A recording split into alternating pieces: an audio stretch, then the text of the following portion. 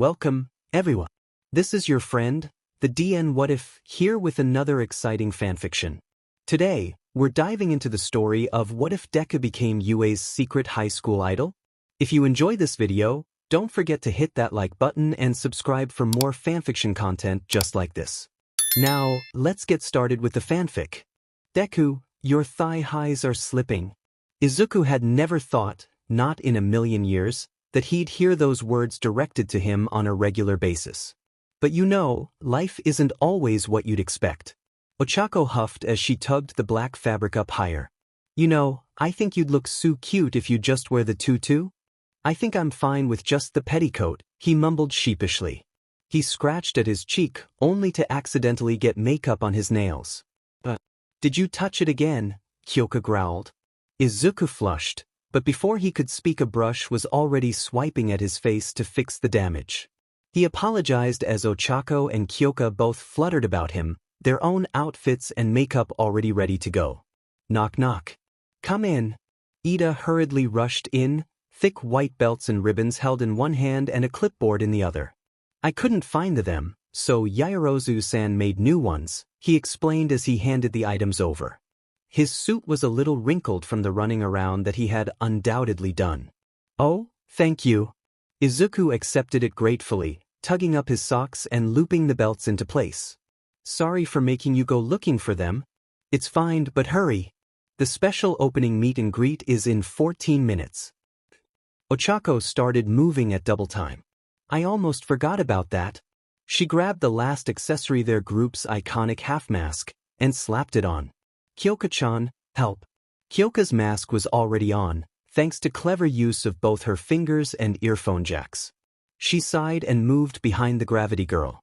Ochako, one day we're gonna sit down and teach you how to properly tie this thing. Huh? Then we have to teach Deku too, Ochako giggled as she stuck her tongue out at said boy. He pouted, struggling with the silky ties of his own mask. These dumb things are always slipping around. Ida came to his rescue yet again, and Izuku thanked the stars that such a dependable person decided to become their idol group's manager. He felt the mask tighten to its usual comforting snugness on his head. With an air of finality, the bunny clip snapped into its place on the knot, and then he was being pushed out the door. Alright, let's go. Wait. I thought that I wasn't doing the special. Ida's face turned grim. I know, and I'm sorry, but they're begging to see you. You haven't made an appearance in almost a month now. Izuku grimaced. That was because he'd gotten a nasty injury during the final battle of the sports festival. One of Kaken's explosions had sent long, sharp icicles into the crowd, and he took one to the thigh while trying to shield Shinso, and that had put him out of commission for a while. By the time he'd recovered, he'd missed his usual show and had to wait for the next one. Which was today. Ida continued on. You don't have to answer questions about your absence, and of course I'll cover for you, but we really need to soothe your fans.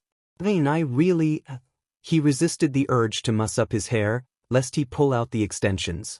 I get what you're saying, and I should totally go out and see the fans after letting them down last time, but... Hey, Kyoka interjected, if you really don't want to, then it's okay. We're not gonna force you to do something you're uncomfortable with. Ochako set a supportive hand on his shoulder. Yeah, Deku, I don't want you to be scared or anxious about this. Her face was glum, and Izuku instantly recognized the guilt in her eyes. I know you're only doing this because of me. I know. Ochako. He took her hands and gave a firm grin. We're friends, and friends support each other no matter what. Don't feel like I'm doing this out of obligation or anything. I'm doing this because I want to. Kyoka smiled as Ochako brightened, a happier countenance overtaking her features. Deku, thank you. And you too, Kyoka-chan. And you too, Ida-kun. Ochako's eyes began to water. It's because I have such great friends like you guys. Hey, don't get all sappy on me, Kyoka mumbled, looking away as her cheeks heated up. Ida didn't look much better, eyes wet from witnessing two amazingly pure beings interact, and face red from Ochako's heartfelt gratitude. He stammered something that didn't sound like any sort of decipherable language before tapping his watch frantically. 3 minutes. We have to be out there. Kyoka turned back to Izuku. It's your decision then. He smiled, but sheepishly waved his hand. I'll pass. But I'll dance super hard during the performance to make up for it. As long as you try your best. Ida sighed, but patted Izuku's back. Then see you during the show. Remember, curtains go up at 7. Yes, sir. The three left in a brisk walk, heading for the side VIP hall where dozens of early access members were waiting eagerly for the pre-show gathering. Izuku watched their backs for a moment, pride swelling in him as he thought of how far they'd come. Even though it was barely a year since he and Ochako had become friends, they'd grown closer at an amazing rate. She had helped him out during the last year of middle school, wiping the floor with the bullies who had been bothering him. They became quick friends after that, and she'd motivated him to try and enter U even though his quirk had no chance of passing the physical exam. Without Ochako, he probably wouldn't have made it into the general department at all. It's really lucky of me to have met her, he mused as he continued back to the dressing room. He caught a glimpse of himself in the mirror at the door, turning to check his outfit. The dark green mini dress, accented in black line designs and cinched in the middle with a thick red belt, ended right at his thighs. A sliver of skin showed there before black thigh highs covered the rest of his legs, held up by white thigh belts that sported matching ribbons. Long white gloves with double-line accents stretched all the way up his arms, which were left bare except for the white pads there. A gigantic ribbon at the base of his neck covered most of his chest, adding an extra layer to the light padding. A red hair ribbon, done up in a rabbit ear style, pulled his extensions into a perky ponytail. His precious red oversized shoes were tucked away in favor of red lace-up ankle boots. And of course, the green mask covered half of his face. Midori-chan. This was the iconic look of Midori, third and most mysterious member of the popular idol group Thrice. After Ochako's parents' business had taken a turn for the worst, the poor girl had been stressed for weeks trying to figure out how to make ends meet. Cue the rise of high school idols, and add in Izuku's intense desire to help others. And here he was. In his defense, it had started as just a one-time thing. Ochako had needed a backup dancer for her debut video, and he'd agreed. He'd even put a paper bag over his head so he wouldn't distract from her. Who knew people would demand more of them together? So he danced in the next one. And the next. And the next. By the time Ochako really got off the ground, it was too late. They were a duo. Then came Kyoka, with all her musical expertise, and they became a trio. If Kaken knew about this, he'd kill me, Izuku thought with a sigh. The explosive boy was already conflicted with Izuku's enrollment in Yui. I told you to stay away, dumbass. You can't become a hero with a shitty quirk that only makes you a target. And putting himself in the spotlight was probably the exact opposite of his childhood friend's wishes. But Ochako had desperately been working so hard. Young Midori-chan. HM? Never fear, for I am here. Izuku turned around as a sudden gust of wind tore through the hallway, shielding his face with eyes wide behind his mask. A gigantic man towered over him, cape flying and grin blinding. Oh, young idol, I have a favor to ask of you. Izuku felt his heart thump out of his chest, possibly spiraling into outer space. That was it. He was gone. Say goodbye to Midoriya Izuku, for he has ascended. Was this even real? All Might continued his booming speech, unaware of Izuku's internal screaming. Lass, a suffering child in need of help has requested your autograph to aid their recovery. All Might? All Might seemed unfazed by the delayed reaction. Yes, that is I. Could I have your autograph on this? He produced a toy teddy and fabric Sharpie out of nowhere, pressing them into Izuku's trembling hands. Izuku shakily recreated the practiced signature onto a cream-colored paw, dotting the eyes in Midori with hearts. His face felt entirely too hot, and he was probably hyperventilating. All Might's shadow covered him with its all-encompassing weight. He handed the bear back and rubbed his sweaty palms on his dress. Then, to his horror, he opened his mouth and began to babble. "Hey All Might," he squeaked. "You're my favorite hero ever, and I think that you're really amazing, and I really look up to you, and you really like Yanatographo my auto." The gigantic man saluted, the smile never leaving his face. In fact, he seemed almost bashful at the sight of Izuku's frantic fanboying. "Of course, anything for you, my lass."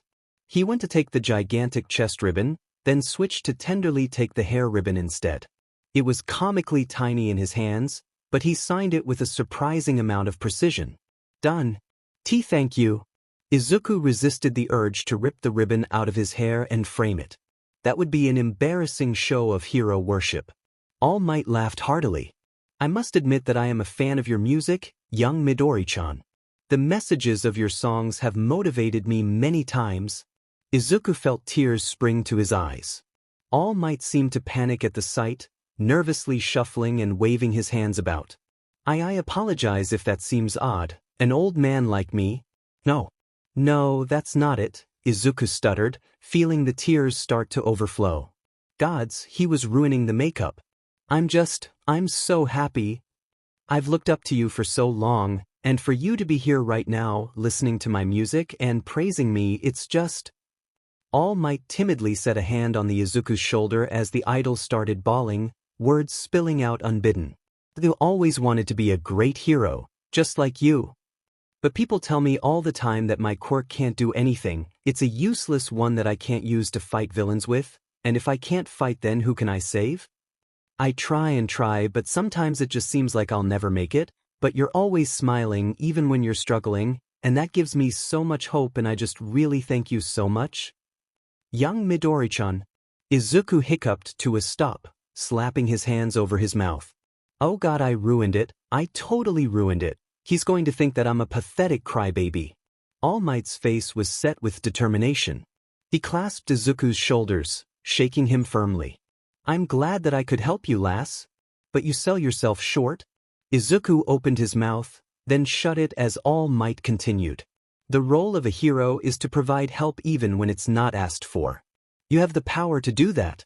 Your music has helped not only me, but many others through difficult times. Tell me, what's the message of your first solo song? Gosh, that felt like so long ago. Don't worry about what other people think. How did the rest of it go again? Thankfully, All Might finished for him. Hold your head up high and plunge forward. You should take your own advice. That song has inspired me to overcome my own troubles. Izuku felt the tears well up again, but he blinked them back. Young Midori-chan, let me tell you this. If you so wish, you can become a hero. All Might's grin gleamed. Izuku felt his heart burst, flooding him with feelings. He was nearly drowning, but it felt good to be overwhelmed by happiness. Everything tingled, all the way down to his gloved fingertips.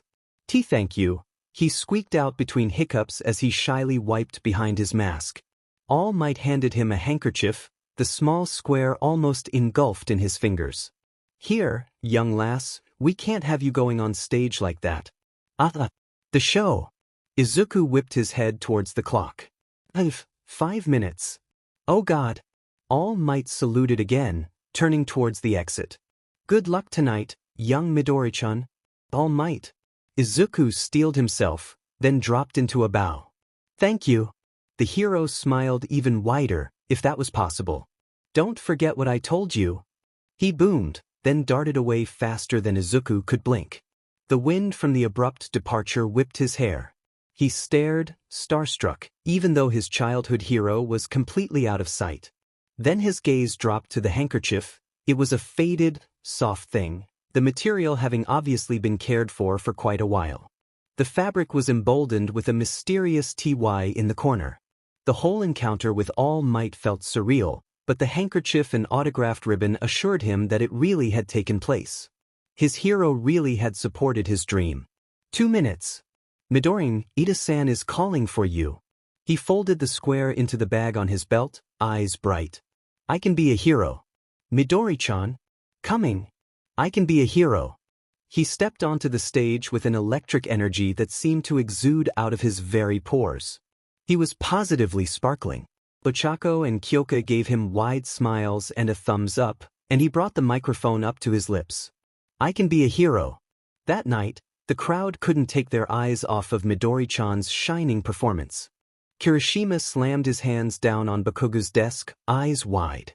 Dude, did you see Midori-chan's performance last night? Kirishima almost wilted. Almost. This was a discussion that they'd been through multiple times. Seriously man, she's like the most discussed idol out there. A mysterious, rapidly rising star. It's hit news. Haven't you been keeping up? Bakugo snorted. Who the hell has time to waste watching some dumbass dancing around? He sparked some of his notebook paper to see if he could control how much burned. He was just that bored. Kirishima ignored it, taking everything in stride. I mean, we have 2 of the members of Thrice in our class, which is totally insane. Also, that was kinda rude of you, you should totally apologize to them, he said while cocking a thumb Kyoka's way. Said idol was sitting on Yaoyorozu's desk, idly twirling one of her earphone jacks around as she and the vice president chatted. Yaoyorozu leveled Bakugo with a glare, but he ignored it. Kyoka's voice rose above the moderate din of the classroom. Honestly, I don't care what Bakugo thinks. He's a hard-headed idiot who doesn't know how to appreciate music. What, you wanna fight? Bakugo growled, fingers itching to do something. Saturday supplementary classes were only held twice a month, but they still sucked. He could be doing so many other things right now. I could beat you with my eyes closed, since you're too busy playing pop star. Anyways, Kirishima interjected, bless him, Kyoka, my bro, can't you please? No. Please, I'm dying over here. Does she go to our school? She has to, right? Is she in 1A2? Kyoka turned back to Yaoyorozu, clearly done with the conversation. I'm not telling you anything. She doesn't want people to know. Damn. He turned to Thrice's leader. Uraraka, hey. Sorry, Kirishima-kun, but she doesn't want anyone to know. Ochako gave him a tired smile before turning back to Ida and Tsuyu, obviously busy with her own conversation. It was difficult to believe that she'd been dancing and singing on live television just last night, yet was still here for class. She looked completely normal other than the dark circles under her eyes. Kirishima deflated onto Bakugo's desk. Man, this sucks. I feel like she's so close yet so far. Who cares, get out of my space? The bell rang, finally signaling the end of the day. Bakugo slinked out of his seat and into the hallway, ignoring Kirishima's invitations to catch lunch. Normally he would have at least given the redhead a reply, but his mind was elsewhere today. Deku had been acting weird this morning. Like he was sick or something, or like he'd overused his dumbass quirk. The symptoms were similar. He huffed out an irritated sigh. The combination of Deku's stubborn determination to become a hero and his lame-ass quirk made Bakugo's teeth grind together. What sort of idiot thought that they could be a hero when all they could do was, "Ho, it's Kakin." Bakugo rolled his eyes at the slow drawl that interrupted his thoughts. Don't fucking call me that, eyebags. Shinso Hitoshi frowned at the nickname. Eyebags, really? Yesterday's Trash Panda was more creative. Whatever. He shouldered past, uncaring of how Shinso stumbled into other students in the hallway. Hey, apologize. Bakugo found himself turning around and bowing to everyone, much to his chagrin.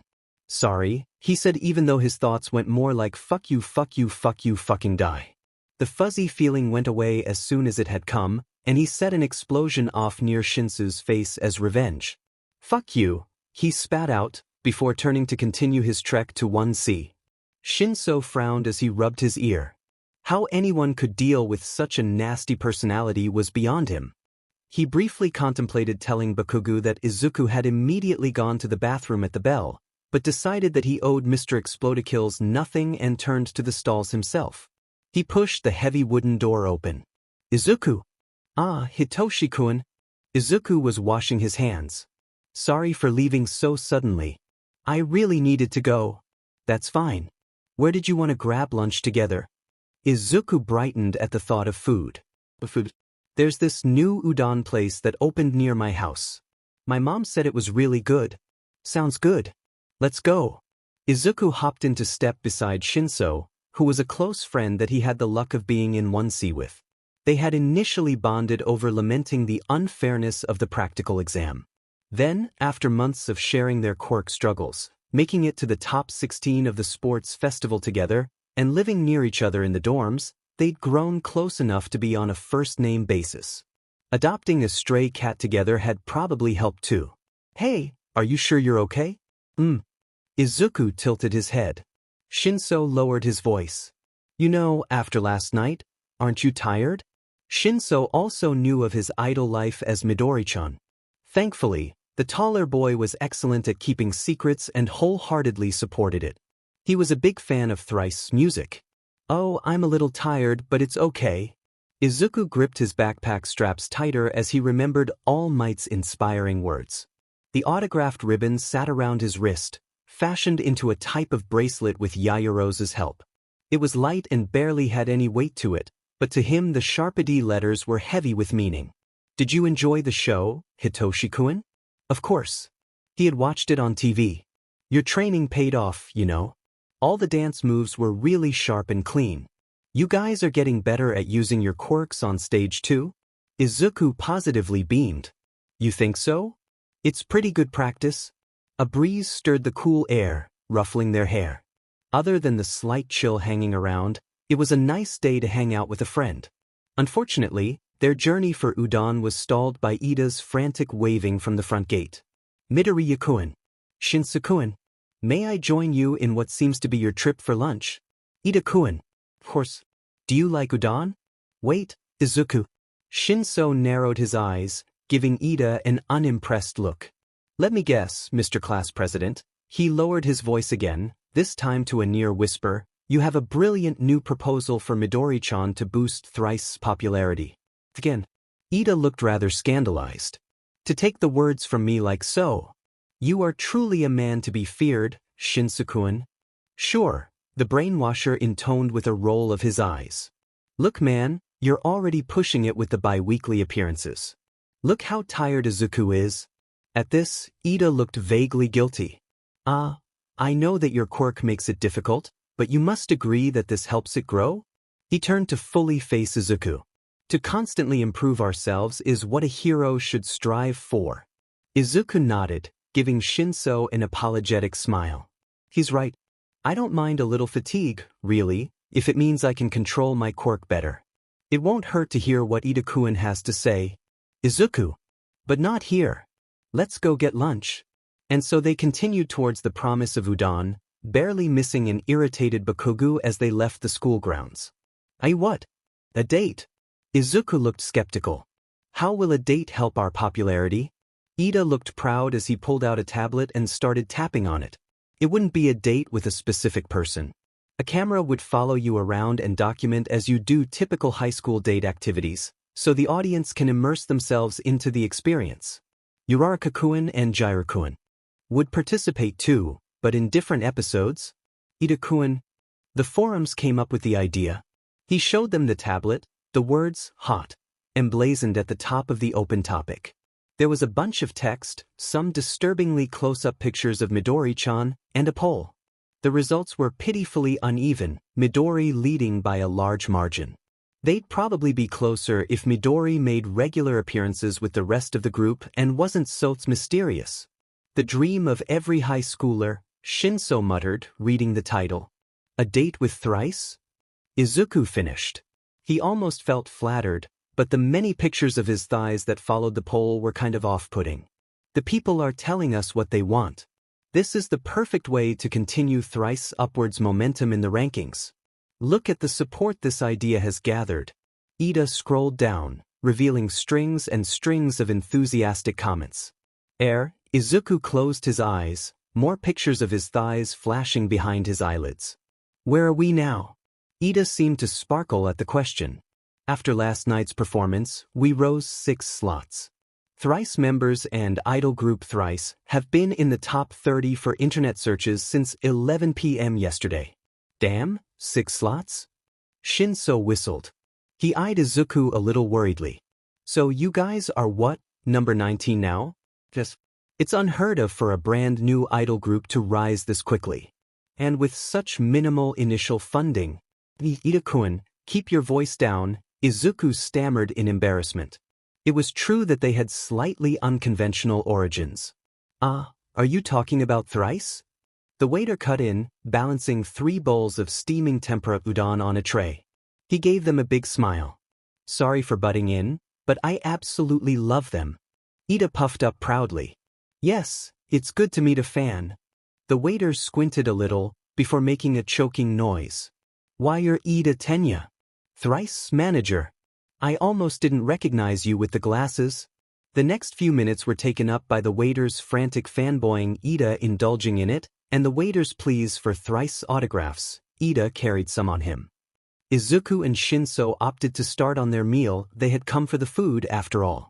It took a while for the waiter to finally calm down and leave, but Ida's beaming face made the interruption worth it. So, Midoriya-kun, what do you think? Izuku was mid-noodle when Ida returned to the topic of the date. He finished his mouthful. His mom was right. The udon was amazing and screwed up his face in thought. I wish I could say yes, Ida-kun, because it's a really great opportunity, but I don't think I can keep my quirk up for that long. Okay, what if you don't have to use your quirk at all during it? Izuku and Shinso both gave him a confused look. The use of Izuku's quirk changed his eye color, and he always had it active as his idol persona. Midori-chan, to the public, had red eyes. You can wear contacts, and only use your quirk when you deem fit. It'll be good practice for controlling its range and intensity. And I'll have bodyguards posted around in case anything happens. Shinso pursed his lips. Ida really had thought this through. Izuku seemed to come to the same conclusion, and gave the manager a soft smile. Okay, let's do it. You worked hard to make it easy for me, didn't you? Ida flushed and stammered something about obligation, but Izuku knew both friendship and the other boy's dedication for anything he threw himself into were at work. He felt blessed to have such good people in his life. Ida recovered quickly and started tapping at his tablet again. Then if that's decided, Yaoyorozu-san wanted you to try something called a suspender skirt? On and see if you like it. So she can make one for the date. Oh, they had gone through something similar for Midori's stage outfit. Yaoyorozu was good, but she still needed a sample and measurements to work off of. Clothes shopping wasn't his favorite thing, but he could see the appeal of it. But I'm free today. How about you, Hitoshi? The purple-haired cat lover shook his head. Sorry, I'll pass. I'd rather go check on Mittens. Then it's settled. Ida slammed enough money to cover the entire bill down. To the mall we go. Izuku grabbed a pair of sunglasses off the rack, the frames huge and round on his face. The metal around the actual lenses were pointed in a cat-eye fashion. Unfortunately, Shinso wasn't here to appreciate the design, but Izuku enjoyed himself anyways. Look at these. They're so big. Cute sunglasses. I believe those are more for fashion than function. The tint is too light to effectively shield your eyes from the sun's rays. Ida-kun, you're supposed to say that they look cute and leave it at that. Ida looked startled, and pondered if this was true for everyone or just his rather eccentric friend. You know, I kinda like these. Izuku examined himself in one of the mirrors, smiling at his reflection. This color actually works with my hair. And it matches the beanie. He turned to Ida with big puppy eyes. The other only sighed, signaling the clerk and pointing to the sunglasses. We'll take these, please. Izuku grinned as he handed the glasses over to be scanned. Thank you, Ida-kun. It's technically your money, but you're welcome. Izuku slid the now tag-free glasses back on as they traversed to the skirts. This was a higher-end store, but they could afford it due to thrice revenue.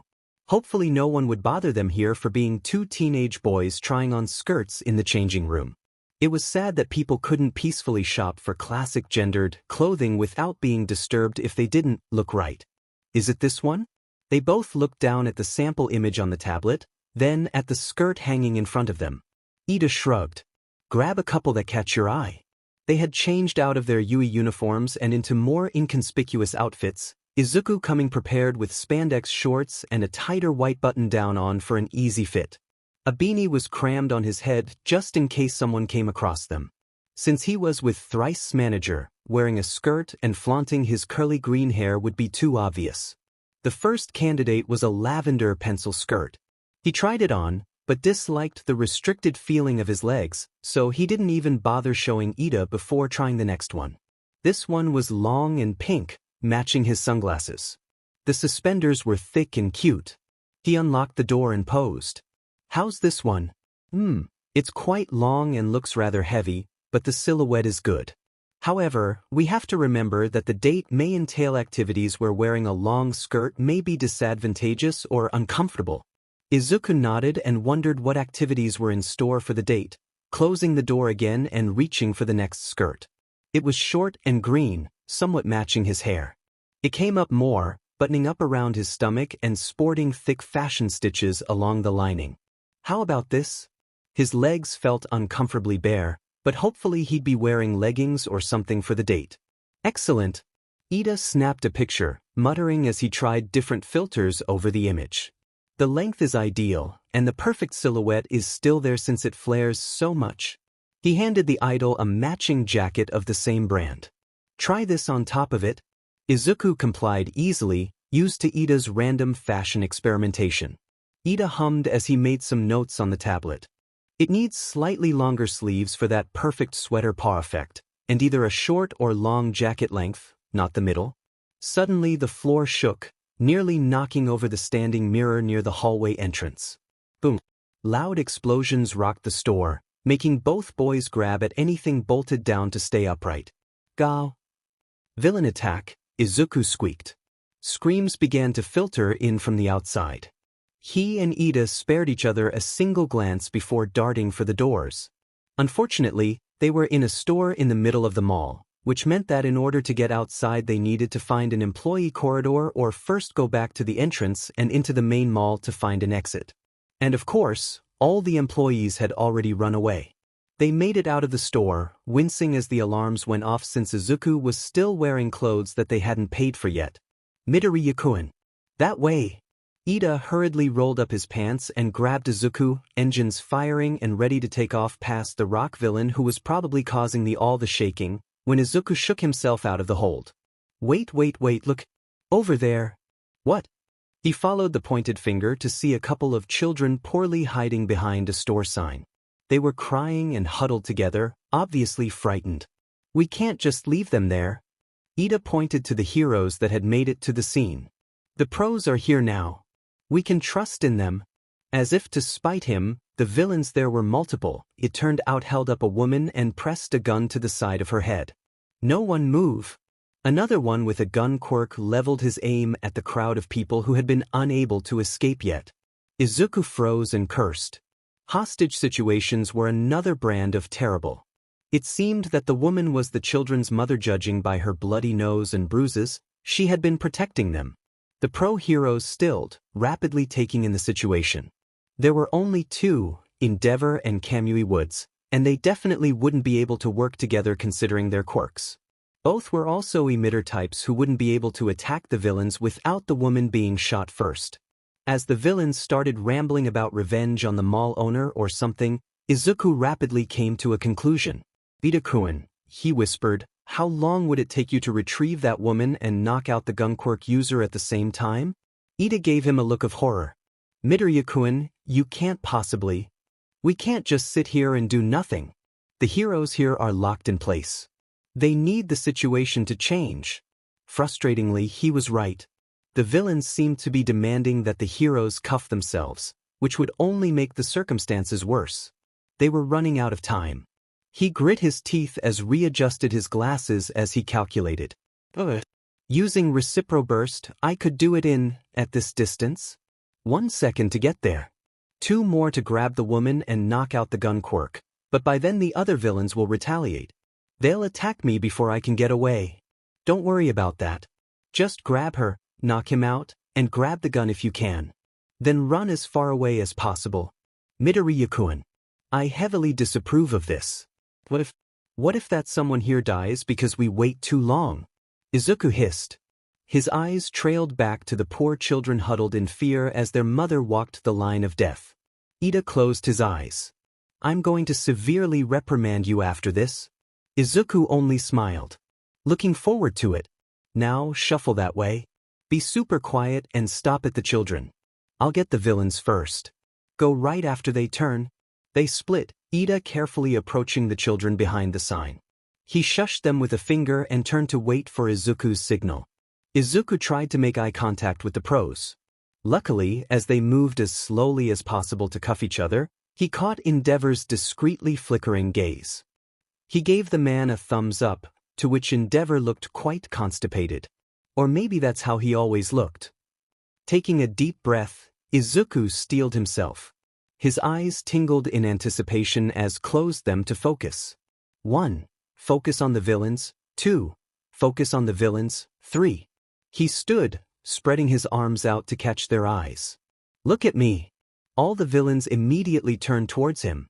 He smiled back at them, eyes glowing red behind his lenses. Ida was upon them almost instantly, ripping the gun out of the villain's hand and snatching the woman at the same time. He delivered a chop to the neck to the gun quirk user and sped out of there just as the villains tried to grab at him. Tried. They found that they couldn't turn towards the engine quirk user, gaze locked on the slim figure with glowing eyes who stood a short distance away. They wobbled and bumped into each other, unable to make their legs work properly. It's a fucking quirk, one of them roared as he finally figured it out. A streak of electricity forced Izuku to roll and dodge. His eyes burned with the effort, but he managed to keep their focus on him. The villains, quickly finding out that the only direction they could move in was towards Izuku, started towards him with murder in their eyes. A wall of intensely hot fire stopped them in their tracks.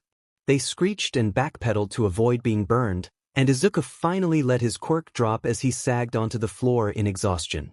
Endeavor's attack was hellish. The air twisted with heat as he sent wave after wave of incinerating fire at the group.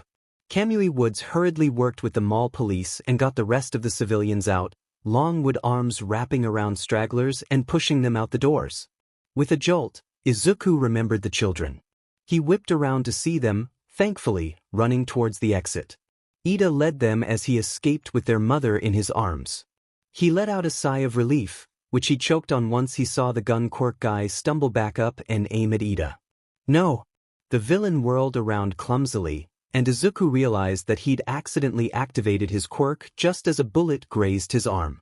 He almost dropped it, but thought better of it and kept his quirk active as he ran behind a concrete pillar. The round of bullets that followed would have certainly torn him to shreds without the 3 feet of stone protection. He found himself shaking. Hiding behind a pillar, yes, that's a pillar. Sounds of fighting continued as he peeked around the pillar. The gunner was luckily occupied tottering around and trying to shake off his influence instead of coming directly for him. He was either dull or hadn't been listening when the rest of his friends figured out how to move. Hey, you there, move it? Izuku startled as Wood wrapped around him, Kamui Wood's face appearing in his field of vision. That's a nasty scrape, the pro-hero muttered. Let's get out of here, okay? Wait, Izuku stammered, the gun guy, he's gonna shoot my friend, please stop him. Alright, after you're safe? No, I need to keep his attention. Kamui Woods cursed and dove behind the pillar as another round of bullets came at them. He eyed Izuku, seeming to recognize him. You're the one who distracted the villains? Do you have a distraction quirk? I have an attention-grabbing quirk. He'll go after Ida if I let him go. Luckily, the connection suddenly snapped.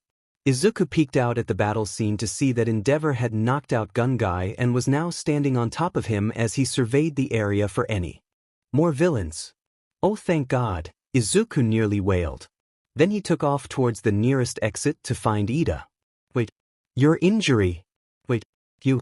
Izuku flinched and turned, suddenly realizing that he was still dressed in the skirt and jacket combo. Oh God. The heroes were going to call him out for shoplifting. Endeavor stalked over, face still drawn as if he was constipated. Izuku stammered once, twice. I swear I didn't mean to walk out without Pa. The hulking figure stood over him by a good foot. What's your name? Endeavor's voice was gruff. That's Midori-chan from Thrice, Kamui Woods interjected.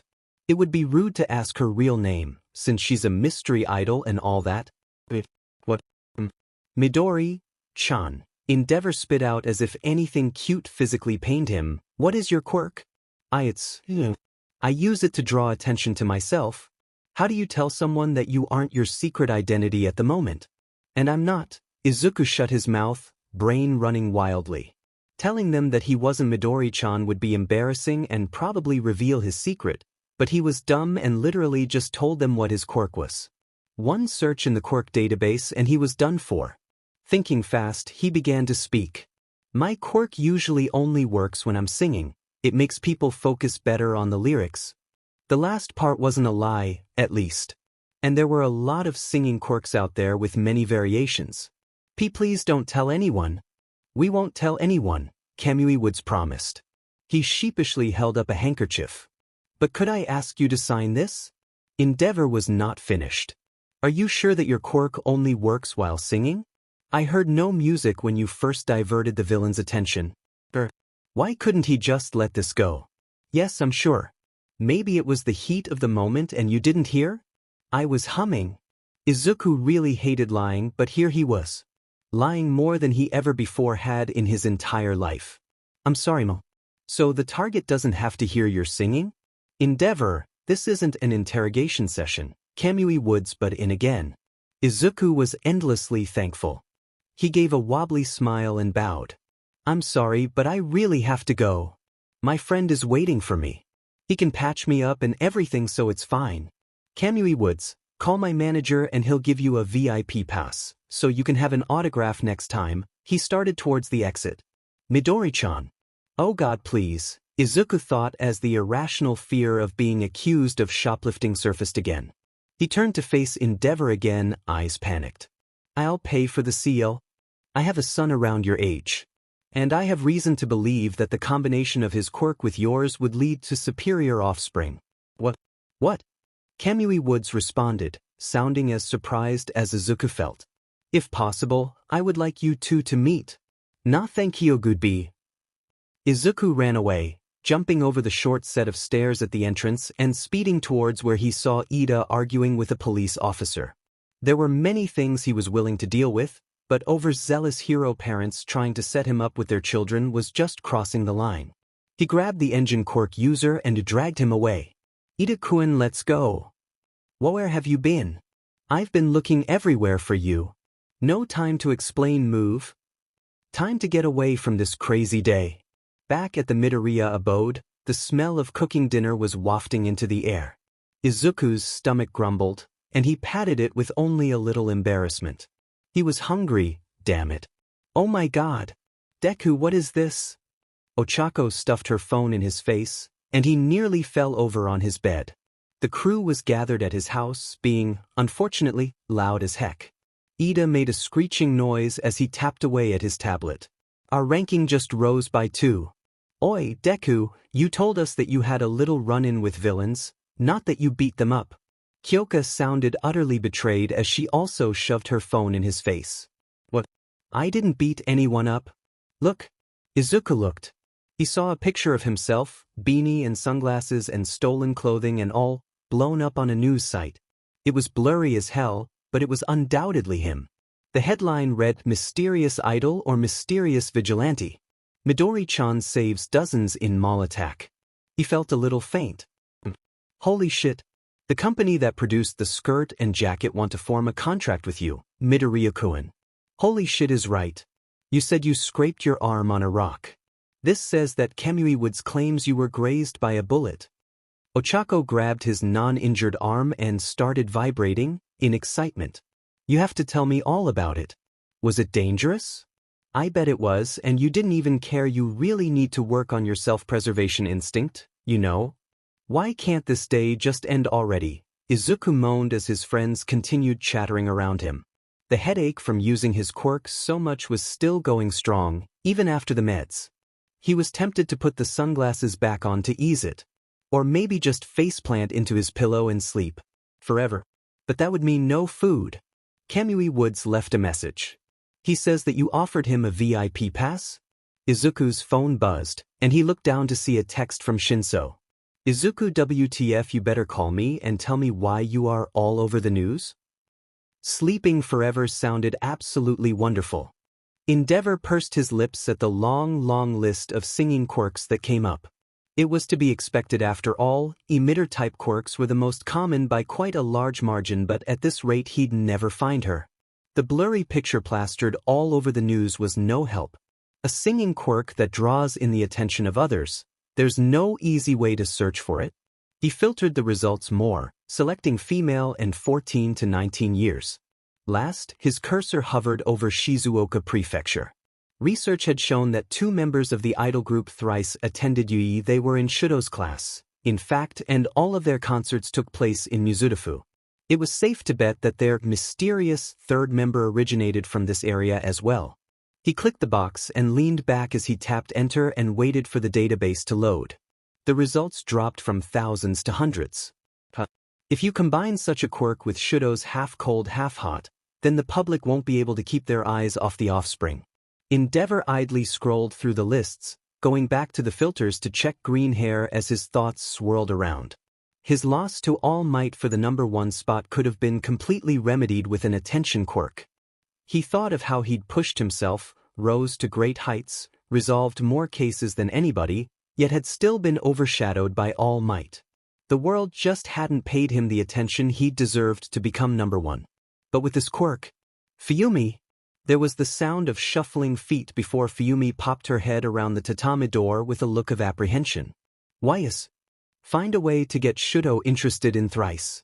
Endeavor sent the list to his sidekicks with orders to look for an attention quirk within the results. Especially that Midori girl. I don't care how you do it. Expose him to it somehow. Thrice? The idol group? He grunted in confirmation and grabbed his phone on his way out. Wait, Father, why?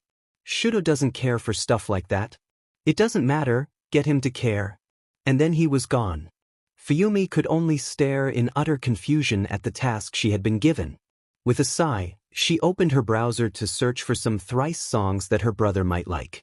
She was actually quite a fan of the group, but she had a feeling that Shudo wouldn't appreciate upbeat pop tunes centered around love and friendship.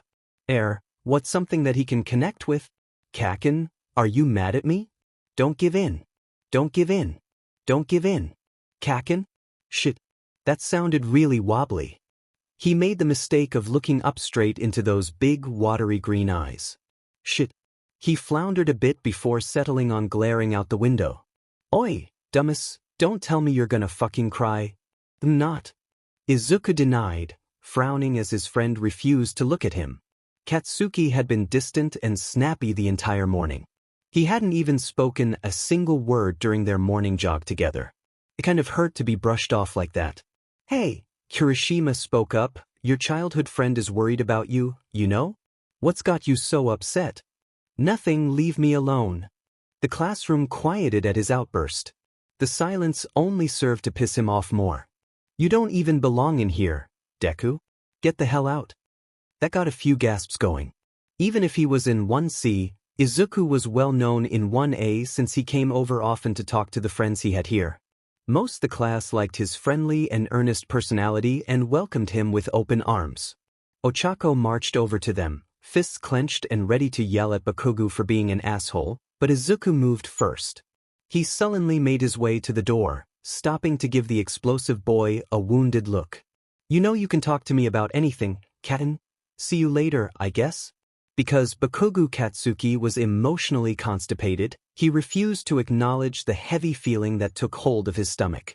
He instead allowed himself to feel irritation at the people that started crowding his desk as Izuku left the classroom. Bakugo-kun, that was extremely rude of you. Deku didn't even do anything to you, what the hell? So lucky to have a cute childhood friend always worrying about you. Shut the hell up. They backed off. Whether it was because of his vicious tone or the surrounding explosions that made them do so, he didn't care. All of you shut up, Aizawa grumbled as he unzipped his sleeping bag. Class is starting. Get in your seats? Bakugo sked as everyone dispersed. Fucking Deku was messing everything up again. The little nerd was obviously hiding something of his own, yet had the audacity to say that they could talk about anything? What a fucking hypocrite. It wasn't like he was worried or anything, he was just pissed that Deku was hiding something from him. Something that might include using his dumbass piece of shit quirk. Past memories drifted to the forefront of his thoughts, unbidden and unwelcome. 7 years ago. Let me go, Izuku cried. Hey, the only one who can pick on Deku is me. Get lost.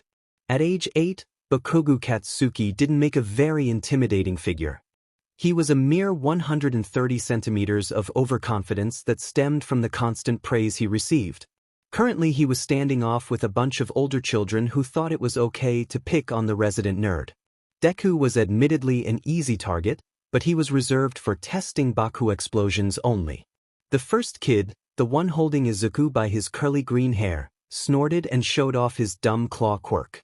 "You here to save your friend, brat? Get lost before we kick your ass too," sneered the second kid, who opened his mouth to shoot a jet of bubbles in the air like he was some sort of messed-up Squirtle. Izuku's eyes widened as Bakugo grinned back, eyes flashing and the shadows from his explosions making him look a bit unhinged. The older kids stepped back slightly as they took in his powerful quirk. "Huh? What did you say?" Izuku, for whatever dumb reason, tried to get in the way. "Kakin, wait." Squirtle Boy decided that attacking first was the smartest option. He wet his lips and inhaled deeply in order to shoot out his stupid bubble beam, the cackling of his claw friend filling the air behind him. But before he could send the bubbles at Bakugo, he suddenly found himself spinning around. Izuku shrieked as the jet of bubbles popped against his upraised arms, glowing red eyes matching the red welts that appeared on his skin. There was frantic yelling as Clawboy dropped him and demanded to know what the hell Squirtle Boy was thinking, aiming over here so suddenly, before Bakugo descended upon them like a demon from hell. "I told you he's mine," he roared with the complete absence of volume control that only 8-year-old Bakugo can have. Explosions built up in his hand before he found his focus being tugged to Izuku as well. He yelled something that his mom had told him not to say and barely managed to avoid singeing Deku's stupid face off. "What the hell, useless D?" Squirtle Boy looked scared, but he couldn't run away. He couldn't even look away. Because Deku's lame-ass quirk was keeping him there. What's going on? Bakugo was livid.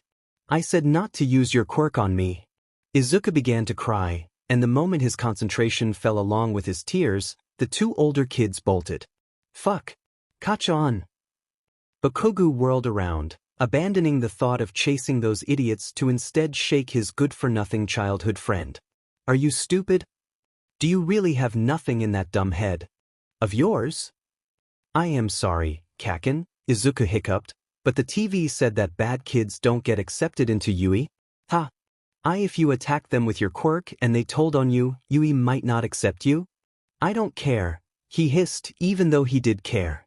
He glared at Deku's red and bloody arm, glared at the red marks on his cheek from the explosion, glared at the memory of wide red eyes, and Bakugo Katsuki decided then and there that he hated the color red.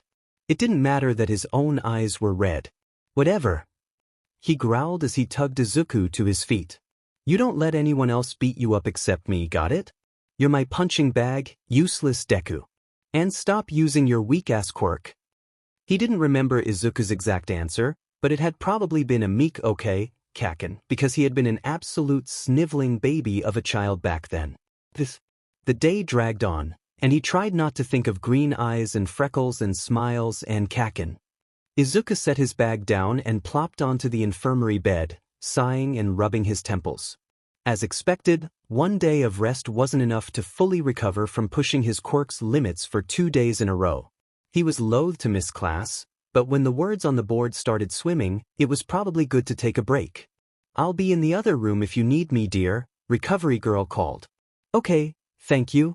He stuffed his head into the pillow, sighing in bliss as darkness soothed his tingling eyes. The office was quiet except for the soothing buzz of some machinery from the other room. Lulled into sleep, he found himself slipping into a pleasant state of half-consciousness. "Excuse me," a quiet, smooth voice interrupted. Izuku almost thought he'd dreamed it until the voice kept going. "Deku?" Izuku unsmushed his face, blinking sleepily at the newcomer. "Boo!" Todoroki Shudo stood at the door, looking rather bored except for the hand that kept fidgeting with his bag strap. There was something urgent in his eyes that belied the rest of his relaxed posture. His hair seemed mussed, at least. "Sorry to bother you. Do you know where Recovery Girl is?" Feeling rather embarrassed at his disheveled appearance and bedhead, Izuku almost missed the way he has been addressed. "Why, she's in the Othwait Deku? I assume that's your name. Bakugo is always yelling it." "Oh no, that's his nickname for me, ha." He didn't really feel like laughing. "Kakin's still mad at me?" "I'm Midoriya Izuku, actually. You're Todoroki-kun, right?" "Yes." "You said she's in the other room?" Well, someone was eager to finish the conversation. "Yes." "Thank you," Todoroki said with finality as he turned and left. All right then. Izuku shivered. Maybe napping with only the thin hospital blanket to cover him wasn't the best idea. He wrapped it tighter around him and collapsed back onto the pillow, closing his eyes. Ah, sweet, sweet rest. Hopefully Todoroki was okay. Semi-consciousness came to embrace him again. It turned out that Todoroki was not okay, because soon Izuku was jerked awake again by Recovery Girl running out, tearing away all the blankets in the room as she spoke urgently into a phone. I don't care if you're busy, your son needs you. Get here ASAP. She threw the phone onto the counter and continued gathering every piece of cloth in the room. His blanket was suddenly ripped away and Izuku blinked away the bleariness in his eyes. Sorry dear, I need these. She tottered back with her arms full of fabric. A few moments of tired confusion passed, filled by Recovery Girl's constant fussing and muttering, and Izuku realized that he was cold. Like really cold. His breath was frosting in the air. He stood up, only to slip on the thin coating of ice that met his foot. Gah! Midoriya! Come here, dear. Well, his fall had left him halfway there already, so he half-crawled, half-slipped the rest of the way to the room where Recovery Girl was. His knees knocked from chilly imbalance as he clung to the doorframe. Our Recovery Girl? What's going on?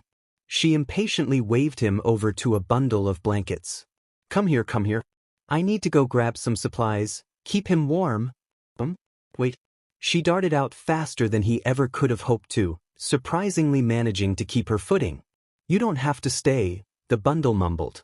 Izuku eeped and brought his fists up, ready to fight the mysterious monster, before realizing that the bundle was actually Todoroki swathed in all the blankets that the infirmary possessed. Todoroki-kun? Midoriya.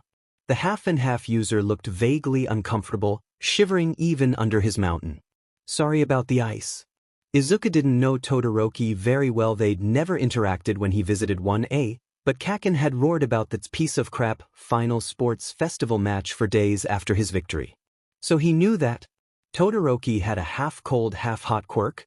He refused to use the fire side of his quirk because of personal, fucking wimpy-ass, according to Kaken, reasons, and he'd apparently been doing so for almost his entire life.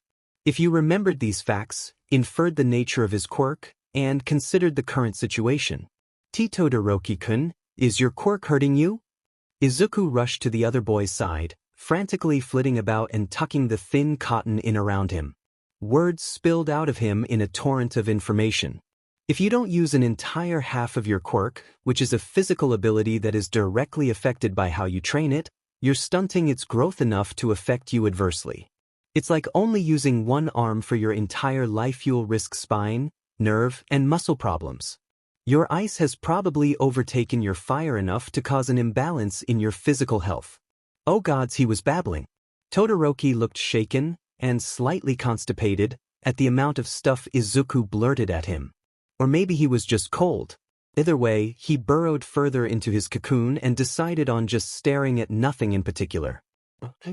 Izuku flushed as he realized that he'd basically just lectured someone that he barely knew.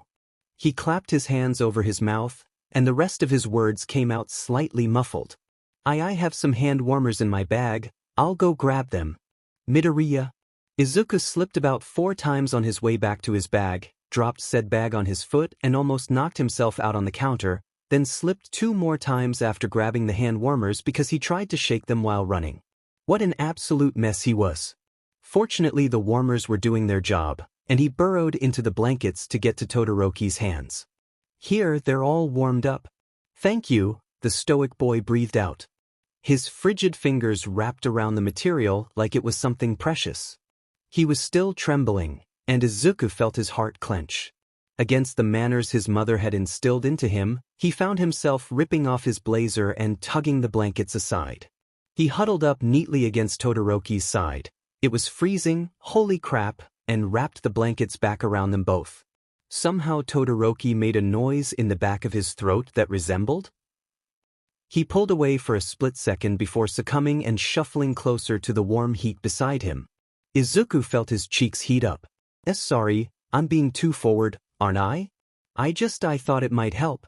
He covered Todoroki's hands with his own, successfully creating a heat sandwich with the hand warmers. He only wished that his hands were bigger so he could fully encase the cold digits. Shuto and Izuku. Thank you, the other coughed, finally getting his bearings. You didn't have to go through all this trouble. A hero should help who they can. Izuku smiled, before frowning as he remembered his earlier concern. I don't mean to be nosy, but… Todoroki nodded, a sign for him to continue. Well, I said this before, but I think that this was caused by not using an entire half of your quirk. No, Todoroki replied flatly, this was caused by not using his quirk. Izuku blinked. My father. The words were spat venomously, breath puffing in the air. Him and his quirk only cause problems for me. Izuku stared. Todoroki-kun, you're not making any sense. Your quirk is your own. Oh. My left side is my mother's ice quirk.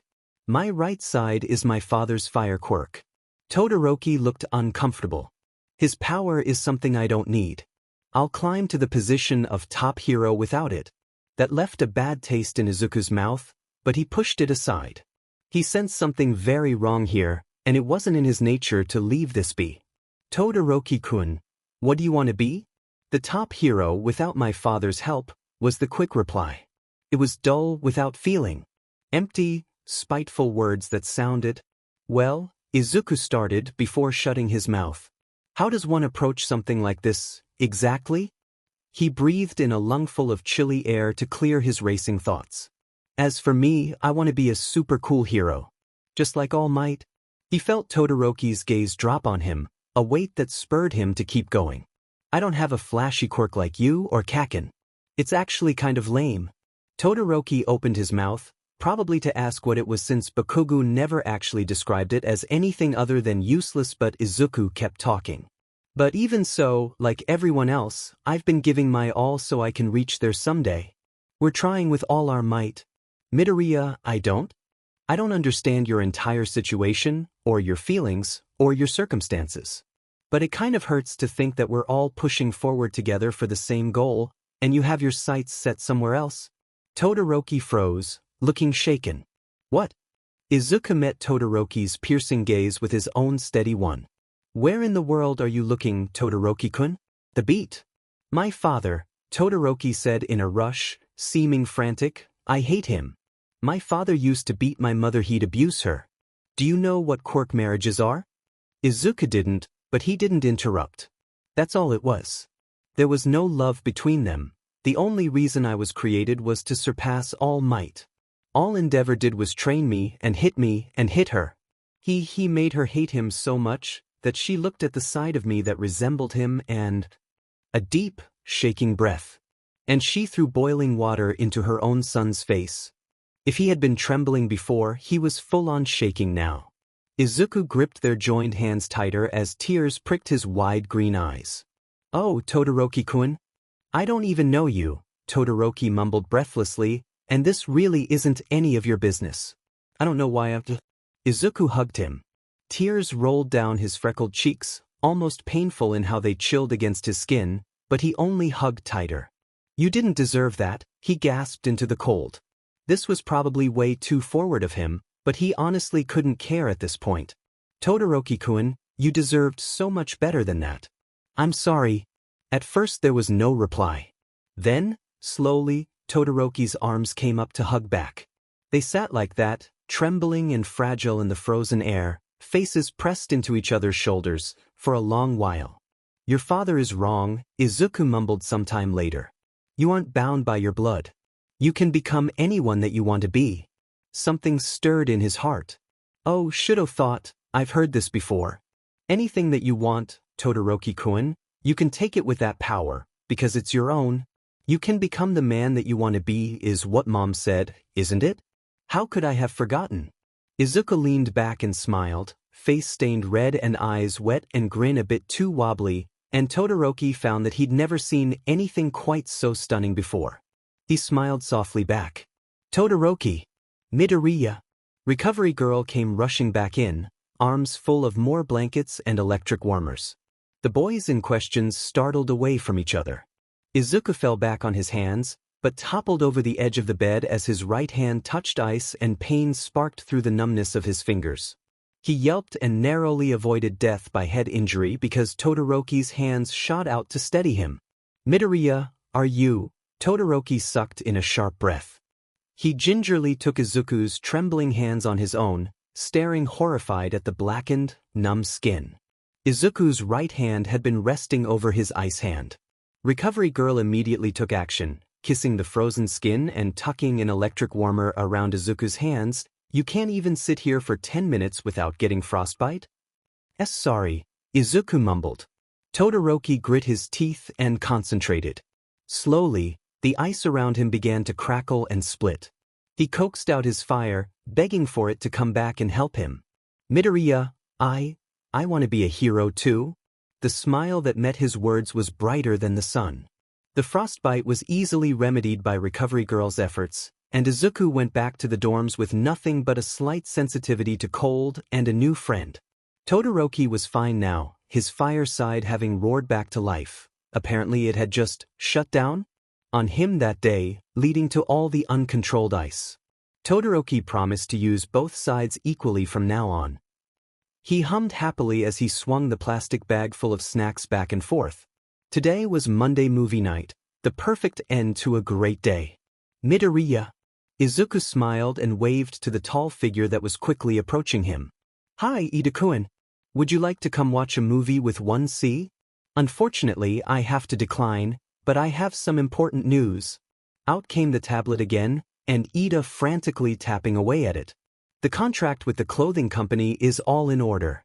As long as their products are worn in public, they have agreed to sponsor some of our concerts and provide a monthly payment for your service." He then lowered his voice, seeming to remember that they were in public. "And the date for the, date has been set. I hope that you're still free this Saturday." Sounds good. Thank you for your efforts, Ida-kun." Izuku dropped into a bow. "It's not a problem at all. However, there is one change." He didn't like the sound of Ida's sheepish tone. Izuku gulped. A change? The date? The forums were ecstatic at the announcement. "Yes, very much so. But they also wanted to accompany you on the date. They demanded a lottery for the chance." "Ida-kun, please don't tell me that I'm gonna have to hang out with some random person for an entire day as Midori-chan." Ida smiled. "Unfortunately, that is probably exactly what is going to happen."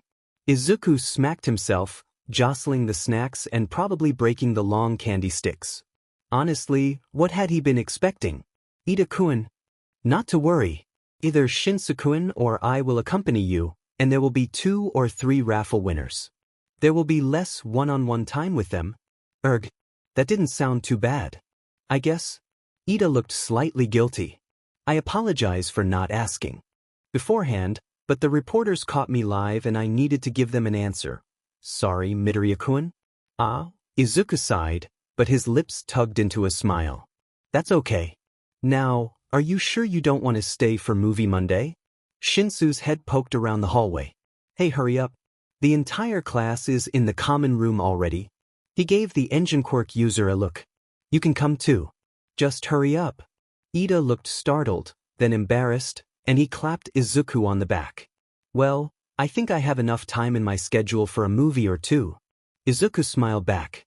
"Great."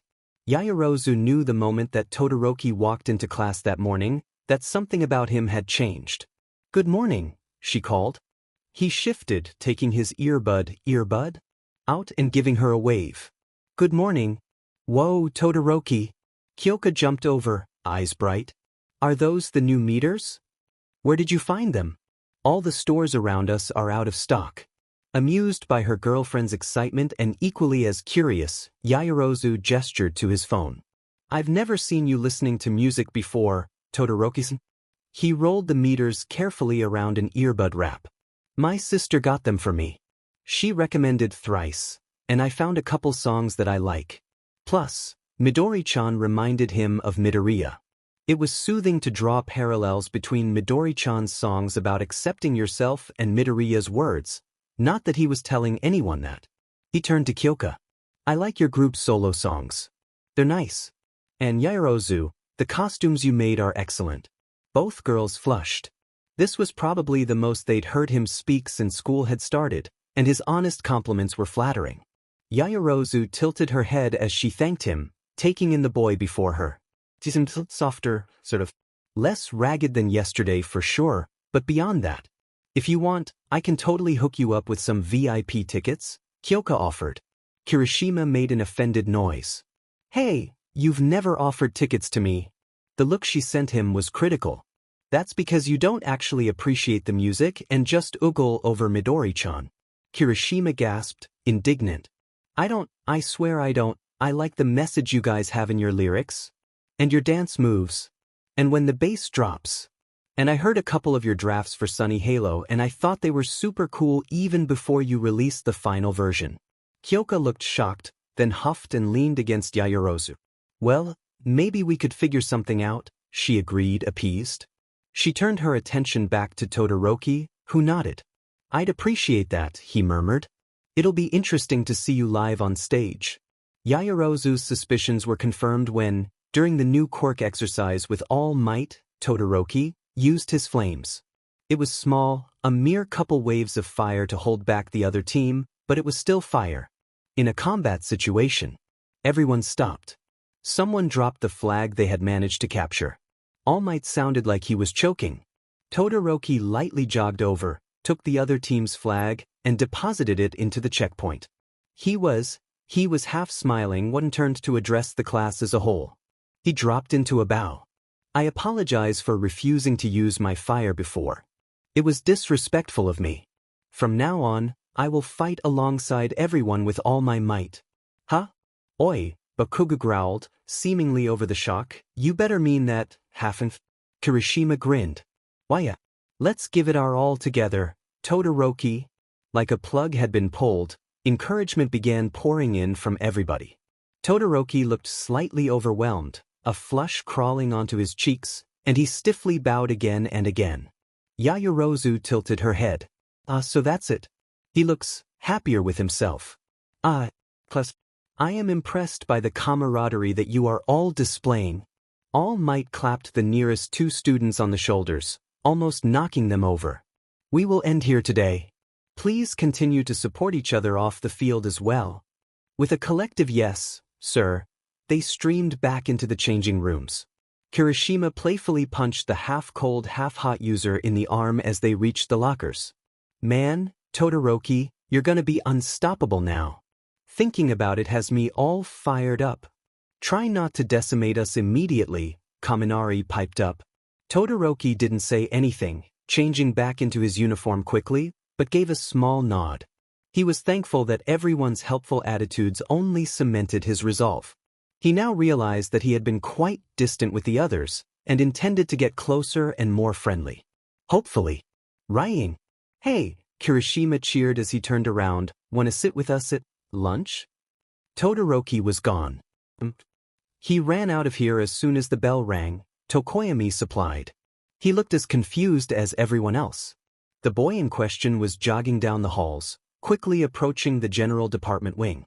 Luckily it seemed that Class 1C had just been let out, and he sighed in relief. He stopped in front of the open door. People were just beginning to spill out in a steady stream of hungry high schoolers. Some of them gave him curious looks, and he felt his hands start to sweat. What have you got to be nervous about? He muttered to himself sternly. He gripped the phone in his pocket. It's not as if he'll say no.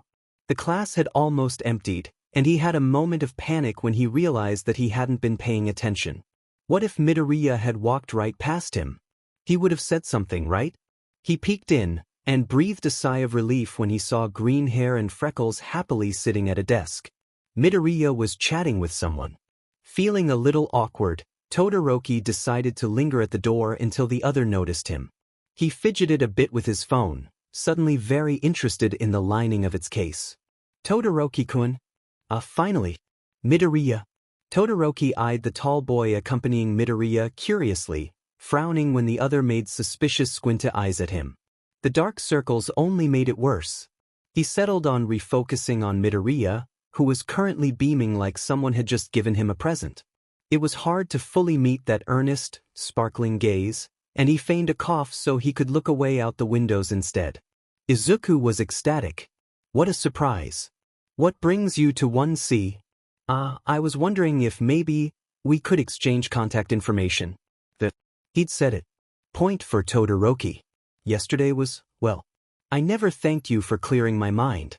And I'd very much like to spend more time with you. He fidgeted with his phone some more, fighting the urge to burst into flames. Izuku blushed. It's nothing to thank me for, really. I basically just scolded you, you know. I'm sorry for being so pushy. The tall, tired-looking boy made a disgruntled noise, pushing past the flustered duo. I'm gonna save us seats. Don't take too long with this whole confession thing you've got going on. Hitoshi-kun. It's not like that. Todoroki cleared his throat, holding up his phone. He was still looking outside, but his cheeks were painted red. Then Midoriya flushed too, and he felt slightly better about not being the only one here with a problem distributing blood equally throughout their body. Oh right, of course. I left my phone in my bag, but here, could you hold this? Midoriya plopped a bento in his hands, taking his phone in exchange. Todoroki gripped the box, staring at the furoshiki. It was a soft green color, sporting a little bunny pattern. Even though they just met yesterday, it was so fitting. It reminded him of Midori-chan too. He knew there was a reason the idol had struck a chord within him the moment Fuyumi had showed a picture of her. I texted myself, so I have your number too. The phone was deposited back into his sweaty fingers, and he stared at the new contact. Midoriya Izuku. His chest swelled with something doughy feeling, and he realized that he didn't have many other contacts in his phone. Thank you, he breathed out. Midoriya was looking at him with soft eyes, and his reply was even softer. Let's be friends, Todoroki-gun. Yes, I'd like that. Today was, quite possibly, the best Tuesday of Uraraka Ochako's life. Deku. She twirled her way down the hall, phone charm flying around as it mirrored her excitement. DKU. Shinso stuck his head out of his dorm. Oi, keep it down, it's like 7 in the damn morning. Sorry. She reached Izuku's room and threw the door open, thrusting her phone out. You're not gonna believe this. There was a moment of shocked silence where she made awkward eye contact with Bakugo. They had a silent conversation, during which Izuku grew steadily redder until it was uncertain if he would survive having so much blood in his face and not in the rest of his body, until Ochako closed the door. Something that sounded like a garbled, "It's not what it looks like," followed her out. After a moment she opened it again, a bright smile on her face. Deku, guess what? Izuku, now alone on the floor and looking quite dizzy, covered his face with his hands. The fuck do you want, round face? Bakugo growled from his new spot, leaning against the desk. She ignored the insult. Tsuchan asked me on a date. Really? Izuku gasped, eyes bright. A smile stretched across his face. That's so cute. Congrats. God, who gives a damn? Ochako's grin twisted into a deep scowl. She rounded on Bakugo, fire burning in her eyes. Listen up, you lecherous bastard. I tried to give you the benefit of the doubt. But if you're just gonna be an ass, I don't see what's stopping me from reporting you for harassment. Ha! Bakugo straightened out of his slouch. You wanna fucking go? Guys, hang on. What exactly were you doing when I came in? Actually, I don't want to know. All you do is bully Deku, so it was probably harassment. I don't know how he can stand you. She stabbed her finger into his chest, causing him to stumble back. What kind of friend are you? Wait, Ochako, it's not like that. Bakugo roared in irritation. He drew himself up over her, feeling even angrier when she refused to back down. Somehow she completely disregarded the 16 centimeters of height between them and stood her ground. Don't fucking butt into this. Barely restrained explosions peppered the air around him. You don't know anything.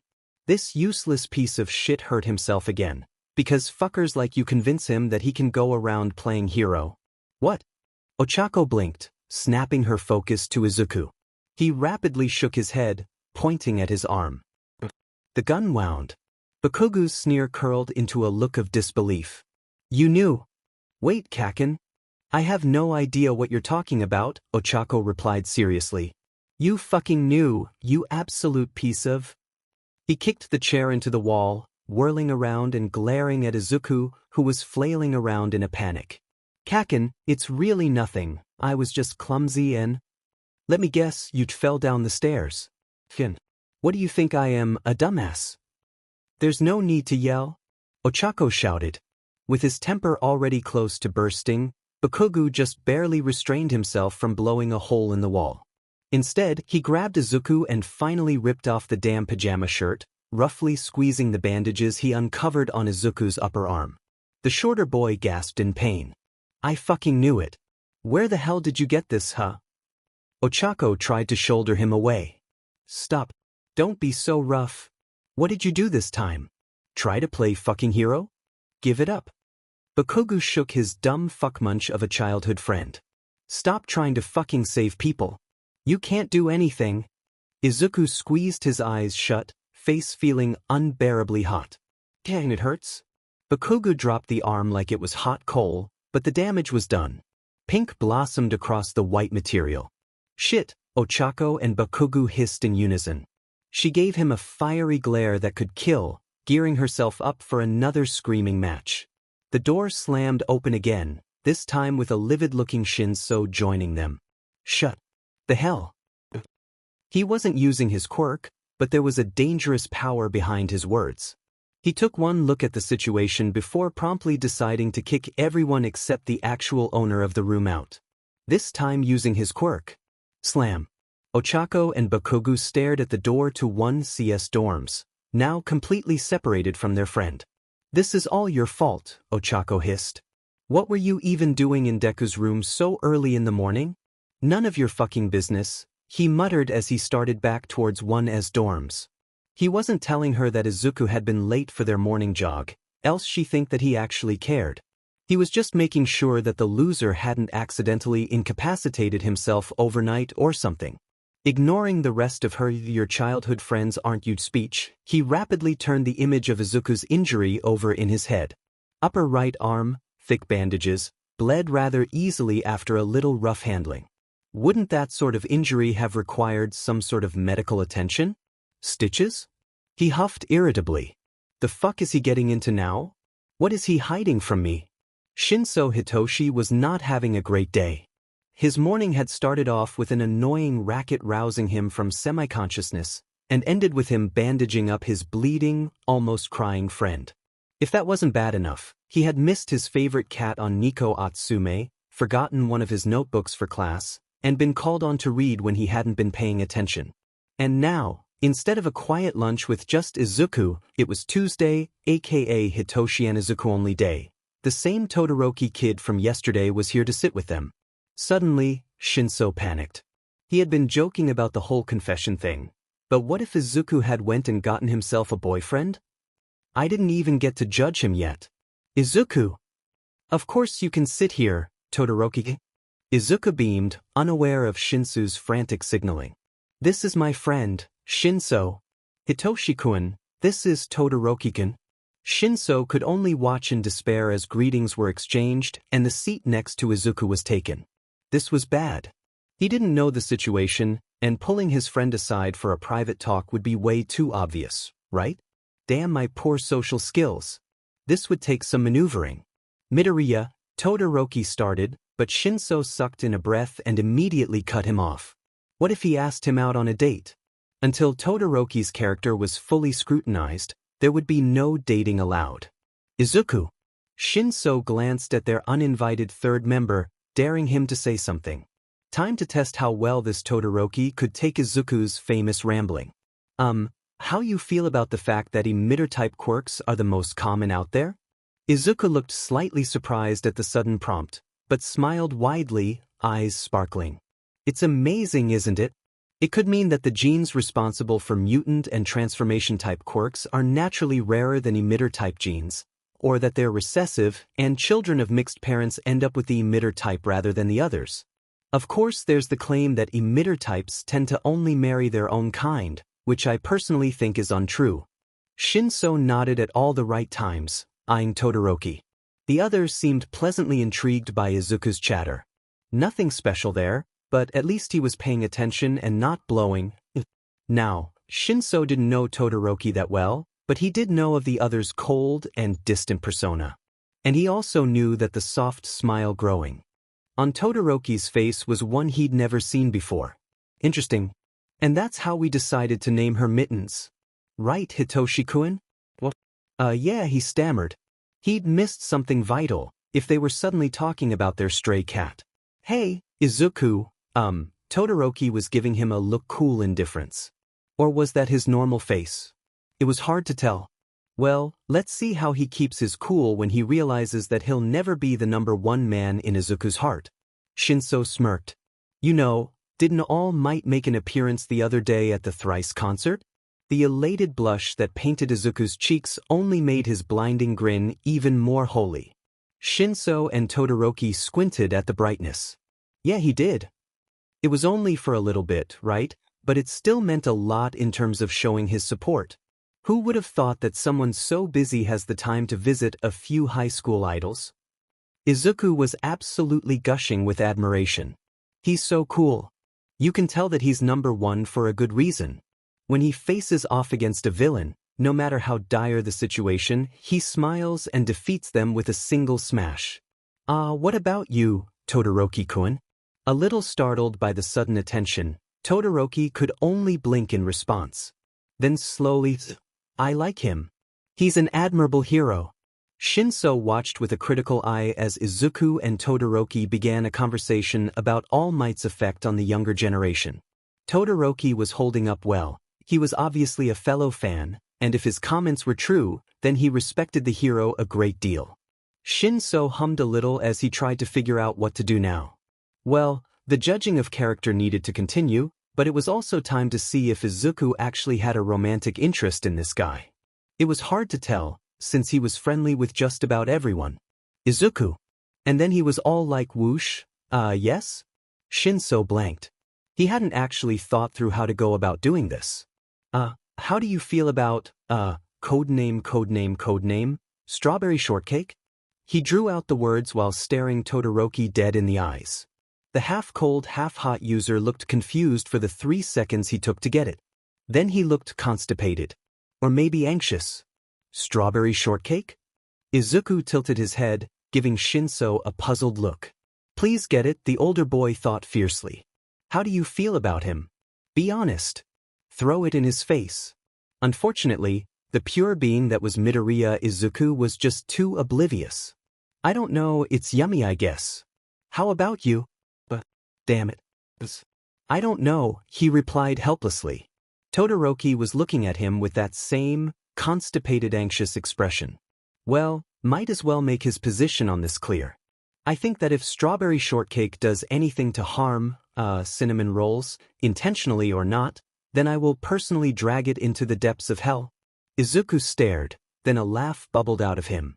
Wow, Hitoshi-kun, that's so intense. Todoroki nodded seriously. You needn't worry, strawberry shortcake would never hurt cinnamon rolls.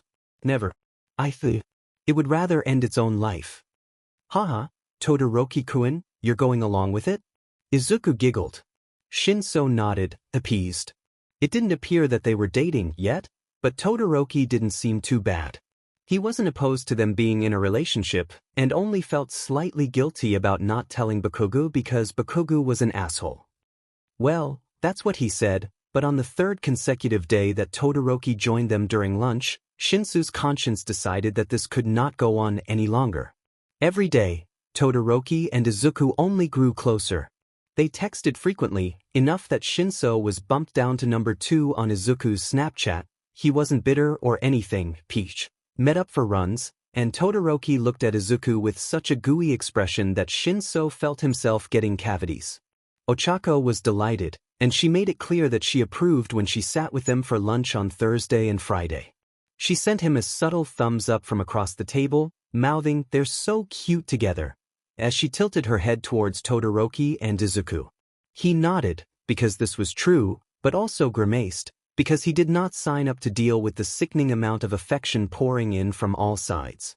With Tsuyu and Ochako chattering across from him, Todoroki and Izuku staring into each other's eyes to his left. Your eyes are so cool, Todoroki-kun. And Momo and Kyoka playing footsie to his right. He felt like he was floundering in the sea without a lifeboat. And so, he was having an epic moral dilemma. What do you do when you dislike the person who likes your good friend but feel obligated to tell them that they now have a serious rival in love because they've been pining over said good friend since they could walk? Ender. Over, and any subsequent words, was ignored because we limit queries to 32 words. Damn it, Google. Shinso cracked his knuckles and tried again. Am I obligated to tell someone that our mutual friend who they've been pining over for years suddenly has an intense new admirer? Ender. Now that was better. He eyed the results critically and frowned. He didn't need some stupid gossip column about drama and whether certain signals meant true love or not. He already knew that Bakugo, while an asshole, was an asshole who was head over heels for Izuku. He just sucked at showing any emotion that required him sucking up his pride. What are you doing, Hitoshi-kun? He closed out of Chrome and shut off his phone. Nothing, sorry. When's Bakugo getting here? Here being the arcade. It was Friday afternoon, the perfect time to spend hanging out with friends without worrying about homework. Normally Bakugo didn't join them, but Shinso suspected that the explosive boy knew something was up and was trying to figure it out. Despite his short temper, Bakugo wasn't stupid, and had been watching Izuku more intensely lately. In a few, oh there he is. Kaken. Izuku waved happily, grabbing at Shinso's arm to drag him along. Kaken, over here. Bakugo swaggered over, looking pleased at the warm reception. I heard you, do. He nodded at Shinso, who grit his teeth at the guilt that prickled up his spine. Surely Bakugo knows about Todoroki? Or maybe not, since he never pays attention to this kind of stuff? Wanna play the racing game? Izuku began babbling on happily, obviously elated that his moody childhood friend was finally joining them after so long. I don't really want to play DDR today, since I'm going to the Thrice concert later and it would be bad to show up all messy before it even starts. Oh, can we play the crane game after? You're the best at it, Kaken, and there's this really cute cat plush that looks just like Mittens and me and Hitoshi-kun have been trying to get it forever, and we have a lot of time, you don't have to rush through every single damn thing that you want to do, Bakugo replied. He was puffing up from all the praise, grin stretching into a sharp point that was probably his version of a happy smile. Let's do the stupid crane last so we don't have to drag it around everywhere. Okay. Izuku agreed happily. Hitoshi-kun, is there anything you want to do first? And so the arcade run started. They raced on the four-way racing game. The unfortunate fourth player, a little kid, stood no chance against them, played a couple rounds of skee-ball, then had an intense Super Smash Bros. Tournament. He and Izuku decimated. Bakugo, who refused to use a character other than Bowser and had a tendency to devolve to angry button smashing. Their victory was short-lived, however, as they had their asses handed to him during the following foosball games. Man, Kaken, we couldn't even get a single goal in against you, Izuku mumbled around a cheese slice. Your reflexes are really something. Both epic foosball games of Izuku and Shinso versus Kaken had ended 0-5, 0-5. Shinso supposed that he had given up a little near the end, but Bakugo had already been proven unbeatable in their entire circle of friends, so he didn't feel too bad about it. Bakugo tore into his pizza with the wrath of a hungry teenage boy. Of course they are, I'm gonna fucking be number one. You think that you're gonna beat All Might? Shinso scoffed. He rolled his eyes at the fiery glare sent his way. Predictable. Or even the number 2 Endeavor? You wanna fucking fight? Oh, Kaken. Izuku cut in nervously. Look at this tweet that I forgot to show you. It's a cute video of a rabbit we saw the other day. Who the fuck cares about your damn rabbit? Bakugo hissed as he leaned in to see. Shinso looked on, conflicted, as Bakugo and Izuku began a light argument about the cuteness factor of the bunny. The two stood close with their heads bent down towards each other and the phone. From this angle, it was easy to pick out the little things that gave Bakugo away. A casual hand that rested too close to Izuku's waist, the almost intimate way he got into the other's personal space. The fond look in his eye at their easy familiarity. Shinso steeled himself. Bakugo had been pining over Izuku for years, even if he refused to admit it. Even if this guy is an asshole, he deserves to know that someone is as serious about Izuku as he is. And of course, because the world liked to laugh at Shinso, Todoroki decided at that moment to send Izuku a text. Oh no. It lit up Izuku's phone with a buzz and a chirp, one set specifically for Todoroki. Shinso had helped pick it out. Dear Lord, I picked out the sound of my own death now. He could only watch with abject horror as Bakugo's eyes flitted across the message preview that now covered the video. He witnessed the gears turn in Bakugo's head like one would watch a train coming to hit them. Oh, sorry, Kaken. Let me answer this. Oh God, Izuku. Poor Izuku. Shinso sent a mental apology to his dear friend for the storm that was about to occur. It's a text from fucking half and half? Izuku's mouth snapped shut. He stared at his childhood friend like a startled sheep, obviously recognizing the low tone of a completely pissed-off Katsuki. Is that who you've been texting in the morning? Bakugo's knuckles were white with the pressure of his clenched fists. Shinso had the sudden, irrational fear that the bones might just pop out and attack him for not saying anything before. Izuku frowned, still looking cautious. Half-en, do you mean Todoroki-kun? Fucking hell. Yes, I mean icy hot, duh. Izuku still looked bewildered at the sudden mood change. Yes. We've been texting and stuff. We're friends. Bakugo shot Shinso a look of intense betrayal. The brainwasher wished that the ground would swallow him up, only managing a weak shrug in reply. Izuku's gaze pinballed between them helplessly. Fucking fantastic, Bakugo snarled. So when you were busy yesterday, were you with that unemotional bitch?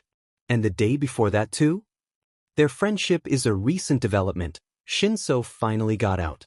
Izuku looked completely taken aback by Bakugo's tirade, and he mentally apologized again. Friendship, Bakugo spat. And you're going to that dumb concert together, huh?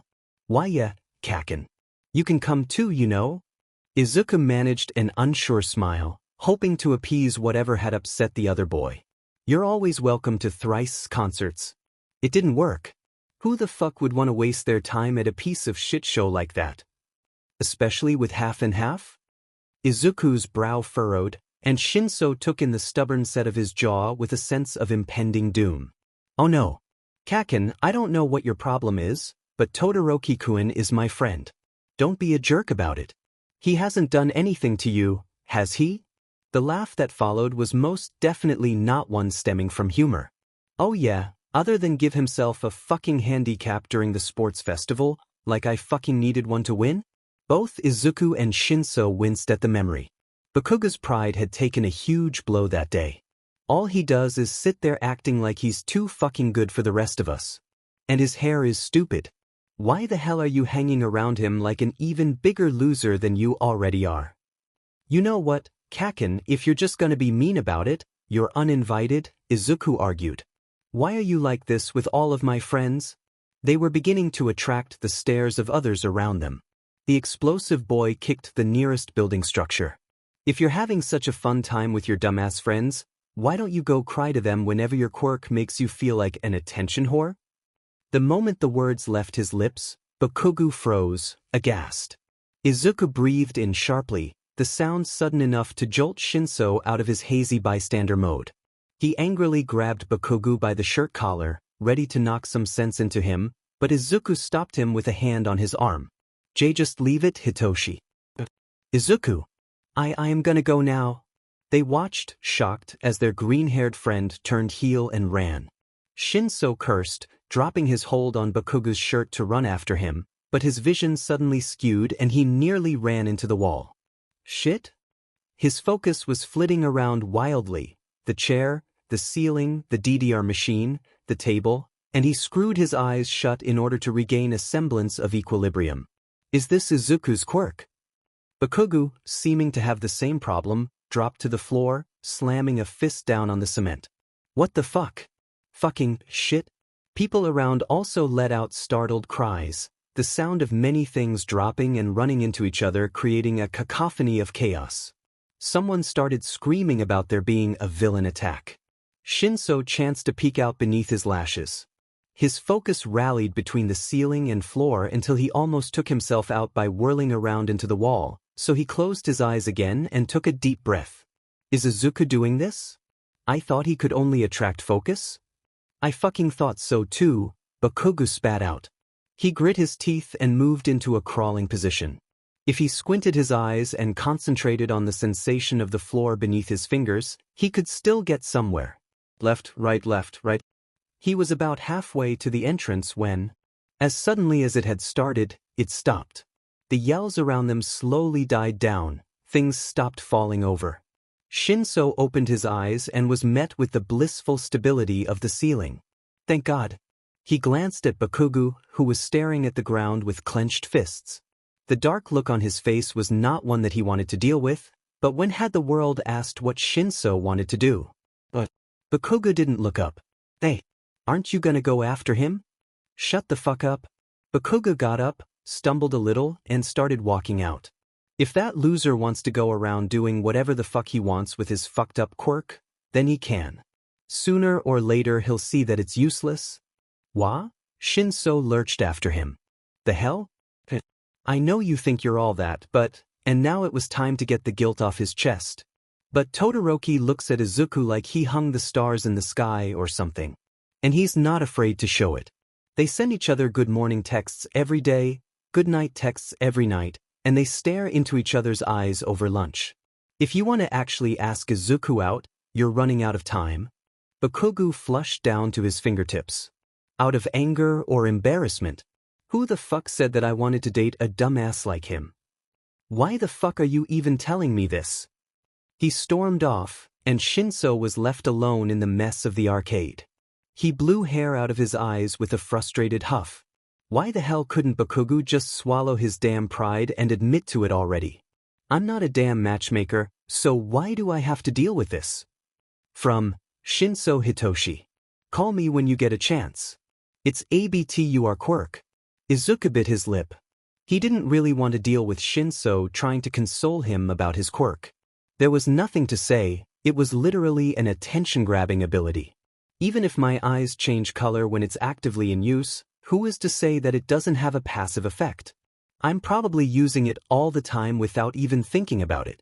People would never want to talk to me if it was actually turned off. Midoriya. Are you okay? You seem off. Izuku jumped. No. I probably forced Todoroki-kun to focus on me. Really? He managed a sheepish smile. It's nothing, everything is fine. Todoroki gave him a flat look. I suppose that you're also wearing sunglasses indoors because everything is fine? Izuku winced, touching the frames. They weren't the ones he'd bought with Ida, obviously, and did a better job at hiding his eyes. I was kind of stressed out and it led to a headache. All that crying from before really made them sensitive. The flat look softened into something more concerned. Are you all right? Maybe we shouldn't have come. Concerts are loud, aren't they? No. I mean yes, concerts are loud, but I want to be here. This is your first concert. Izuku twiddled his fingers. It's just kind of like, I don't know, like a milestone. I want to be here for it. Todoroki thanked the heavens above that he managed to keep a handle on his left side. This boy was honestly too cute. Thank you, Midoriya. Let's enjoy it together, then. Yeah. They settled into a slightly less congested area in the pit, and a comfortable silence fell over them even as the crowd around them chattered and shuffled around. Todoroki stole a glance out of the corner of his eye, his mental state a mess. Izuku was dressed casually, just shorts and a sweater, but it was in all might colors and he just looked so cute. Todoroki picked at the front of his own shirt, a random graphic one that Kirishima forced him to wear, which he was now thankful for, and tried to analyze the other boys' odd behavior. They had met up at 1CS dorms, and the moment that Todoroki laid eyes on him he knew something was off. Ignoring the random big shades, Izuku seemed tired? A little less bright? Like something is bothering him, he concluded. But he seemed like he didn't want to talk about it. What was the right thing to do in situations like this? His stunted social skills didn't help at all. Perhaps a mundane conversation will get him to relax. Midoriya, did you know that you remind me of someone? Really? Izuku tilted his head, smiling. Ooh. Midori-chan from Thrice. Todoroki took in Izuku's startled jump with more than a little curiosity. Both have a nice aura. And you share many of the same ideals? I enjoy her songs when I can't have your company. At this point Izuku's face was pink, and he nervously scratched at the nape of his neck. Ah, really? That's cool. Todoroki watched as Izuku grew progressively redder, arms beginning to flail as he stammered something about agreeing with Midori-chan's ideas and admiring her outfits. Something heavy curled at the bottom of his stomach. You seem to be quite a fan, Midoriya. What? Yeah. Yes, I'm a fan. That's why I know a lot about her. Izuku buried his face in his hands. Oh gosh. I'm being weird, aren't I? Just ignore me. I don't know what's up with me today. The heavy feeling cemented itself, and Todoroki had to look away. Of course. Midoriya must have a crush on her. That's good. She's quite like you. You must have lively conversations. Why yup. She's real busy though, so I don't get to see her much even when Ochako and Kyoka come around in their idol outfits. Izuku babbled on, obviously flustered. I wonder where she lives, huh? It must be farther away since she doesn't perform at concerts as much. Feeling a little sour, Todoroki only hummed in reply and turned his attention back to the stage. It looked like they were starting soon, if the dimming lights were anything to go by. It's starting. Izuku grabbed his arm and pointed to the far right corner. They'll come in from over there, so watch closely. Todoroki obediently turned his attention there. Then, missing the warmth of Izuku's hand when it pulled away, reached over and laced their fingers together. I don't want to get separated. Is this okay? Izuku flushed a little but smiled back. It doesn't get that crazy in the pit here, but sure. They fell into content silence again. Fog curled at their feet as the stage overflowed with it, a drumming starting up from the audience. Hello everyone. A voice rang out from the speakers. That's Ochako. Izuku hopped it little. Look, there she is. Achaku. He waved with his unoccupied hand. Ochako floated onto the stage, the picture of grace as she twirled around. Her idol outfit sparkled where it caught the light, making her almost act as a disco ball. The crowd screamed at her entrance as she did a backflip in the air and landed on her feet. Todoroki mentally applauded her control over her quirk. Are you ready to rock? Another voice boomed. The crowd went wild as Kyoka dropped in from above, using her earphone jacks to swing off the beam. She was less glittery, giving off more of a punk rock feel, but commanded the same amount of attention even without glitter. Ochako jumped up and they high-fived, landing softly together. Izuku squealed. They've been working on that forever. Welcome to tonight's concert. We hope you're ready to have the time of your life. Ooh. Izuku squeezed his hand. I hope you'll enjoy it, Todoroki-kun. The last thing he saw before the lights went out was Izuku's sunny smile. Face feeling hot, he squeezed back. Bakugo slammed doors open, striding over to Ida with a heavy scowl. The class president, though shocked at his appearance, still found the spirit to immediately start berating him. Bakugo-kun, you are not allowed to be here. I don't remember a ticket being distributed to you. Shut up. Deku always said it was fine, so why the hell did a bunch of security losers try to stop me? Ida squinted at him. Is that a stuffed cat? What if it is? Bakugo yelled. He glared at it while simultaneously sweeping the dirt off of it. Ida did not understand why he was like this. Well, it's true that you have an open invitation. But Midoriya-kun never mentioned that you would be here today. Please contact either him or I first in the future, as now security is probably disarray because of you. Whatever. Bakugo glared at the wall. Just tell me where the fuck Deku is right now. Ida shook his head at the blatant disrespect he was facing. He should be in the pit, which you can access through door 81. Please refrain from causing a disturbance to the other audience members.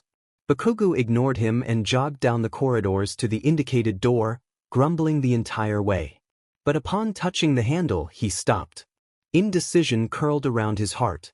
A dense bass beat and muffled yells filtered through the walls, the stuffed cat mocking him with its beady little eyes. You went too far before. Do you really think that he'll forgive you? I could kick his stupid cat and he'd forgive me if I said it was an accident, he growled. That's quite manipulative of you. Besides, kicking a cat and throwing his fears back at him when he previously confided in you are different matters. He squeezed the cat's head until it bulged. He knows I didn't fucking mean it, you piece of shit. Are you sure that he wants to see you? He seems happy with his new best friend. New best friend, my ass? He squeezed harder, then forced himself to relinquish the headlock in order to protect any seams from popping. He can't choose that halfie over me when he barely knows him. Oh ho, choosing you? Is what? His boyfriend? He's been hiding things from you lately, you know, that injury, his quirk's new power? He growled. Shut the hell up. That was a fucking fluke. Deku's too useless to be able to do shit like that with his dumbass quirk. He's always going around hurting himself. Are you sure? He wasn't sure. To be honest, he wasn't sure of anything at the moment. Why was Izuku hiding things from him? Did his quirk have a new aspect to it? Did he even know that his quirk could do whatever the fuck it had done today? Was Izuku leaving him? Bakugo poked the cat in its stupid fluffy face. This was dumb. They'd been together for years. Even if Izuku drifted, he'd eventually come back. I don't care about who that fucker dates, he muttered. I don't care what he does at all. He'll come crying to me eventually. He'll come back to me. A security guard tapped him on the shoulder. Excuse me, who are you talking to? Bakugo screeched something unintelligible before wrenching the door open. Immediately he was overwhelmed with loud music, loud cheers, loud everything. The lighting was annoying, blinding, and concentrated by the stage. He hated stupid shit like this. Someone bumped into him, and he whirled around, brandishing the stuffed cat, but they were already swallowed up by the screaming crowd.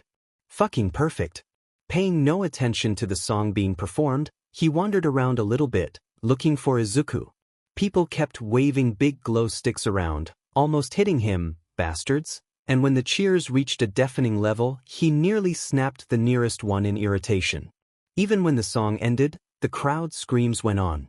And that's it for tonight. Finally, he groused. Someone poked him with a glow stick. Time for our special love spotlight. He groaned, holding the stuffed cat tighter as the crowd started jostling him even more. Who even cares about this cheesy-ass shit, he snapped. And the lucky couple tonight will be here. A spotlight momentarily blinded him, passing over him in favor of a duo further away. He hissed and almost turned away, set on finding Izuku, but a flash of green stopped him in his tracks. A flash of green, in the spotlight, with Todoroki fucking Shudo. Izuku gasped, pushing up his sunglasses, laughing and shaking his head no, but Ochako floated down and tapped them both on the shoulders. Bakugo watched as they rose into the air, taking in their joined hands, Izuku's giggling, and Todoroki's wide, adoring gaze. Shinsu's words came back to him. He looks at Izuku like he hung the stars in the sky. They twirled a little, turning so Bakugo couldn't see that disgusting expression anymore, but Todoroki's hand came up to grab Izuku's leg. Somehow, that casual, supportive touch was even worse. Flying. Ah, aren't they adorable? You're on the big screen, guys. Why not give us a kiss? He felt something ugly rear its head inside him, and thought about blasting his way up there and wrenching the two apart. He would grab Izuku, land on the stage, and holler for the whole world to hear. He would yell, "This piece of shit is mine," because that's how it was, that's how it always had been, and no two-toned fuckface was changing that now. Izuku looked happy, up there. He was bathed in the stage lights like an angel. The wobbly smile and flushed cheeks were obvious enough, but his eyes, scrunched together in happiness, sealed the deal. The ugly feeling twisted and sunk. He felt sick. He'll come back to me, right?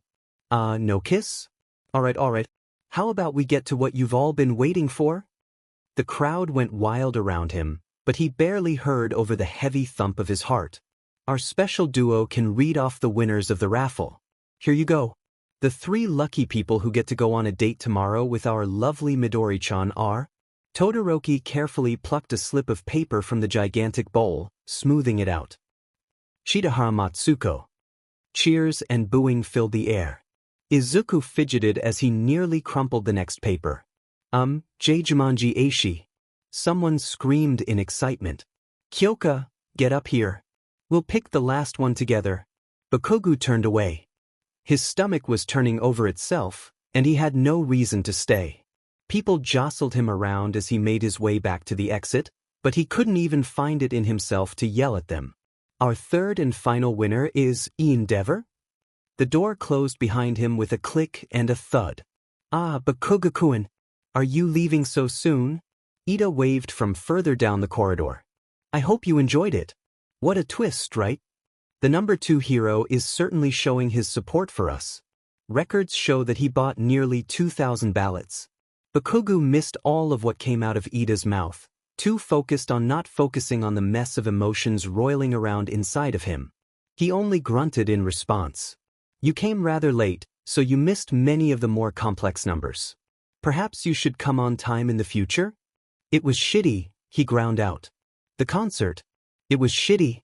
Ida frowned at him, but rolled his eyes and questioned why he had expected anything else. That's unfortunate. Midoriya-kun has always been extremely excited for you to come see Thrice's performance. You're right. He bit his tongue and shoved the stupid stuffed cat into the engine quirk user's hands. Seems like he's having more fun being with fucking half and half, if you ask me. Ida, a little startled, guessed that Bakugo was asking him to appraise the cat and starting inspecting it. Ah, well, Todoroki-kun has never been to a concert like this before. The whole class agreed that Midoriya-kun would be the best person to guide him through the experience. Wait. So, his heart did something weird. So it wasn't Deku's idea to come here with that asshole? Not really, though I suppose he might have come up with it himself at some point. It was Uraraka-kun's idea. Ida handed the cat back, smiling. This cat reminds me of Shinsu-kun's stray.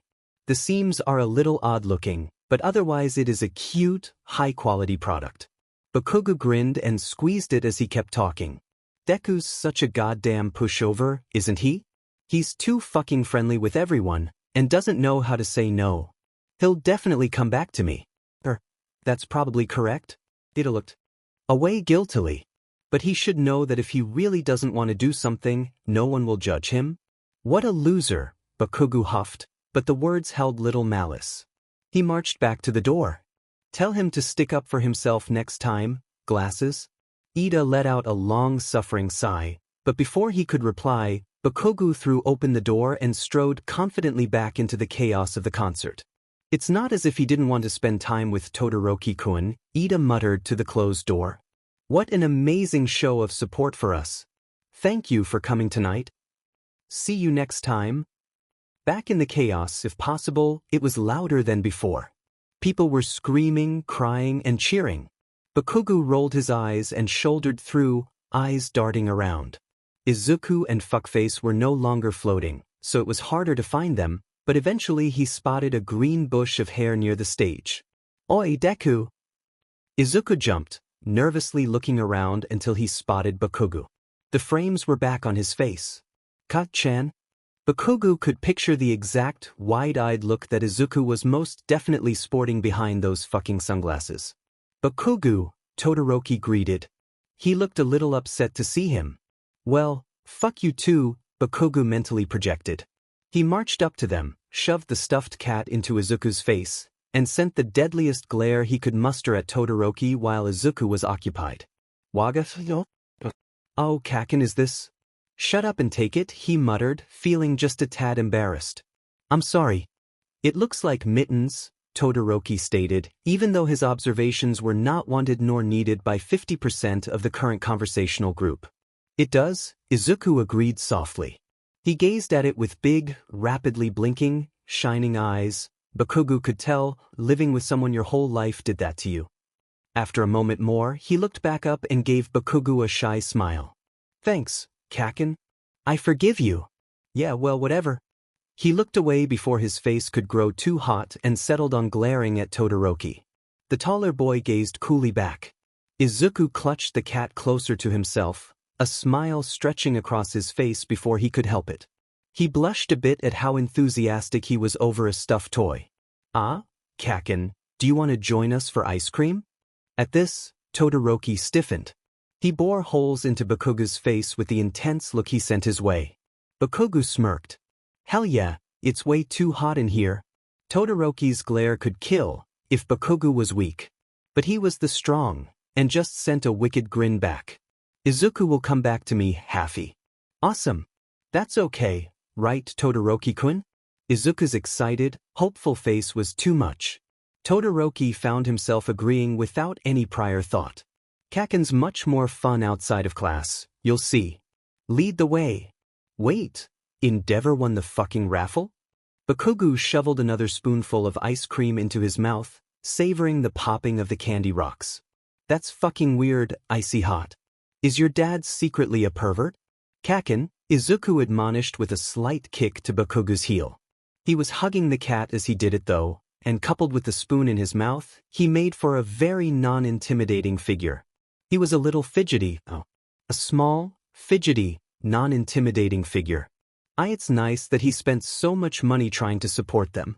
I wasn't aware that he liked thrice, Todoroki intoned from his spot next to Izuku. I admit that it was an unexpected way for him to show it. Perhaps he wants Midori-chan's autograph.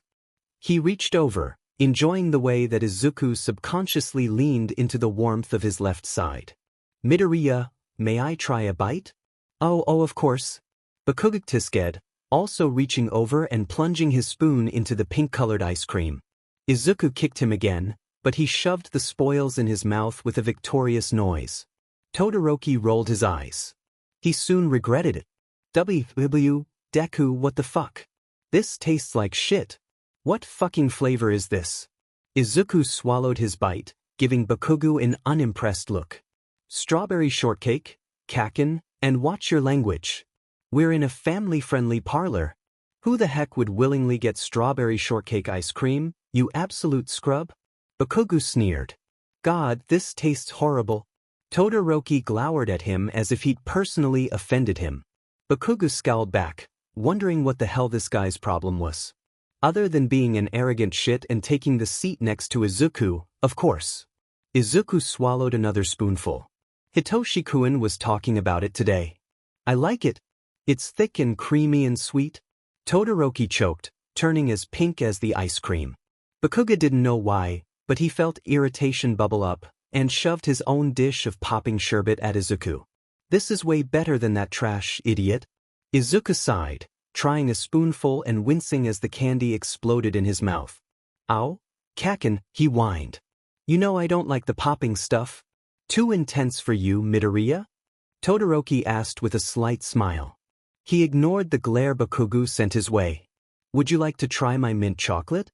Sure, Izuku replied, but was stopped from actually taking a bite when his phone went off. He fumbled with it for a second before giving up and handing his spoon to Todoroki. Hello. A burst of speech came through, loud enough for Bakugo to hear even though it wasn't on speaker. Izuku winced, looking at the time with a sinking feeling. Oh god, Ida-kun, I'm sorry. I didn't realize how late it was. There was more loud gibberish, followed by a few loud emphasized sounds that were probably punctuated by Ida's signature chopping motion. Izuku gave the other two boys an apologetic smile. Yeah, of course. I'm going right now. See you later. He hung up, turning to his friends with a sheepish look. So? It's Friday, Bakugo huffed. Why is he keeping tabs on your bedtime on a Friday? Todoroki nodded. You can go if you need to, but I'm also rather curious. Izuku flushed a little, waving his hands around. It's because I asked him to make sure my sleep schedule stays okay. Bakugo squinted at him, suspicious, but got out of his seat anyways. Lame. Let's go then. Oh no, Izuku twittered, you don't have to walk me back or anything. Stay here and talk to Todoroki-kun some more. I'll come too, Todoroki replied easily. He stood up, gathering their nearly empty cups to throw away. It's better to move in groups after dusk. Oh, Izuku sighed. But sorry that I made us leave so early. Come on, Thomas. Let's go. Izuku huffed, but the smile on his face was obvious. Suddenly Todoroki grabbed his hand, and the smile morphed into something more flustered. We just had ice cream, and you're wearing shorts? Todoroki mumbled as he looked away, willing his face to cool down. It would be bad for you to catch a cold. Izuku realized that yes, he was a little cold, and Todoroki had placed himself so his left side was emanating a comforting warmth towards him. Izuku blushed, touched. Thanks, Todoroki. Bakugo stomped over to them, taking the cat to free up Izuku's other hand and grabbing it. God, if you're cold, just say something, dumb, he hissed. He dragged them towards the door. Stop being such a wimp. Kaken. They left the parlor with a jingle of the bell. The cashier watched them go, a dreamy look on her face. She'd watched the whole thing play out like a scene from a shoujo manga. Ah, young love. Izuku and Ida exited the limo with a feeling of apprehension. Roller coasters loomed high above them, screams filling the air as people rode the metal contraptions with varying degrees of enjoyment. 8 hours, Izuku muttered, fixing his skirt. 8 hours, Ida confirmed. I'll be with you the entire time. The video crew as well. Shinso gave them a thumbs up from behind the lenses, as he had volunteered to livestream the entire thing. His next words were accompanied by a wicked grin. Any bastard who acts like a pervert is getting 20 pounds of camera in their face before I punch them. Izuku giggled, feeling a little lighter at his friend's words. Don't throw the camera, it's expensive. It's worth the cost, Ida cut in. He nodded at Shinso, giving him a thumbs up back. You have full permission to throw the camera if need be. Nice. You guys are so sweet, Izuku laughed. He smacked himself in the cheeks and pumped himself up. Okay, I'm ready. First high school date, here I come. Your first? Oh my god, I'm totally going to die, you are so cute. The three startled. They turned to the one who had interrupted them, a boy with blue eyes and black hair. He fidgeted and waved timidly, nails changing color to match his reddening face. Hi, I'm Jumanji Aishi. I'm like, your biggest fan, Midori-chan. I can't believe this is real. You're so cute up close. Izuku beamed, gazing with unabashed wonder at the boy's fingers. Hi, Jumanji-kun. Is that your quirk? How does it work? Oh well, it's nothing big, Jumanji mumbled. Ida motioned for the camera to zoom in on Midori-chan's first public one-to-one with a fan. My nails change color depending on my mood, but a lot of the colors overlap, so it's kind of like, whatever, you know? I think it's a splendid quirk, Izuku stated with a smile. Jumanji looked like he might explode, and had to squat with his head between his knees so he wouldn't pass out. His nails fluctuated between fuchsia and a deep salmon. Gah, Midori-chan, you're an angel? Ida perked up, waving down one of the other winners who was tottering around looking for them. Shidahara-san. Over here. The girl bounced over, literally she bounced over on her spring-like ankles, and wobbled dangerously as she rapidly shook Izuku's hand. Good morning, Midori-chan. I'm Shidahara Matsuko, your biggest fan and #1 reporter for Thrice Forums. I'm so excited for today. Meeting. Nice to meet. Why? I have so many questions for you. What hair products do you use? What waist size are you? Were you born with red eyes and green hair, or is Christmas just your favorite holiday? And most importantly, what is your quirk? Izuku blinked at the rapid onslaught of questions. Why yeah, Jumanji piped up, what is your quirk? If it's you, it must be something cute. Ida stepped in, gently guiding the group towards the amusement park entrance. Midori-chan's quirk is not public knowledge, and it will stay a secret. Now, why don't we go get our passes before the line gets too long? No need, Endeavor rumbled. He trudged up to them, wearing his hero suit and looking very ill-suited for a day of fun at Hero World. I have the passes, so hurry up. Hello, Endeavor. Ida greeted. Thank you for grabbing these for us. He took the offered passes, bright rainbow wristlets that declared express access to all rides, and distributed them, making sure Shinso got one too.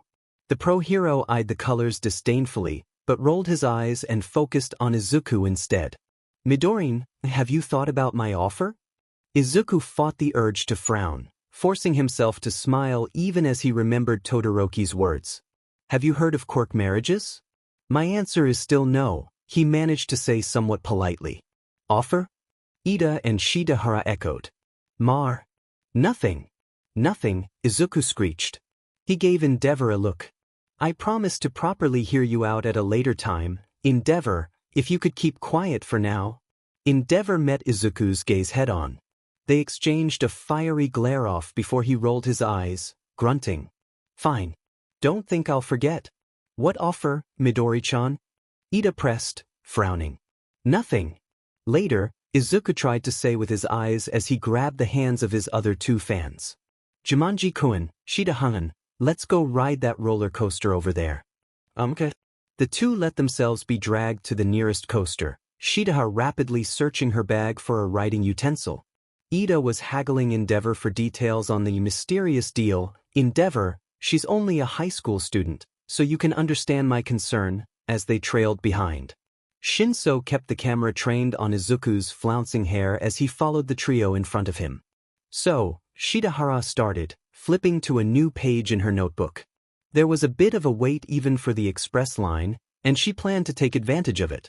Midori-chan. How tall are you exactly? What shoe size do you wear? Izuku silently thanked Yaoyorozu for drilling his measurements into his head.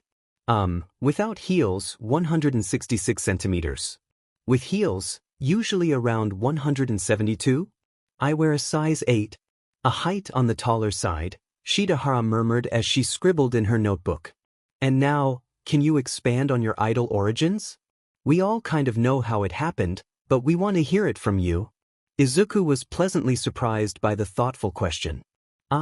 He thought back to the start of it all. Dear God, had it really only been a few months? At first, I was just an extra for Uravity's debut video. I didn't have the intent of becoming an idol or anything. She just needed a backup dancer, you know? No one could say no to Ochako's puppy eyes. You even wore a bag on your head, Jumanji mumbled. It was cute. Shidahara nodded. A mystery from the very beginning. What made you continue to become an idol? Well, people kept asking for more of us together, Izuku explained sheepishly. I'm still not sure why. They never saw my face, even when I upgraded from the paper bag to one of those festival masks. I guess they really liked me and Uravity together. Jumanji murmured something about thighs. And it just snowballed from there? Izuku confirmed. He'd left out a lot, but he couldn't exactly reveal much more without revealing that Midori-chan wasn't actually a girl. I'm glad I kept going though, because now I can help other people through thrice music. Shidahara was writing at lightning speed. It was a wonder her hand hadn't cramped up yet. She nodded along with Izuku's words. You're really a great role model, Midori-chan. So pure. Thank you. Now, the girl continued in a reporter-like manner, what all that business earlier with Endeavor? An offer, he said? Rumors of your vigilante work have been floating around after that mall incident. Are you perhaps looking for an apprenticeship with him? Would you look at that? Izuku hurriedly chirped. We're next. Get in, get in. He pushed Shidahara into the seat with Shinso, ignoring her protests, then squeezed next to Jumanji in the row in front. Endeavor and Ida caught up with them just in time to slide into the back. You Midori-chan, the boy sputtered, blushing. Are you sure you want to sit with me? I'm not really good with roller coasters. Izuku resisted the urge to pat Jumanji. The boy reminded him of a cute younger brother. It's okay, me neither. I'll probably close my eyes. He had to make sure his contacts weren't dry and burning afterwards. Do not participate in this ride if you have health complications such as heart problems or pregnancy. Please keep all hands and feet inside the vehicle at all times. Enjoy your ride. Click, click, click, click. The cars slowly started their ascent. Izuku could see Jumanji's nails turn a shade of white that matched his rapidly paling face. I really don't know about this. Hey, you'll be fine. Izuku patted the boy's hand reassuringly. They were almost at the top. You can squeeze my hand if you want. Ooka, kie. The coaster began its descent, and Izuku experienced the uncomfortable pressure of having his hand strangled to death, while traveling at high speeds. Sometimes, upside down. Joy. Roller coaster. Shigaraki Tamura arrived at Hero Land with his villain garb hidden instead of on his face. It wouldn't do to attract attention before the time was right, after all. He should be around here somewhere. Keep the tracker on and if you find him, text me, Kurogyri reminded. We might spot him first, so just be ready. Yeah, Shigaraki replied as he watched the other disappear in a purple portal. He scratched absent-mindedly at his neck as he began wandering around. Children were everywhere, jumping and being loud and generally causing a ruckus. He supposed that this was to be expected from an amusement park on a Saturday. It was annoying, but he could deal with it. Brightly colored pictures caught his attention, and he ambled over to watch a kid playing Kirby. He liked Kirby. Kirby knew that the world was messed up, and used the abilities of those in power against them. The little pink puffball was like All for One in a way. He could honestly say that there wasn't a bad game in the Kirby series. Shigaraki was so distracted by the kids, frankly, quite terrible, performance as Ice Kirby that he almost missed what happened next. An unidentified object came whizzing near his face. Someone pulled him away from it, yelling, "Watch out." In an effort to stay upright, he grabbed the person's shoulder. He dropped it immediately. His pinky had missed touching them by a hair's breadth, and it ached with the considerable amount of effort he had just expended not touching his impromptu savior with all 5 fingers. "Are you all right?" He looked up into bright red eyes, framed by fluffy green hair. The person managing the dart stand ran over, looking frightened. I'm sorry. Those kids were playing a prank, and I activated my quirk without thinking." "Whatever," Shigaraki replied. Then, to the green-haired girl who had just saved him, "What's your name?" She looked so familiar. She looked startled. "You don't?" "Ah, I'm Midori-chan." Bingo. This was the idol girl they had to thank for today's plan. If she was here, then that man should be here somewhere. She rambled on, hands flitting around. "Anyways, are you okay? That dart came really close to you." What were those kids thinking? Honestly, her ribbons were bouncing around. It was kind of cute. She gave the children a look, probably about to scold them, and Shigaraki was grudgingly intrigued by the fire in her eyes. "Hey," he cut her off. "Let's play." "Icha." She blinked at him. "Play through." The kid at the Kirby game was done, and he grabbed the controller to hand it to her. "You can be player too?"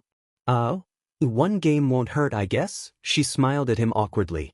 Shigaraki didn't say anything more, switching them to multiplayer and choosing the hardest stage available. Not everything was unlocked, so it ended up being a random middle level, but he wasn't focused on that. Stage start. "Wait," Midori-chan blurted. "I don't know the controls." "It's like Mario," Shigaraki replied. His pink Kirby bounced around on screen, kicking things and inhaling them to throw at enemies. Once he came across the sword enemy, he copied their ability. It was one of his favorites. Midori-chan fumbled a bit more, but after a good minute, her green Kirby started pulling its weight. She used the dash attack most often, and Shigaraki curiously observed that she refrained from using the copy ability. "Why don't you eat that one?" he prompted, leaving a parasol Waddle Dee up for grabs. Green Kirby jumped over it, its controller shaking her head. "I like regular Kirby more," she replied. "He doesn't have special abilities, but he can fight with his own power. It's kind of inspiring," she admitted with a laugh. She dealt the final blow against the mini-boss, and Shigaraki turned to look at this intriguing girl. "I thought you didn't know the controls," he accused. She rubbed the back of her neck sheepishly. "Well, I do love video games, and you said it was like Mario?" Stage clear. She turned back to the screen, eyes sparkling. "Kirby. All right. Want to do another?" Midori-chan, a purple-haired teen called, coming their way with a film camera held in his hands. "Don't run off like that. Honestly, you said you were going to the bathroom." He squinted his tired-looking eyes at Shigaraki, who squinted back. "Who's this?" Sorry, Hitoshi-kun." Midori-chan rubbed the back of her neck sheepishly. "This is, Shigaraki laughed. "Interesting. This is so interesting. I thought you were an extra, but your specs are definitely too high for that," he drawled. Both Midori-chan and her cameraman made confused noises. "You can call me Tamura," Shigaraki addressed the idol. He started backing away, an eerie smile on his face. "Midori-chan, some advice. You should leave from here. The park's gonna get crowded soon." "What's that supposed to mean?" Hitoshi growled. He stepped forward, shielding the idol with his body. "Who are you?" Shigaraki merely grinned back. A loud screech, followed by screams, broke the tension. They whipped their heads around towards the source of the noise. A large, grotesque monster was thrashing around near the fountain, sending people flying with its jerking movements. The cries of children and adults alike were filling the air. When the idol duo looked back, the man with the scary smile was gone in a wisp of purple. Crap, Izuku hissed. Was that a villain? Midori-chan. Shinsaku-an. Ida came speeding towards them, Shidahara and Jumanji in tow. We're evacuating now. Shidahara was shaking, but dutifully taking notes. My God, what is that? She asked, voice quavering. Nothing human, Shinso muttered grimly. Izuku hummed in agreement. The brain is exposed, how is it staying alive? Seeing the look in his friend's eyes, Shinso grabbed Izuku's hand, giving the boy a firm squeeze as he dropped his voice to a whisper. No playing vigilante today, Izuku. Let's go. But Endeavor's signature flames lit up the area. The number 2 hero blasted onto the scene, corralling the monster with a ring of fire. He made eye contact with Izuku, and his resulting grin was nearly feral. Midori-chan, he boomed, lead the civilians away. Ida's eyes almost bugged out. What? She is a civilian, you ass, Shinso yelled. He tugged, and Izuku stumbled after him. The group moved as a unit. Wait, Hitoshi-kun. I can help. No, Aizu, Midori. Look, everyone's already moving. We're following them and getting to safety. As if to spite him, another troop of villains stomped into view, blocking off the exit that people had been running towards. People that were unfortunate enough to be the closest to the exit were attacked by the villains' quirks. Screeches sounded from above, and Izuku paled at the sight of a monster flying in the air in addition to the one on land. A man with pale blue hair was riding it, body and face covered in creepy disembodied hands. That's the man from before. Tamura, was it? People were still screaming, bumping into each other to change direction. Small fights cropped up when quirks started being used against the villains. It was utter chaos. The flying monster began swooping down, causing even more panic as it ripped into stands and rides using its claws. Ida ushered their little group behind a semi-stable-looking tent. He was carrying Jumanji, who had fainted from the stress, on his back. My phone isn't working, he declared. It seems that the villains have cut off communication. The live stream isn't working either, Shinso hissed in frustration. The only upside to this was that viewers might sense something was wrong and contact the police, but it was a faint hope. Live stream complications weren't exactly uncommon, after all. He hit the side of the camera a few times. Nothing. Ida grimaced. I'm loath to admit this, but since the exits are blocked, we're essentially trapped. Our only option is to wait. I could, Izuku started, but shut up when the sound of feedback interrupted him.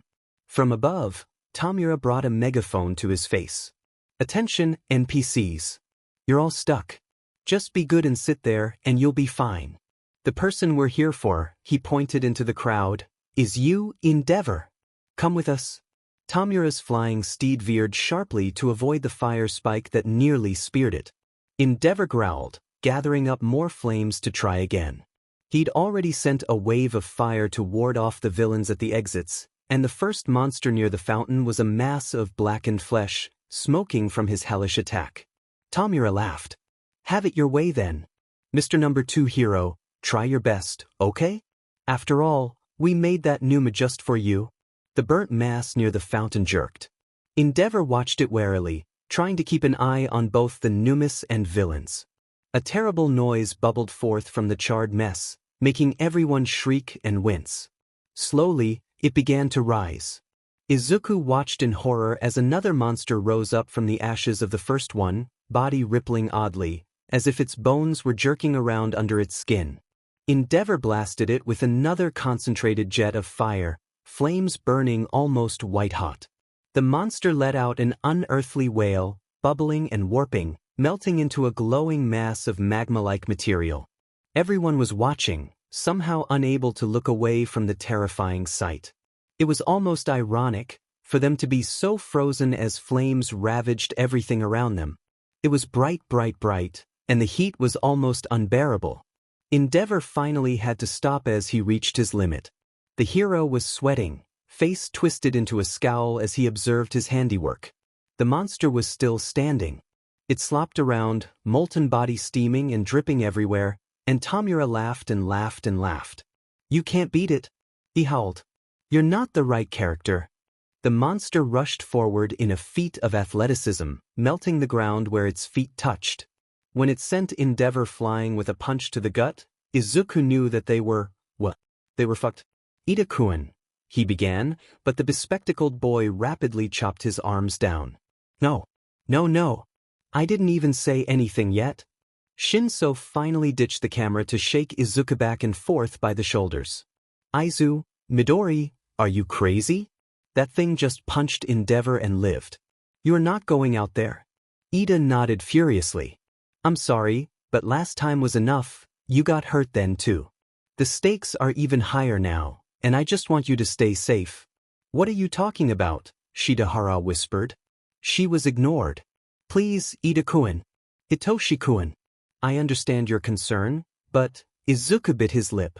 "Endeavor needs our help. We can make this work, we really can." No. I have a plan." The moment Shinso saw the burning spirit in Izuku's eyes, he knew that he had lost.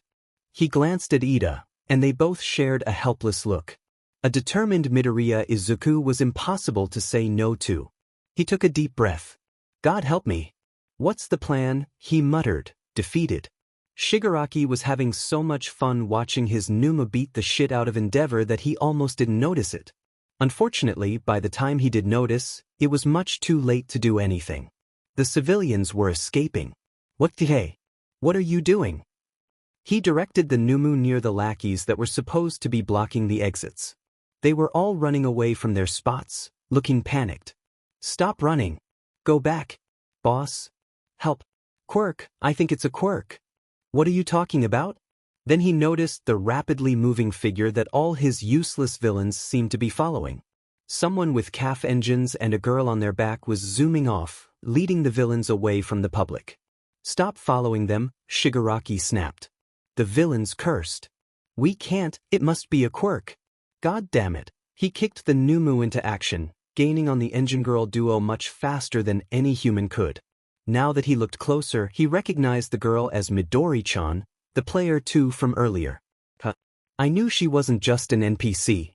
She looked back and made eye contact with him, and he felt an odd pull. Then he found himself unable to look anywhere else but at her. "What the hell?" he hissed. He jerked himself around, trying to go in literally any other direction than hers, but only succeeded almost falling off his panicking Numu. "What kind of cheat is this?" he screeched. From the ground, Ida fought the urge to panic as Tamura and the Numu got closer. He hadn't expected the monster to be able to move so fast. "Shit, Midoriya, I don't know if I can outrun them," he huffed, sweat gathering on his brow and engines working feverishly. Izuku helpfully wiped his friend's forehead, stamping down his own panic. His eyes burned with the effort of maintaining his quirk. Thrice concert certainly helped, but there was a difference between using his quirk like a loose blanket and intensely focusing on dozens of villains at once. There were lives on the line here.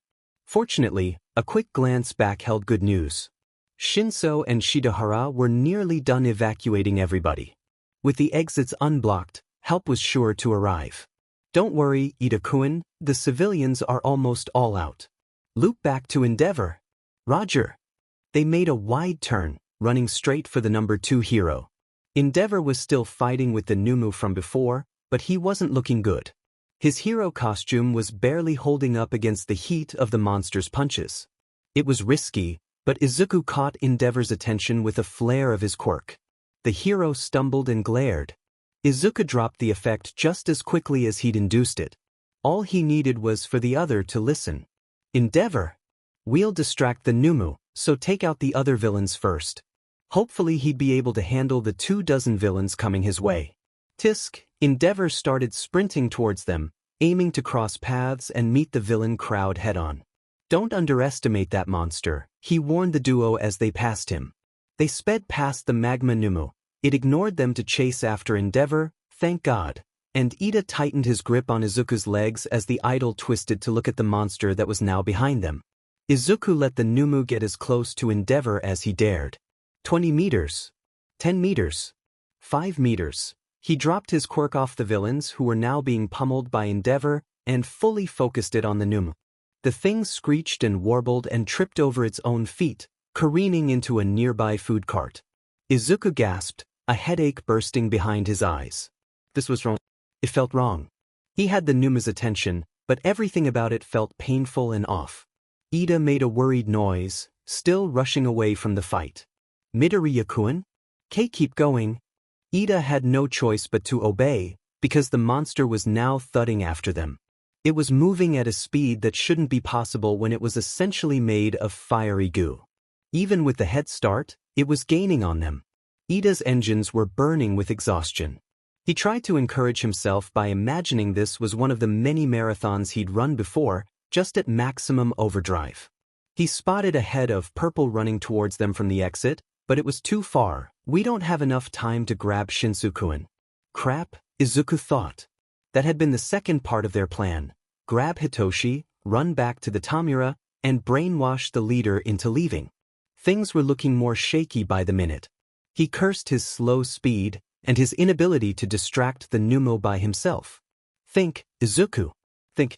The Numu seems primitive in nature. If I drop my quirk, will it continue running after Ida? Or will it go back to Endeavor? Endeavor's still fighting the villains, I can't? Or maybe I can, there's enough distance. He grimaced. Ida-kun, keep following the plan.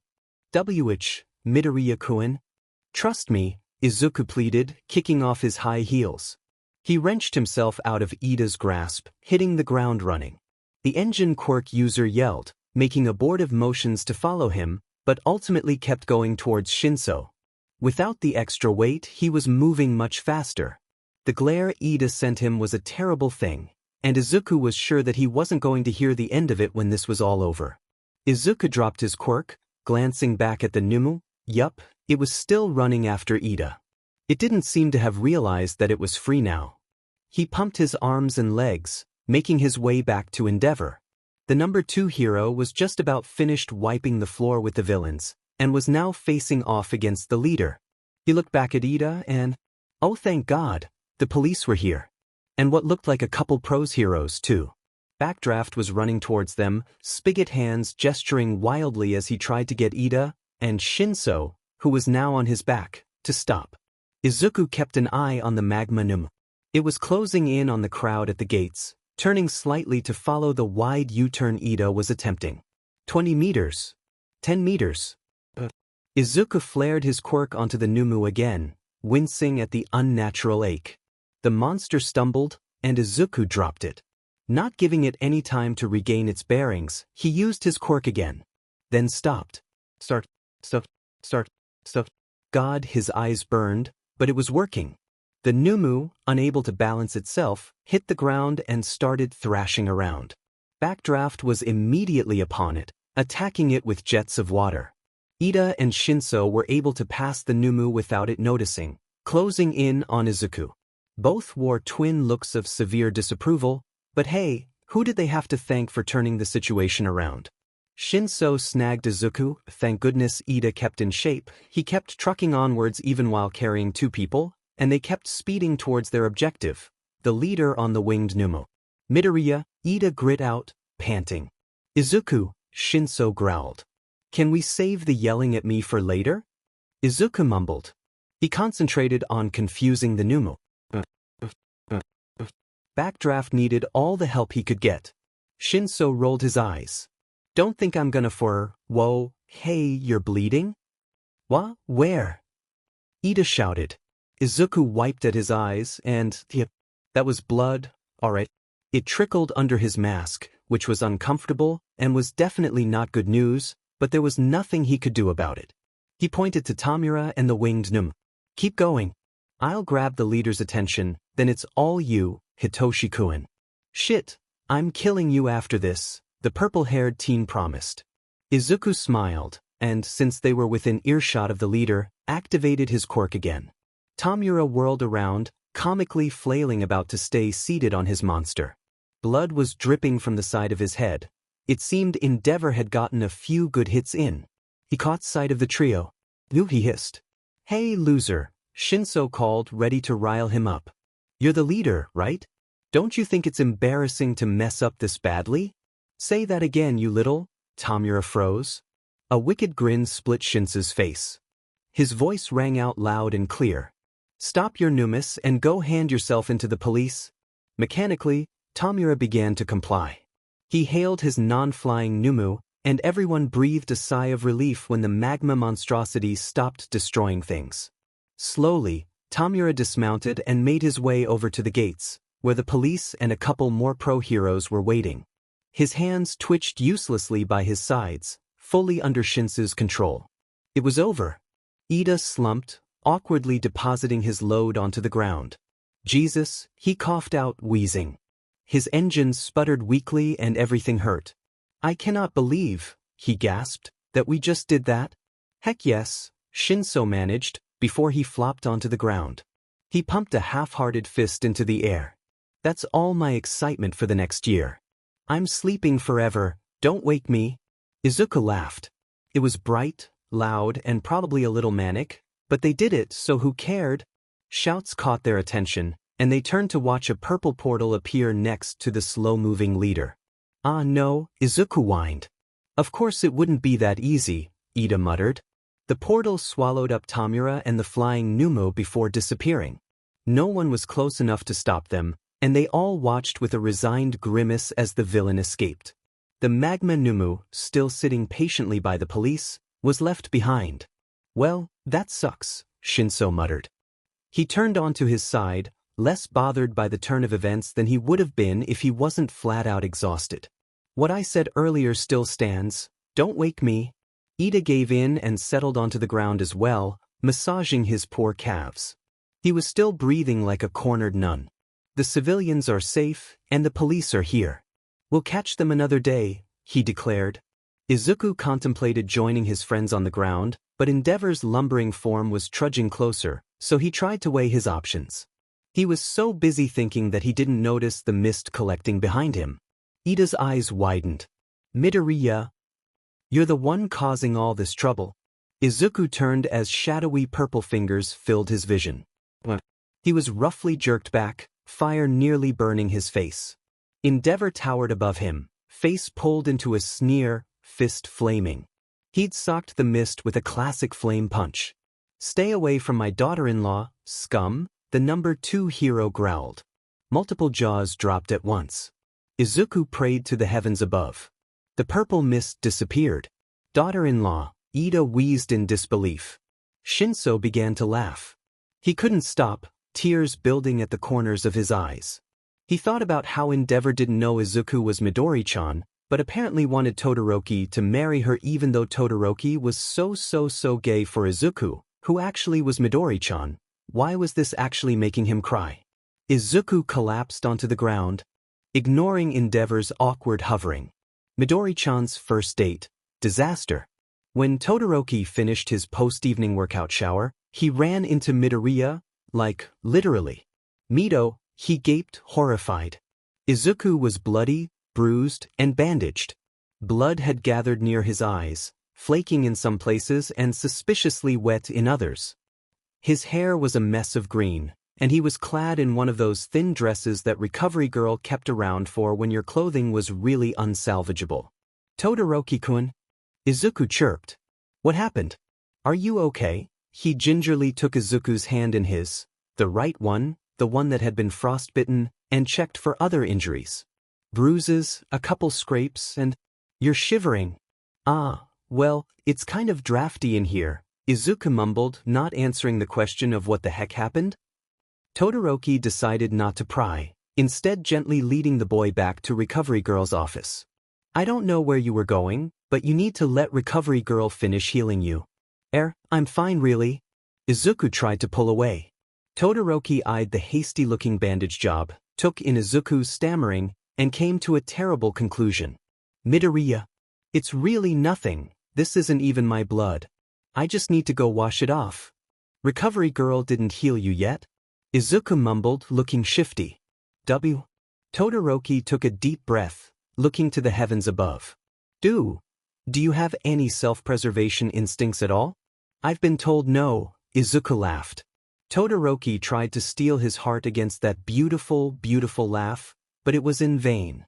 Midoriya Izuku had already stolen his heart a while ago, after all. He shook himself. Focus, Shuto. Come on then, we're taking you back. A breeze stirred by, and Izuku shivered. His thin dress lifted up, showing off the smooth, toned skin of his thighs, and continued upwards. Todoroki slammed a hand down onto the material, slapping it back against those wicked thighs. Izuku jumped, instinctively clinging to him. He peeked up at Todoroki, and his breath caught in his throat. The taller boy was blushing furiously, gaze off to the side. His other hand was covering his mouth. Izuku found himself blushing as well, suddenly aware of the warmth on his thigh and the weird quality of the air. His heart thudded against his ribcage so loudly that he was afraid Todoroki would hear. They stayed like that, blushing at each other, for a tense moment. Finally, Izuku managed to break the silence. What do you think, Todoroki? Todoroki removed his hand at lightning speed, still not looking at his companion. It's nothing. Let's go. The duo lagged for a bit, the lingering awkwardness making them slow, until Todoroki took Izuku's hand to guide him. Izuku shivered again, the warmth of Todoroki's hand a blessing. He wished he could wrap himself in that warmth like a blanket, but that would be embarrassing. Not that he wasn't already embarrassed. His escape attempt from Recovery Girl had ended in him being led right back to her. She was already livid about his quirk overuse. Izuku blinked, realizing that his eyes were burning again. Damn it. He tugged on Todoroki's hand, feeling woozy. Midoriya, I'm not letting you get away. You really need to see her. He managed. Sensing something was wrong, Todoroki turned around just in time to catch Izuku as he fell. Midoriya? Izuku closed his eyes, blocking out the light with his hands. How could he forget the flu that came with overusing his quirk? Sorry, I'm not feeling good after all, he slurred. Todoroki stamped down his panic. Izuku had been just fine 2 minutes ago, so this was a bad sign, wasn't it? And cradled the boy in his arms. Then he took off in a dead sprint for Recovery Girl. Stay with me, he demanded. I checked earlier, he wasn't bleeding or anything. Did I miss something? He remembered the blood on Izuku's face. A head injury? Concussion? Recovery Girl was standing by the door when he got there, looking equal parts stressed and relieved. Good, get him in here, she ordered. Todoroki set Izuku on the nearest bed, worriedly taking in the flush on his cheeks. The other boy was still covering his eyes. The headache? He removed Izuku's hands and placed his own there. The cold one, which he hoped would help. Thanks, Izuku sighed. Recovery Girl tottered over, giving Izuku a glare that, regrettably, had little effect because his eyes were closed. Midoriya, she began, then stopped. She didn't seem to have any words. I hope you know that I'm very disappointed in you. Did you think you could keep this a secret from me forever? Todoroki made a questioning noise. Izuku panicked, because of course Recovery Girl would figure out that he was Midori-chan. After today's events, it was way too obvious. W8. She hummed impatiently, removing Todoroki's hand off of Izuku's face so she could sponge away the blood. Please. I'm sorry, you can yell at me later. He put on his best pleading look, hoping she got it even with his eyes closed. She seemed to understand, giving Todoroki a side-eye. Fine. A quick kiss to the brow relieved him of the worst of his headache and bruises. His treatment was far from finished, though. Now go wash the blood off your face. It's too difficult with a sponge. Izuku thanked her, opening his eyes a smidge and wobbling over to the private bathroom. Todoroki kept a hand on his waist and led him, worried that his friend would fall again and bash his head on something. The curiosity was eating at him. Midoriya, what was Recovery Girl talking about? Izuku laughed nervously. He dunked his face in water to put off answering. The cool liquid was a blessed sensation against his sticky, warm skin. The taste of iron was clogging his throat, so he swished water around in his mouth as well, which had the added benefit of keeping him from speaking. Todoroki waited patiently. When Izuku was done, he dabbed at his freckled cheeks with a towel. He'd never done something like this before, caring for someone else in such a way, but Izuku seemed to be his first for everything. First savior, first friend, first. Fighting another blush, Todoroki let the towel rest atop Izuku's head like a veil. He forcibly tore his attention away from the other boy's wet eyelashes and curling fringe to take his hands again. Midoriya. Izuku's tilted his head up to show he was listening, blushing a little at their proximity.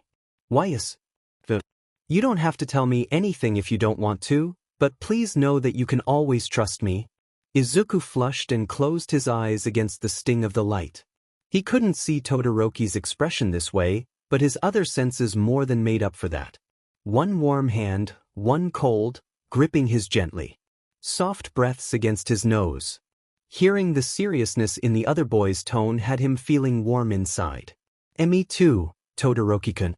I'll always have your back, he stuttered in reply.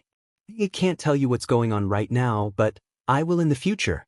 I definitely will. So please wait for me. Recovery girl huffed. If you're quite done with exchanging vows over there, then I'd like to see my patient and finish fixing him up. Izuku jumped, another deep blush painting his cheeks.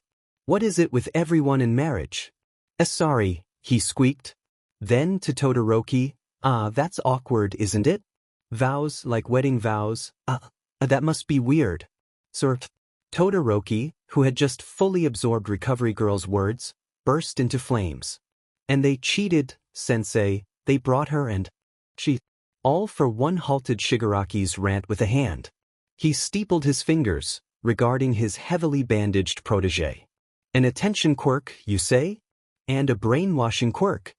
Yes, Shigaraki spat. Interesting. Very interesting. It seemed that Midori-chan deserved a little more investigation. He stored this information away for later. I see. Well, it's unfortunate that we weren't able to recruit Endeavor, but he still served his purpose? Shigaraki eyed the screen suspiciously. The flickering light of it cast odd shadows on his face. You mean? All for one grinned. Yes. It seems we've caught the hero killer's attention. One sleepy night later, Sunday morning. Izuku sounded raspy and tired, his words slurring together ever so slightly. Sorry, Kaken, I was visiting my mom and I got sick. Of course you did. Take better care of yourself, nerd. How long are you gonna be out? A couple days, I think. Bakugo clicked his tongue. Hurry up and get better, he huffed. The term's ending soon, right? Thanks, Kaken. He grunted in reply, hanging up and tossing his phone onto his bed. The dorms were quiet today. With final exams coming up, no one was really up for fooling around on a Sunday morning. He had long since finished their assigned homework and was now reviewing English, a messed-up language, in his opinion. Why did they decide to make so many dumb rules, then have so many exceptions to those rules? He was about to go back to conjunctions and prepositions, when he caught sight of his calendar. Auntie Midoriya's birthday was next week. Next week? If her birthday was next week, why was Izuku going to visit her now? Especially with how focused that nerd was on his studies. Feeling homesick maybe? No, Bakugo said aloud to no one in particular. Something didn't feel right. And he bet it had to do with whatever secret Izuku had been hiding from him for weeks now. How supremely irritating. Hey Baku bro. Bakugo snapped out of his thoughts at the sound of Kirishima's voice calling through his closed door. He merely grunted in reply, knowing that the redhead would hear him.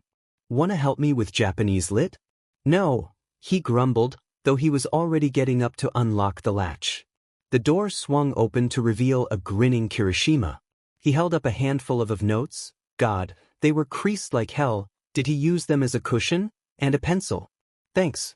I knew I could count on you. Bakugo made a disgruntled face. Was he becoming predictable?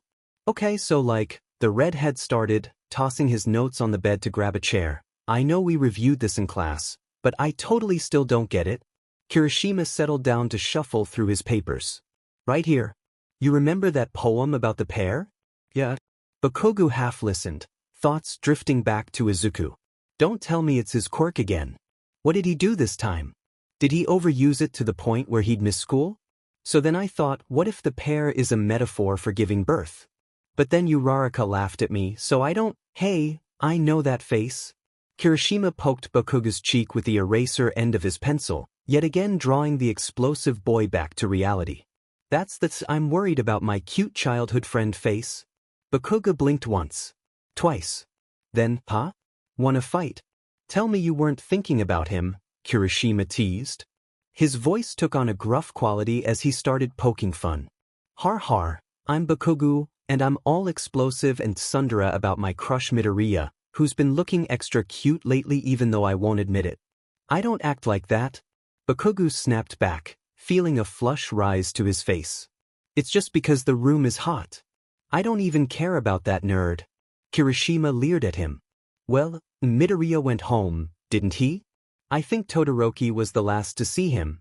He hummed, and he told me Midoriya left to visit his mom. Making time for family visits even now, huh? How manly. Bakugo grimaced.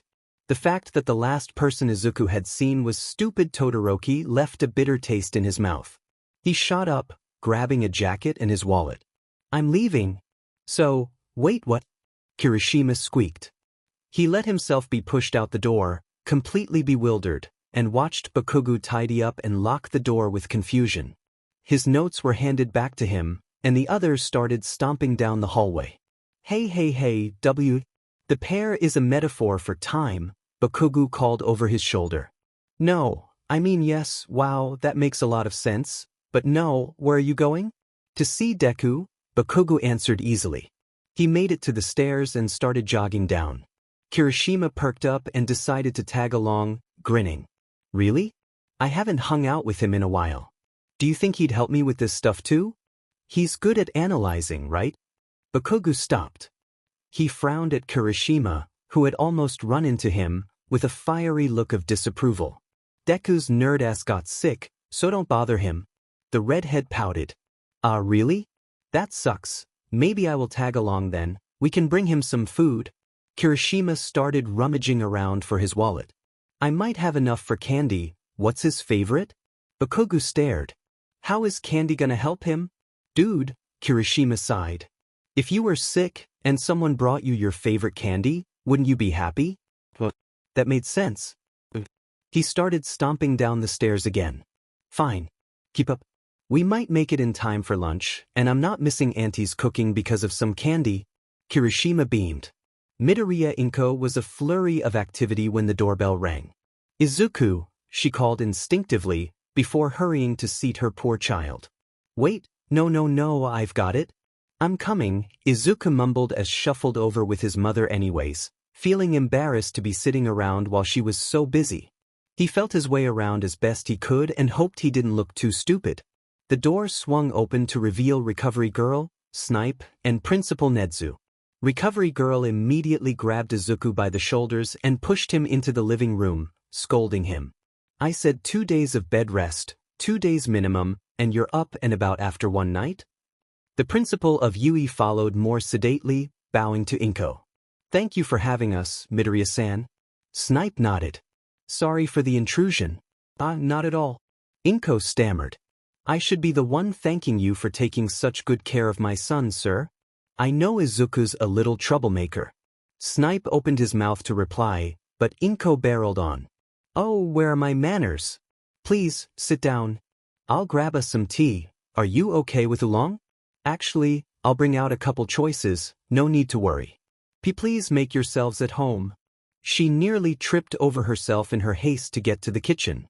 That's where he gets it from, the three teachers thought in unison, watching her go. Recovery Girl turned her attention back to Izuku, since he and the guests were all seated now. She gently brushed her hands against his hair. I'm removing these to take a look at you, okay? Izuku tilted his head for her, bandages wrapped around the top half of his face. Oh.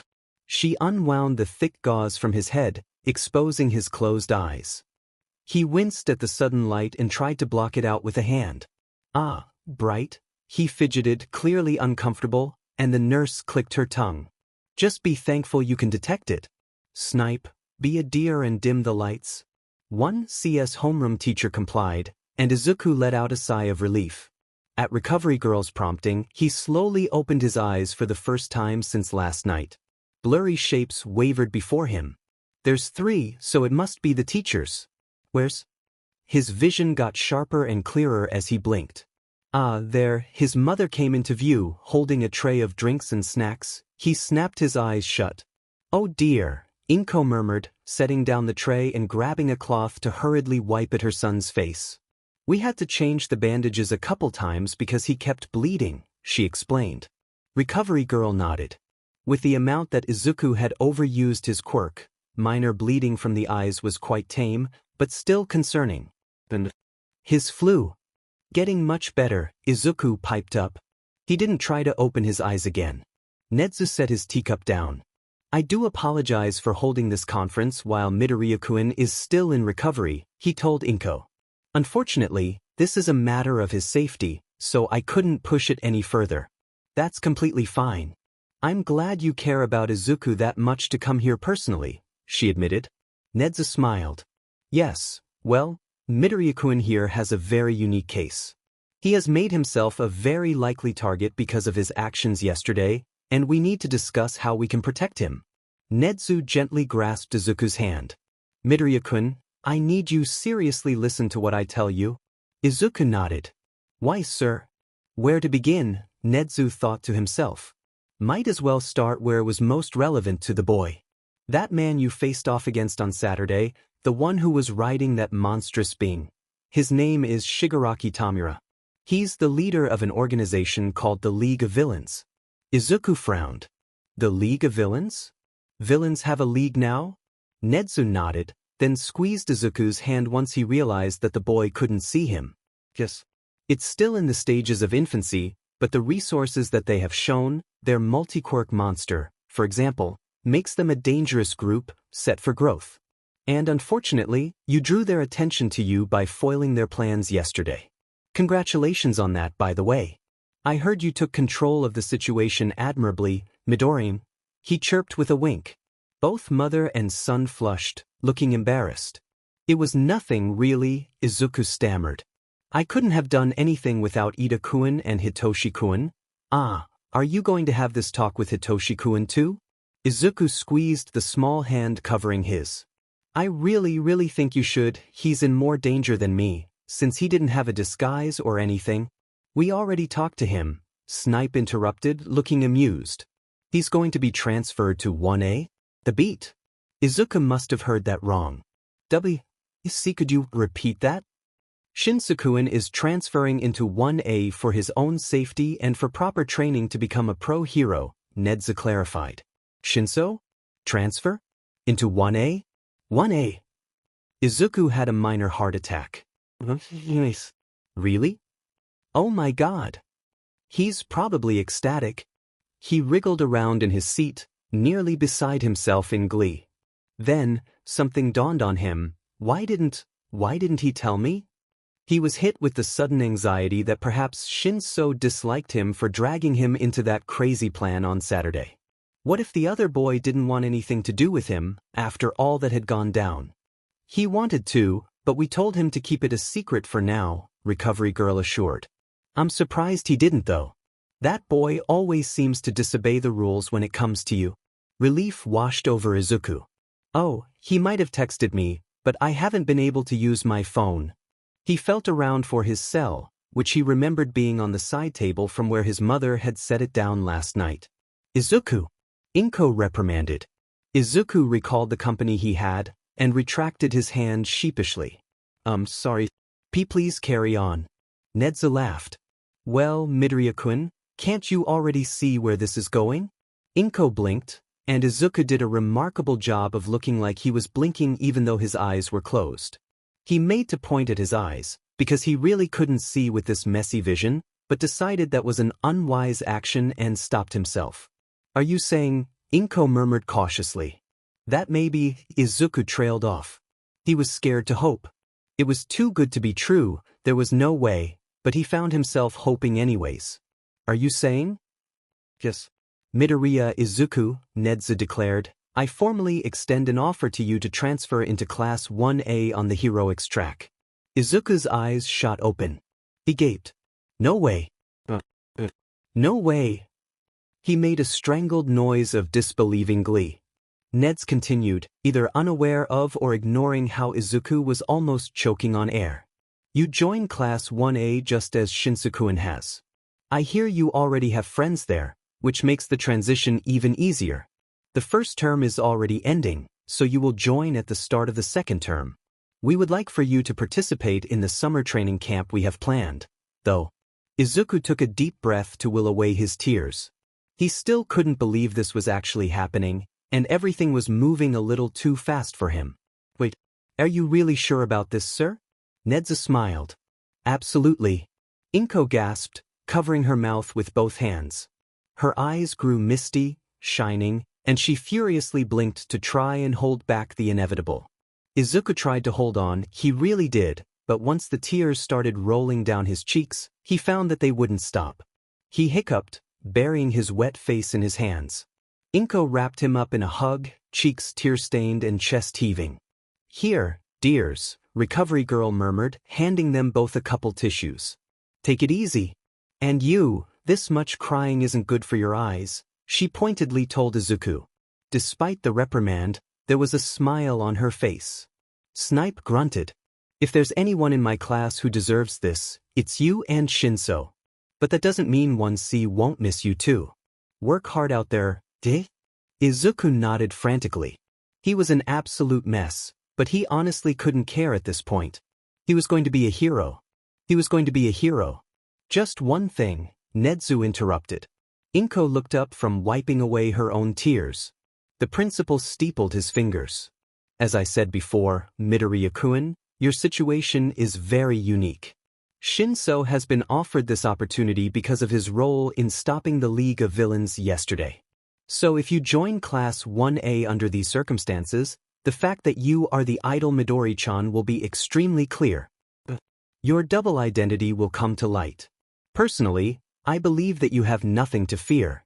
1A has proven that they protect and support each other, and knowing who you are will only make it easier for them to do the same for you. Nedzu stopped, realizing that the glee was quickly fading from Izuku's face, replaced instead by an anxious expression. You have reservations about this? Izuku twiddled his thumbs. His eyes were starting to burn again, not with tears but with strain, so he pressed at his closed eyelids with a fresh tissue. I don't know, what if everyone is disappointed? Midori-chan is a cute, mysterious idol with tons of fans, and I'm just me. He didn't want to say it out loud, but the words clawed at his throat, nearly choking him. What if I'm not what they expected? What if I'm not good enough? Inko set her hand on top of her son's, momentarily breaking through the thoughts swirling in his head. Izuku, I know being Midori-chan is important to you, but is keeping her secret more important than having people to help protect you? Nedza bit into a cookie, humming. I suppose we must consider the possible traitor we have hiding in our ranks. He clapped his now cookie-free hands together. I understand. It will be tricky, but if you really would like to keep your secret from the rest of the world, there is one way we could do this. I trust you don't have any qualms about wearing skirts? Izuku shook his head, albeit a little confused. No. If it looks okay, I'm fine with anything. Why were they suddenly discussing his clothing preferences? Wonderful. Then if we want to protect your identity, Nedzu leaned forward, a sly grin on his face. Midoriya Izuku will just have to disappear for a little while. 38 heroes out of commission, and you still walk the streets free as a bird. It's quite impressive, Kurojairi praised. We'd like you to join us. I believe that we can help each other grow. Stain leered back at him, looking completely unimpressed. I saw your little stunt at Hero Land. You couldn't even handle one pro hero, and you want me to join your little gang? We just need more attack power, Shigaraki replied. He leaned back a little in his stool, eyes bloodshot and just a little crazed. The dim lighting of the bar didn't help with the shadows on his face. I thought about it a lot, you know. Why we lost that day, it's because they cheated. But if we have enough raw power, it won't matter how much they use her. There was something he was missing here, but Stain didn't really care. He hadn't seen anything he was searching for in this gigantic man-baby, and this was rapidly turning out to be a waste of his time. What are you actually after? Shigaraki blinked. Well, we want to kill All Might, eventually. And destroy everything I don't like. But I also want. He stopped playing with the photograph in his hands, smoothing it out and holding it up with 2 fingers. The sight of Midori-chan's crinkled smile had Stain blinking. This brat, Shigaraki stopped. He realized that he wasn't sure what he wanted. To kill her? To torture her for what she'd done? To hold her thin little neck between his hands and make her beg, just a finger away from ruining her? What do I want? The sound of a blade being unsheathed cut through his struggle. Stain's glare was unnerving, the pulled corners of his mouth even more so. So you're the type of guy I hate the most, huh? Wishy-washy, acting however you please? His attack was lightning fast, and Kurogiri had barely felt the pain from the slice to his arm before his body froze, immobilized. Shigaraki hit the floor with a thud. The blade in his shoulder had pain lancing through him, but he only laughed. Stain growled at him, pressing a bit more weight into his knife. Oh, see how strong? Ha! Kurogiri, get him off me. The warp gate cursed. I can't move. It's probably his quirk. Bloodlust without conviction is useless, Stain breathed as he looked down at the captured villain. Heroes these days, they're not truly heroic at all, yet society still praises them for being fakes. And villains like you, aimlessly throwing yourself into violence because you have power. Until you're gone, all of you will be purged. Shigaraki grinned, despite the disadvantageous position he was in. He reached for the blade near his face, disintegrating it with no care for the tiny shards that rained down on him at the action. Society, you say? All right, I want to crush it all into dust, All Might, and the society that worships him. And then, I'll use her to send my message to the world. Stain jumped back to avoid the hand that swept out for him. He eyed Shigaraki as the man stumbled back up. This was unforeseen. The crazy look in his eyes, the eerie smile and spread arms. So he wanted to destroy the status quo as well? That's my conviction, Shigaraki laughed. Stain dropped his now bladeless knife on the ground, smirking. This might get interesting. When Bakugo and Kirishima made it to the Midoriya abode, they were surprised to find Inko refusing to let them in. The frazzled woman looked like she'd been crying, eyes rimmed with red. I'm really sorry, boys. Thank you so much for coming, but poor Izuku is absolutely bedridden. He wouldn't want you to see him like this. Bakugo squinted at her, and a brief moment of awkward silence passed. Kirishima can go back, he offered cautiously. Kirishima snorted. Hey! Oh, Katsuki-kun, Inko laughed, you really don't want to see him. He looks dreadful. It was true. After all the excitement with Nedzu's offer, Izuku's fever had spiked, and they'd had to lay him down. A kiss from Recovery Girl, a cool towel, and a bed later, Izuku was now fast asleep. Nedzu and the others had left a little while ago. Bakugo grumbled.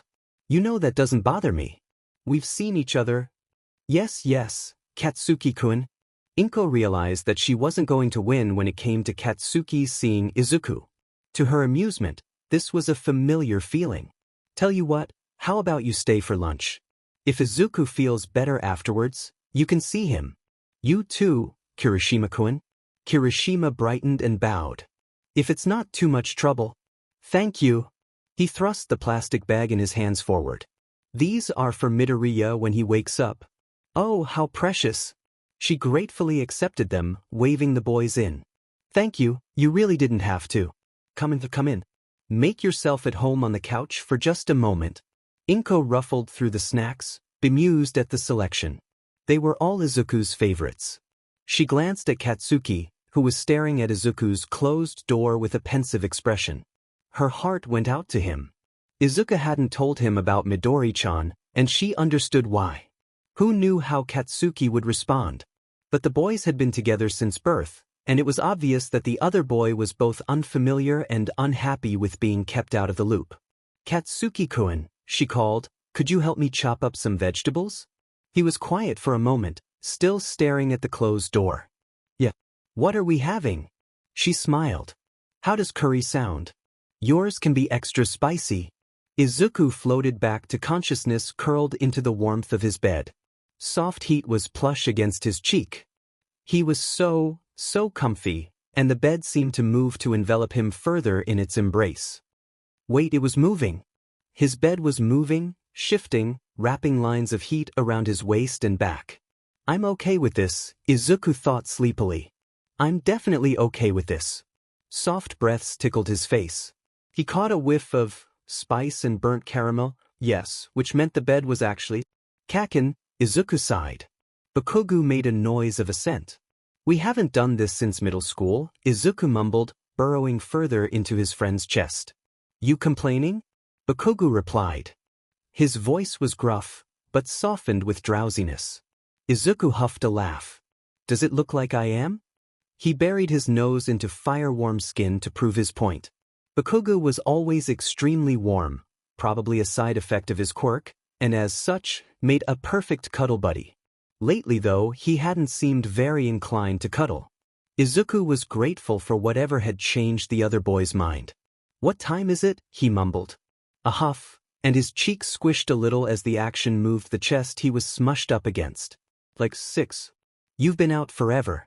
Kirishima and I came over for lunch. Auntie said for you to eat something when you wake up. I didn't get to be a good host for Kirishima. A little huff of laughter. He was basically worshipping your mom's cooking. Leftovers are sitting on the stove, so get up. Later, Izuku whined. Now that he thought about it, his throat was dry and he kind of had to pee, but this position was too perfect. He wasn't moving anytime soon. Can't we stay like this for a little longer?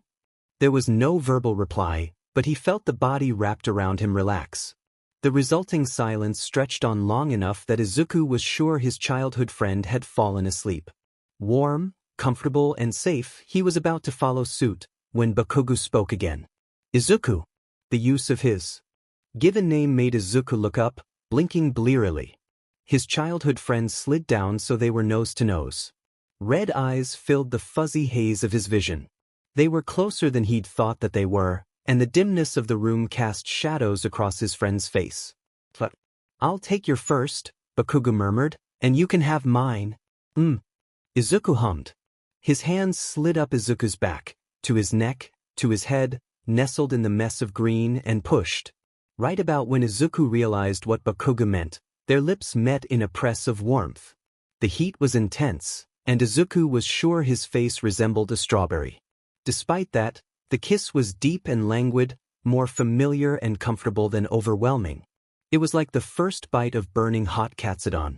They parted after a moment, Izuku breathing heavy even though the contact hadn't been for long. Kikaken, he mumbled, lips a cherry red that had something curling deep in Bakugo's stomach. What was that? You already took my first kiss a while ago. Bakugo scoffed. We were brats then, doesn't count? Now that his vision had cleared, Izuku took in the sight of a sleepy, kiss-must Bakugo. The other teen was wearing his iconic black tank top, hair endearingly messy. Though it was hard to tell what exactly Bakugo was thinking, it was obvious from his expression that the other boy was immensely satisfied. Kaken, Izuku breathed again, humming and slowly rolling to sit on the side of the bed. The sudden lack of warmth was terrible, but his bladder was really killing him now. You don't have to renew a first kiss or anything, you know? That's super competitive, even for you. Shut up, Bakugo growled back, without any fire. He sat up as well. Get up and go eat something. Auntie went out with the old hag for coffee or whatever. Okay, Izuku agreed easily. He hobbled up, marveling at the ability of Recovery Girl. The aches and pains he'd gone to sleep with were much better now. He found himself thinking that he might even be able to go to school earlier than he'd thought. Then, as he careened into the wall, he changed his mind. Bakugo watched Izuku go, pensive again. The satisfaction of kissing the other boy, who else could say they took Midoriya Izuku's first kiss, took to the back burner as he witnessed the shorter boy stumble around. Obviously, Izuku had been lying. The sound of running water from the other room prompted Bakugo to speak. He's not sick, he declared to the room's numerous All Might figurines. He just used his quirk too much again. Why won't he tell me anything? The smiling plastic, of course, gave no reply. Monday morning during break, Todoroki was pulled out of his daydream, green eyes, fluffy hair, bright smiles, by an unbelievable accusation. Come again? Todoroki asked, not quite believing what he was hearing. Explain this. Kyoka tapped her phone. What looked like a teen gossip site was showcasing a headline that made Todoroki's stomach twist. Endeavor's son and thrice Midori-chan, engaged? Todoroki pinched himself, and unfortunately found that he was very much awake. I'm not engaged, he managed. His gaze lingered on the headline, Endeavor's son. What a sour way to start the day. I know, Kyoka shot back. And Midori-chan isn't either. So what's going on? Why is your father going around spouting all this nonsense about you too? His father, of course. That bastard. Todoroki sighed deeply. I don't know. He's never once spoken to me about this. Realizing that Todoroki actually had no idea what was happening made Kyoka relax. Now that she thought about it, Todoroki wasn't the type of guy to pull something like this, and she felt kind of bad for jumping to conclusions. Right? Sorry. I guess this is between Ida and Endeavor, then. Ida? Todoroki questioned, still somewhat distracted by the headline. Can I read this? Kyoka handed him her phone as she continued explaining. Ida is both our manager and friend, so he's like super protective of Thrice. He'd probably call up Endeavor right now if it weren't school hours. Ida was, in fact, at the teacher's lounge, asking for permission to use his phone to contact the number 2 hero during self-study. Todoroki scanned the article. If Ida needs support while yelling at my old man, I'll gladly give it. Thank you, Yaoyorozu cut in. She made her way over to Kyoka, pressing a quick kiss against her girlfriend's cheek before leaning against the desk. I knew you had nothing to do with this, Todoroki-kun. It just seems that Endeavor has a bit of an obsession with Midori-chan. That was concerning. Todoroki focused on the article. Endeavor's son and thrice Midori-chan, engaged? The number 2 pro hero was seen declaring idol Midori-chan as his daughter-in-law during the attack at Hero World on Saturday. When asked for further clarification, he confirmed that he meant the words in reference to his youngest son, who is around the speculated age of Thrice's most mysterious member. Will the dreams of Midori-chan's fans be shattered by a predetermined marriage? Only time will tell. I'm not getting married, Todoroki muttered. Of all the things his father had done to mess up his life, setting him up with someone was a new one. Who the fuck would marry you? Bakugo sneered from a couple desks over. And shut up, your voice is grating my ears. You say that like someone would marry you, Kyoka laughed. She cut off the explosive boy's next insult with a large shrug and some more snark. You insult Todoroki, but the one who's really hopeless for a future lover is you. She gave the Ice and Fire user a look, expecting him to chime in as well. Unfortunately, Todoroki was, yes, for the millionth time that day, he was distracted because he was thinking of a certain someone. Marriage, they said? Midoriya, Todoroki breathed, remembering the events of Saturday night.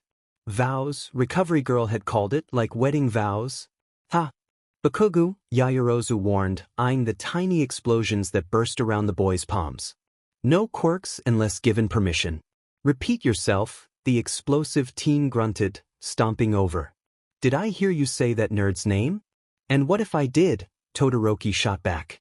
Half of his mind was still stuck on that night, on how the water had glistened from where it had clung to Izuku's eyelashes, on the white towel that had draped over his fluffy hair like a veil. Please wait for me, Izuku had said. I'd wait forever for you, Todoroki wished he'd replied. Bakugo was dangerously close now, looming over him with an expression like something straight out of hell. His palms sparked, voice low and poisonous. I'm ignoring the fact that I said marriage and you thought Midoriya, and giving you one last warning. Stay the fuck away from Deku. Todoroki stood up abruptly, eyes narrowed. He used the few centimeters height he had over Bakugo to his advantage as he forced the other boy back. Midoriya doesn't belong to you, he spat. Stop treating him like an object. You don't control his life. Bakugo immediately recovered the short distance he'd been pushed. Sure, but I know bad news when I see it, he barked back. You drag him into your issues, and he'll drain himself dry trying to fix all of them. And guess what? He jabbed a finger into Todoroki's chest, eyes ablaze. You've got way too many issues, daddy's boy. Todoroki felt flames licking at his face. His clenched fist shook, knuckles white. "How dare you, you don't know any—" "Enough," Aizawa thundered. His eyes glowed red from where his face peeked out of the sleeping bag. Bakugo opened his mouth to argue, and was promptly thrown out by Aizawa's capture tape. Todoroki swallowed his protests at the violent ejection and quietly followed. The rest of 1A looked on, hushed and uneasy, as their homeroom teacher shuffled out to have a word with the top 2 students of the class. "Out with it," Aizawa grumbled once the door was closed. "What the hell are you two hissing at each other over?" He was met with silence. Neither of the boys wanted to admit to anything, it seemed. Aizawa sighed deeply. He had an inkling of what was going on, and decided that he was not paid enough to deal with teenage drama. His next words came out in the tone of someone who was watching 2 cars about to collide, and did not care in the slightest. "If you two have problems with your mushy feelings for Midoriya, you can deal with that outside of class, on your own time. Don't disrupt others. If this happens again, you'll be missing class to clean the dorms. Understand?" The duo nodded mulishly, cheeks a little pink. Aizawa pressed his fingers against his brow to try and ease his furrowed skin. At this rate, the wrinkles there would be permanent. "Oh, and you're cleaning the classroom today after school. That's all." At their mumbled, "Yes, sir," he stepped back into the still hushed classroom, trusting the boys to wrap up their grievances in a timely manner. A tense silence bore down on them. Surprisingly, Todoroki was the first to break it with an awkward cough. "Midoriya has done a lot for me, and I know that he'll try to do more. That's just the kind of person he is." Bakugo squinted at him. "Yeah, and if he tries to fix every problem that comes his way, he'll crack under the pressure.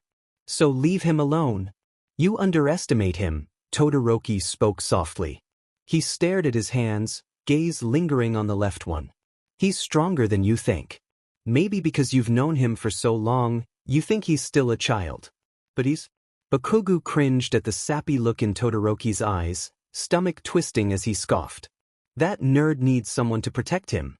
He doesn't need another charity case that follows him around because he makes them feel loved." He didn't care if he was being harsh, as it was a truth that needed to be said. Todoroki shook his head. "I don't care what you think of me, Bakugo, but consider this a formal declaration.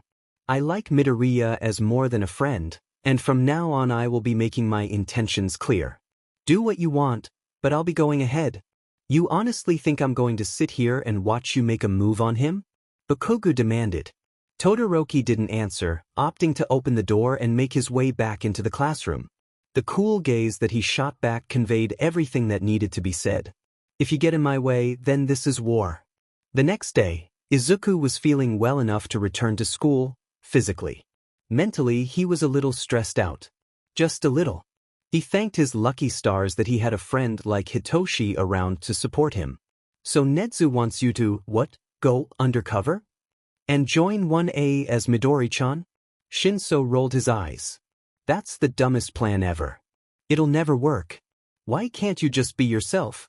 "Principal Nedzu thinks that there could be a traitor in the school," Izuku defended weakly. At the look his friend gave him, he knew it was no use.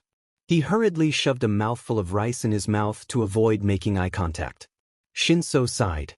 "Izuku, I know you have some sort of inferiority complex to Midori-chan, which makes no sense because you are her, but listen to me."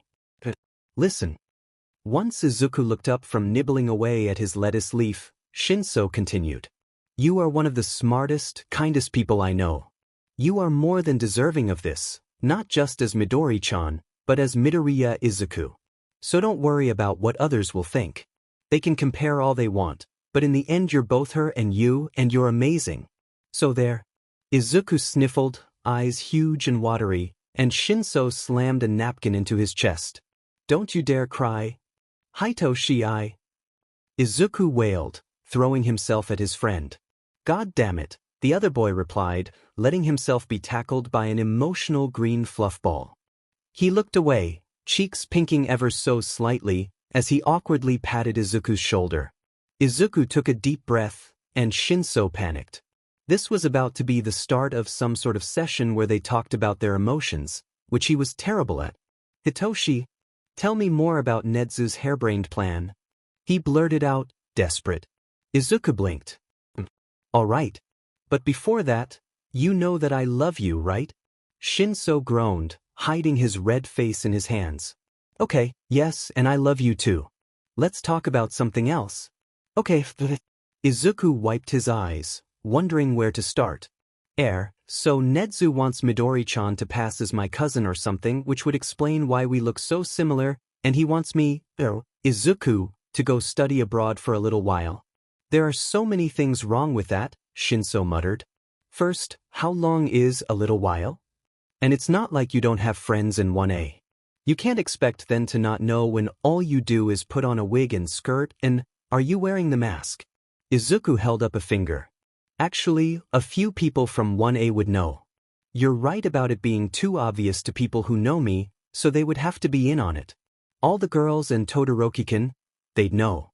But the rest of the school and the world wouldn't. This way, other people can't try to attack anyone connected to Midoriya Izuku. That actually doesn't sound like the worst thing ever. Shinso turned the plan over in his head. I guess, as long as they can keep a secret. If it keeps your mom safe, then I support it. That still doesn't answer my other question though. How long? Are you really going to keep this up until we graduate? What happens after that?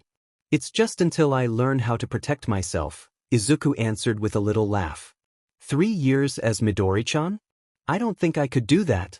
Once I've learned how to protect myself, Principal Nedzu said that I could do whatever I wanted with Midori-chan. Shinso let the plan roll over in his head a couple times. He sighed. Fine.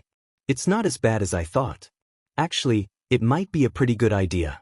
Who knows what kind of harassment you'd get if people knew your actual personal information. Izuku felt relief wash over him.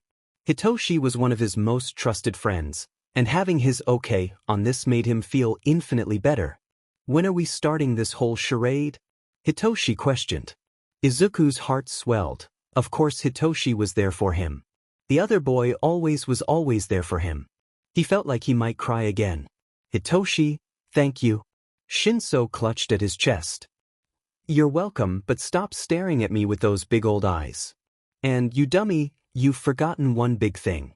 How are you going to break this to Bakugo? Izuku gasped. I totally forgot. Oh no. They both knew that Bakugo wouldn't take the whole Midori-chan secret well, especially considering how long it had been hidden from him. And who knew how he would react to Izuku joining the hero course. You should tell him sooner rather than later, Shinso pointed out. And preferably somewhere far from others, so he doesn't blow someone up by accident. Why? I'll tell him before school gets out, Izuku promised. He would just have to strike when Bakugo was in a good mood. Congratulations, Kaken. I knew you'd pass with no problem. Bakugo preened at the attention. The final exam had been a little unexpected, and having to work with tape arms had been annoying, but in the end it didn't matter. I'm going to be number 1, so something like this was nothing, he replied. The other 4 people at the table, his parents, Inko and Izuku, took in the slightly red cheeks accompanying his smug grin with a shared thought. He's happy that he was praised. They were all sitting at the Midoriya's dining table, squeezed together and surrounded by the divine smells of Inko's cooking. It was a celebratory dinner for the successful completion of first term at UA, and Izuku's mother had gone all out with the menu.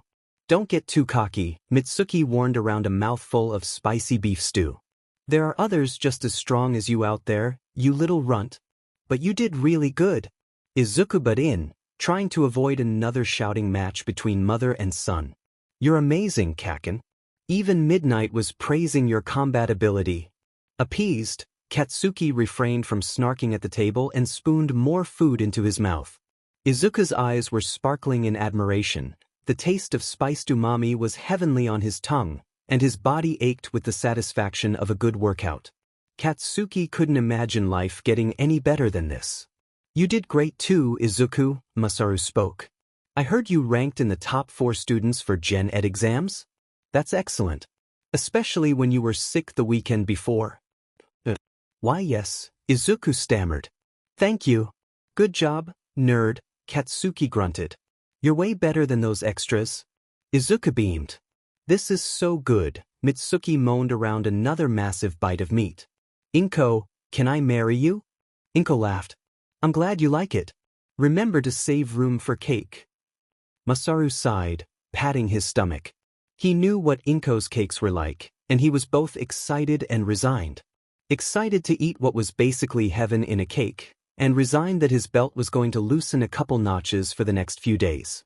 Goodness, Inko, you really didn't have to? Why wouldn't I, when our boys have grown up so well? She stroked her son's hair. I'm so proud of you too, she murmured, feeling herself get choked up. Don't you dare get emotional on me, Mitsuki warned, or we will both start crying and opening baby albums, and no one will sleep until 3 in the morning. As his mother valiantly tried to assure Auntie Mitsuki that no tears would be shed tonight, Izuku lightly tapped Katsuki's foot with his own. The other boy made a rough sound of acknowledgement, completely absorbed in ingesting as much food as possible, and Izuku leaned over with a little snort. Kaken, he whispered. After dinner, I have something to tell you. Katsuki stopped to give him a confused, borderline suspicious look, before nodding. He pointedly looked at the sink. After dishes. Izuku nodded. But also, he popped a pepper, much too spicy for him, into Katsuki's mouth to get it off his plate. The rest of dinner continued without a fuss. The combination of good food and good company had everyone happily lounging in the living room after the table was cleared. Deemed to be too voluminous of an amount for hand-washing, the dishes were relegated to a cycle in the washer, and the boys were free to their own devices for the rest of the evening. Have fun, brat, Mitsuki called. The adults were nursing glasses of wine now, the perfect end to a perfect day. If you're asleep by the time we leave, remember that we love you. Yeah, Katsuki grumbled. He shut the door to Izuku's room behind him, taking in the soft boy splayed out on the bed. Izuku's lithe figure was stretched out, green curls falling away from his forehead, and a little stretch of skin peeked out where his shirt had ridden up. And all that running had really paid off. Those were some good-ass thighs. Kaken, what's wrong? Aren't you gonna come lie down? Katsuki launched himself at the bed, landing with enough force to send Izuku bouncing almost off the edge of it. He stuffed his face into the nearest pillow as the younger boy squawked and struggled to keep off the floor. Kaken. Why do you always do this? Shut up, Katsuki forced out. He desperately tried to think of something else. Anything other than Izuku's stupidly pretty face and stupidly hot body and stupidly bright smile. Izuku squinted, trying to gauge how sleepy his friend was. Not bad, but he decided to use his secret weapon before he tried explaining Midori-chan. Say, today was super tiring, right? Do you want a back massage? The rational side of Katsuki's brain said no, you idiot, you're totally going to pop a boner. The other side, the one that didn't give a fuck, replied who gives a fuck. Like hell we're passing on this. Hell yes, he breathed out, already stretching out in anticipation. Izuku settled himself on Katsuki's lower back, cracked his knuckles, and started working his magic.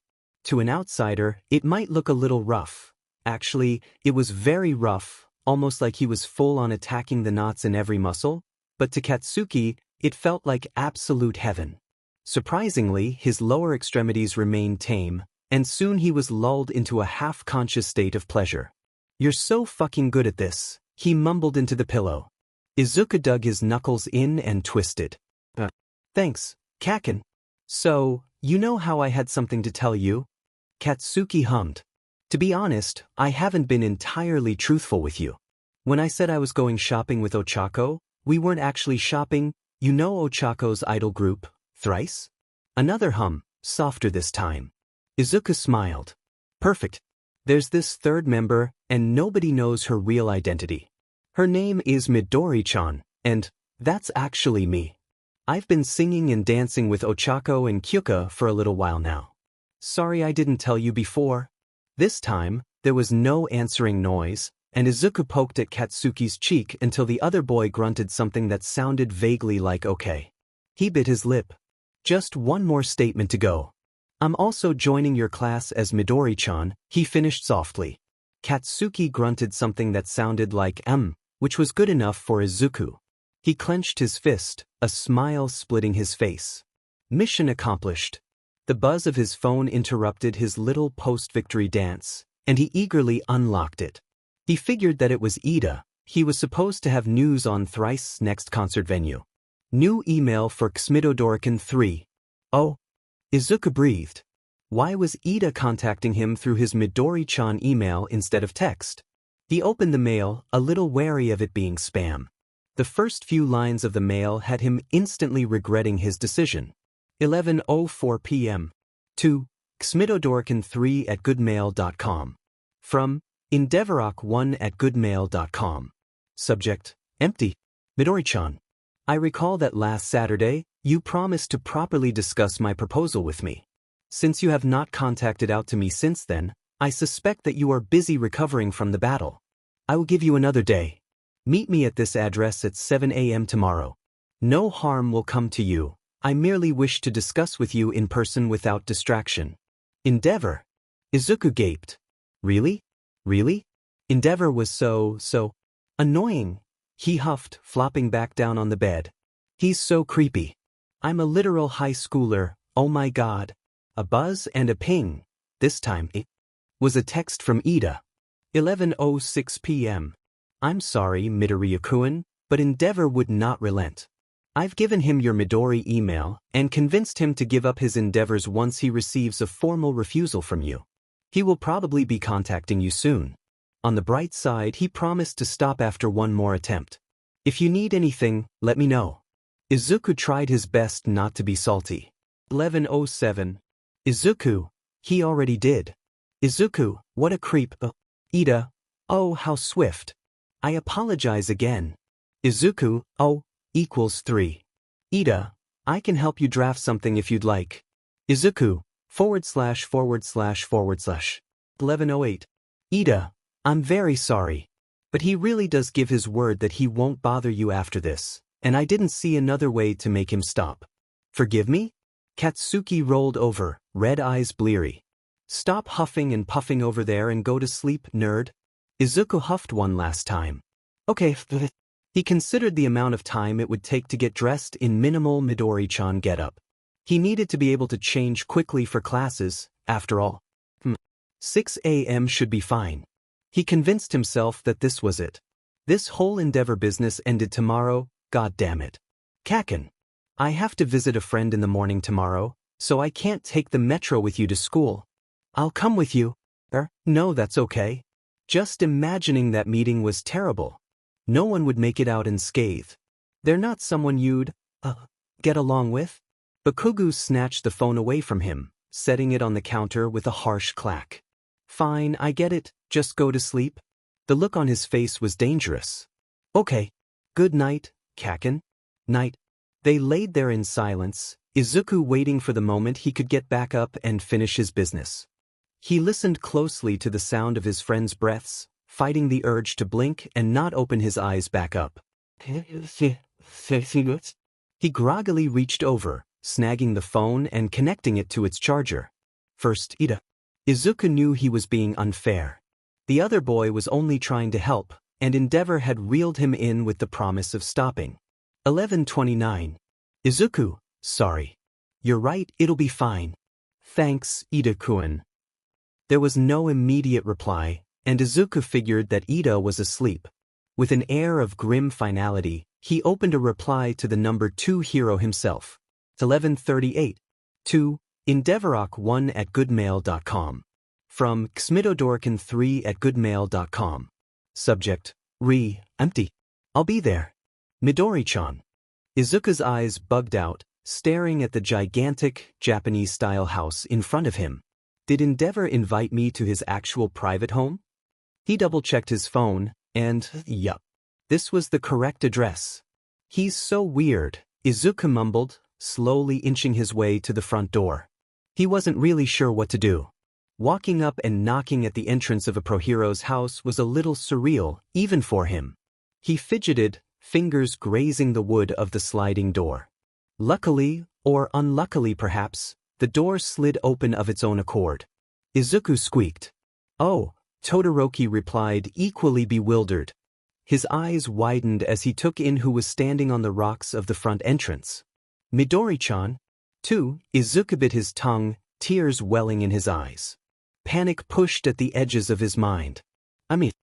Today's a nice day, isn't it? Hello. He smoothed down the edges of his skirt, ducking his head and hoping that his mask would be enough to hide his face.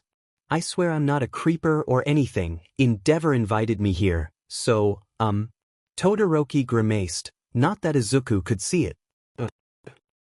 I thought Yue had dorms, Izuku questioned, trying to figure out why Todoroki was at his house. Maybe he'd had a celebratory dinner last night as well? Shuto. Footsteps thundered down the hallway, and the youngest Todoroki barely bit down a groan. Endeavor rounded the corner, dressed in normal clothes for once. Ah, Midori-chan. Hello, Izuku managed. Endeavor grinned widely. I see you've met my son. Shuto, this is Midori-chan. With luck, you'll be seeing a lot of each other. Shuto squinted, slowly picking apart the meaning behind that sentence, before that news headline came back to him. Endeavor's son and thrice Midori-chan, engaged? Oh no, he breathed. Don't be rude, his father boomed. Come in, Midori-chan, this way. Shuto, you're free to go.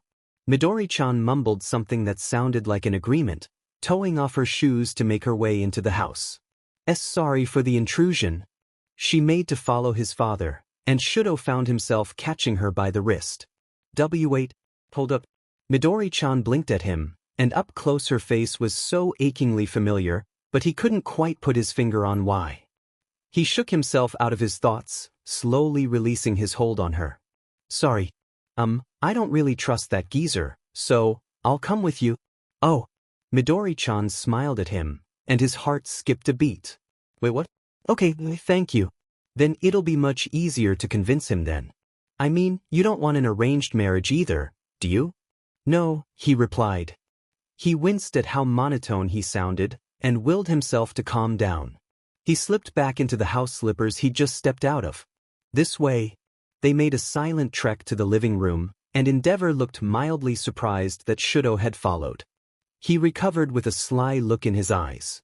She's caught your eye, has she? No, Shuto automatically thought, then stopped. That wasn't entirely true. There was something about her. Endeavor motioned towards the cushions, despite not being seated himself. Sit please. Have some tea. I don't think that's necessary, Midori-chan replied.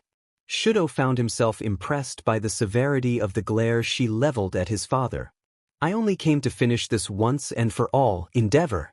I will not be marrying your son, so please stop asking about it. There was a tense moment that bordered on awkward, with the three of them standing around the low table. Fuyumi walked in with a tray of snacks, then promptly spun on her heel back out after witnessing the atmosphere. Endeavor crossed his arms, looking vaguely annoyed. Perhaps you aren't seeing clearly. What I offer is not only marriage into a powerful family. As the number 2 hero, I can give you connections and leverage into the hero world. Midori-chan looked a little scandalized. I wouldn't marry someone for... I've seen you in action, Midori-chan. That look in your eyes. Endeavor stretched his arms out. That's the look of someone who wants to be a hero. I can help you. I can train you, I can take you on as an intern, and I can even pull strings to get you into UA if you would like. All I ask is your serious consideration.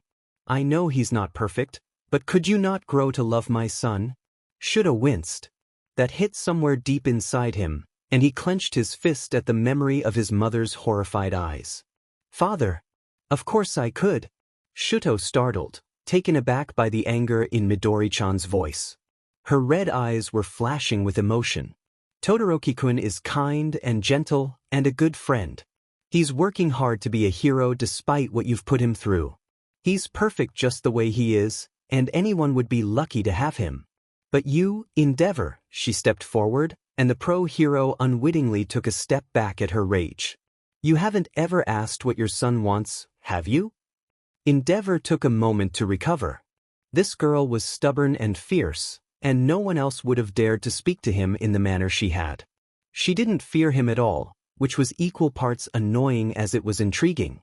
And the most interesting was that she spoke as if she knew his son personally. His gaze slid to Shuto. The boy's eyes were wide, glued to Midori-chan's shaking form. Endeavor coughed into his fist to hide his growing smirk. Midori-chan, your kindness will be your downfall. Shudo's weak to your type, after all. Fine then. It was time for a different approach. Shudo, how do you feel about Midori-chan? She stands up for you like this as if you're good friends.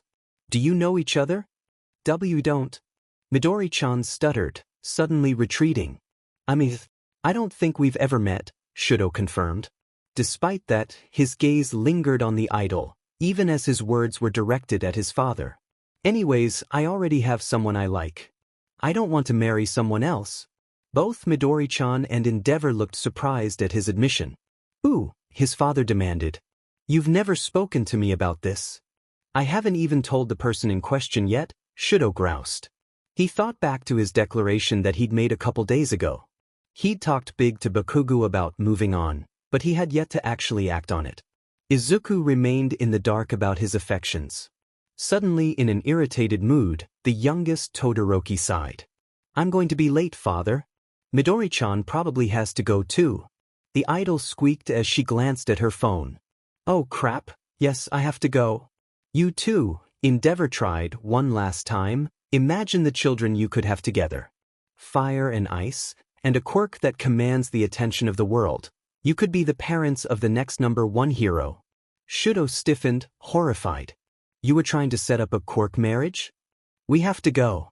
We'll miss the train. Midori-chan almost yelled, grabbing Shudo's hand and dragging him out with her. Thank you for listening to me, Endeavor. I'm sure you'll stop with this marriage business now that you've gotten your answer. The pro-hero made to go after them, but nearly careened into the wall as his vision suddenly snapped sideways.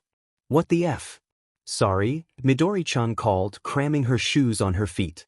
Not sure what to do, Shudo decided to copy her. I'm not good at controlling my quirk. Goodbye, Endeavor.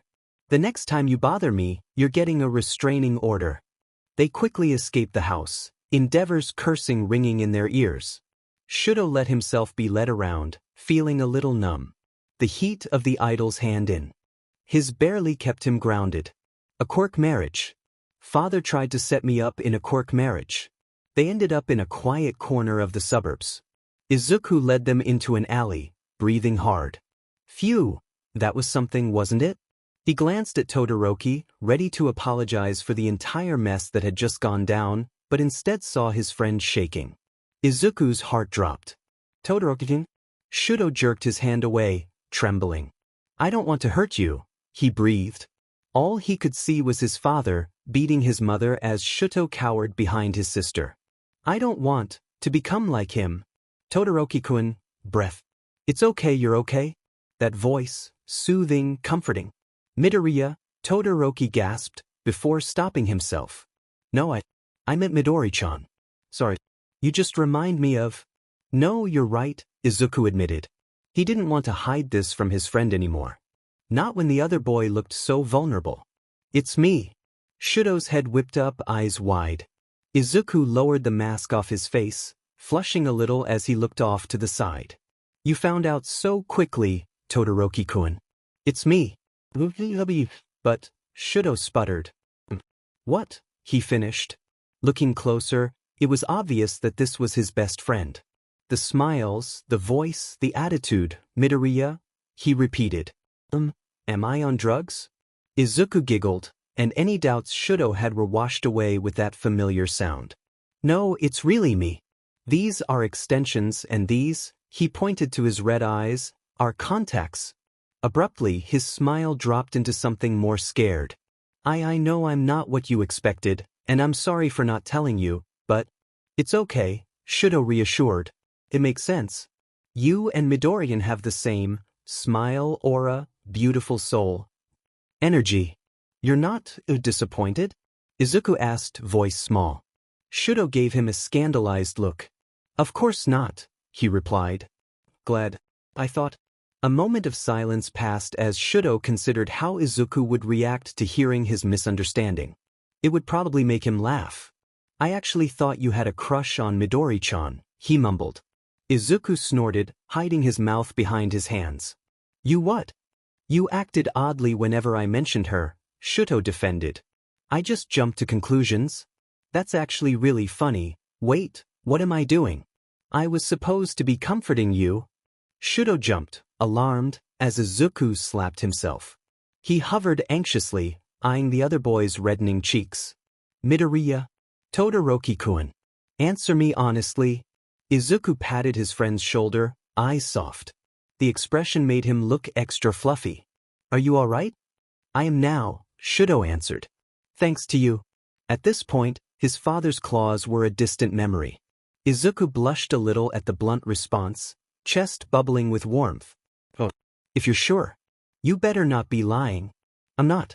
I think I'm too busy digesting this, Shudo admitted, gesturing to Izuku's outfit. It still feels like I'm dreaming.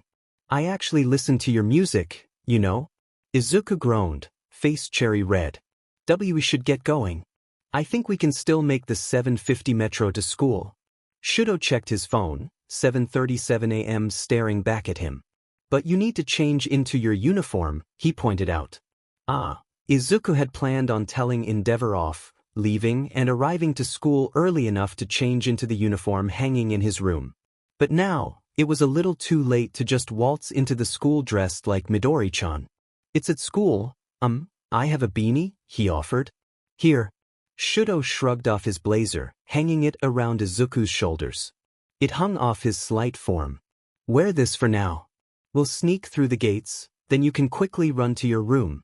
Oh, thank you, Izuku murmured, resisting the urge to bury his nose in the fabric.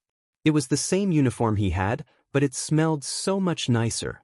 Shudo smoothed the beanie over his friend's head, reveling in the soft green curls. Jesus, he understood the whole boyfriend shirts thing now. Izuku looked adorable in the oversized blazer, and Shudo distantly wondered if he could get the shorter boy to model his hero costume, just once. Okay, let's go. Izuku took his hand again, ready to lead them out into the world. Before they set foot out of the alley, he squeezed Shudo's hand one last time. Todoroki-kun. I know you said that you're fine, but if you ever need someone to talk to remember that I'm always here for you. His hand is smaller than mine, Shudo thought. His eyes trailed up the thin wrist, swallowed by his blazer, knowing the strength hidden away in those gray folds. He allowed himself to just take in his companion, feeling fuzzy at the entire situation. Here in this dim pathway, the sounds of the outside, the whir of cars, the chatter of people, was muffled. It was just him and Midoriya Izuku hidden away together, sharing their secrets like they were the only two that mattered in the world. It was a dangerously pleasant feeling. Shudo's voice nearly caught in his throat, but he managed to speak. Me too. I'll always be by your side, he promised. Izuku's answering smile destroyed his poor gay heart. Then, the smile curled into something more mischievous. Todoroki-kun, you'll actually be seeing me a lot more once second term starts? He tilted his head. The hero killer strikes again.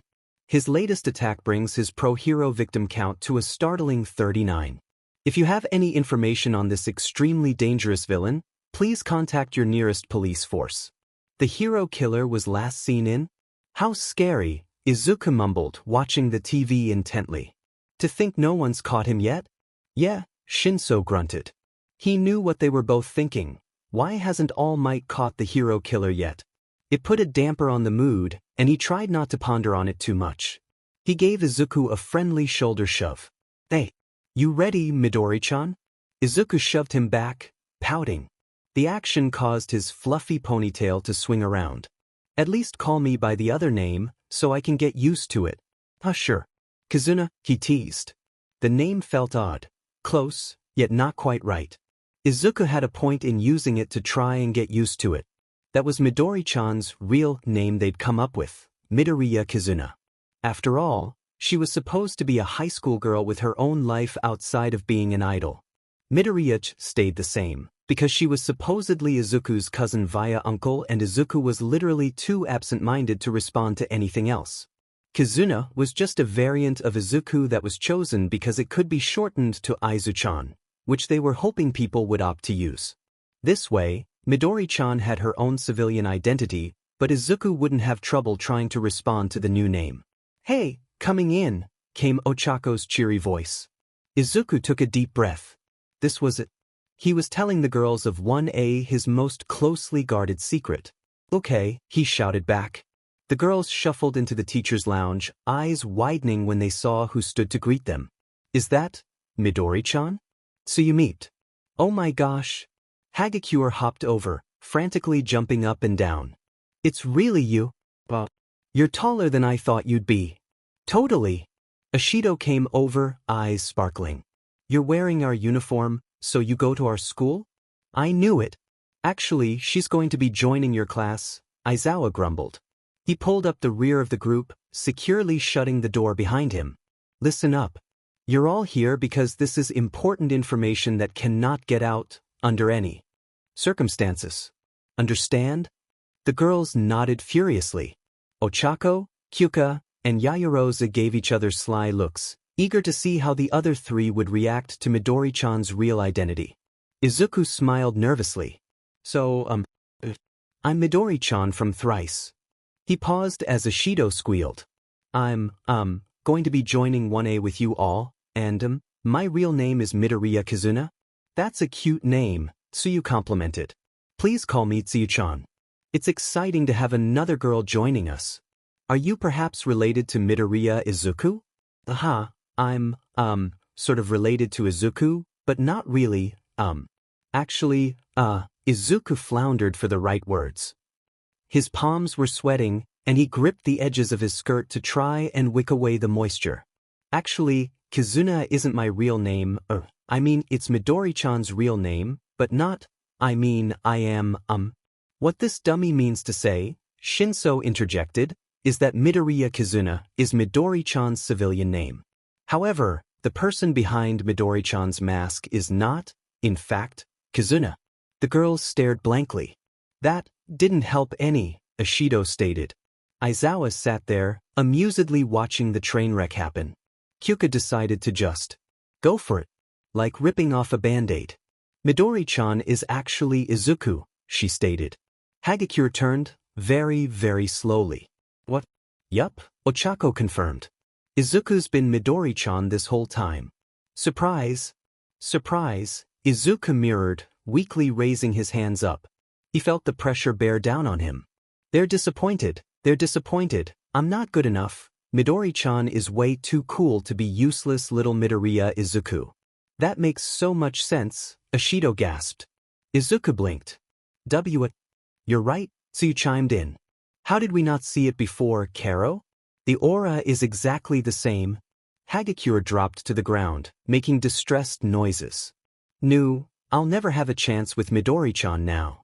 Not when Midoriya has to do. Wait, you guys aren't, Izuku swallowed hard. You're not disappointed? The girls made a face, and he was reminded of Todoroki's scandalized look back in the alley. It had him feeling a little fuzzy inside.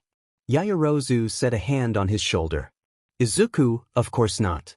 Why would you think that? Her concerned face was too much. And no reason, he replied quickly, wincing at the weight of everyone's gaze. Anyways, what I wanted to say is that yes, I'm actually Midoriya Izuku. However, I'm trying to keep that a secret. For safety reasons? Tsuyu nodded. That makes sense. Relief blossomed in his heart, and he dropped into a bow. So if you could all help me keep up Midoriya Kizuna, I'd be very grateful. Ooh, this is fun. Like an undercover mission. Hagakure did something, they guessed it was a thumbs up, and well, it looked like she also nodded.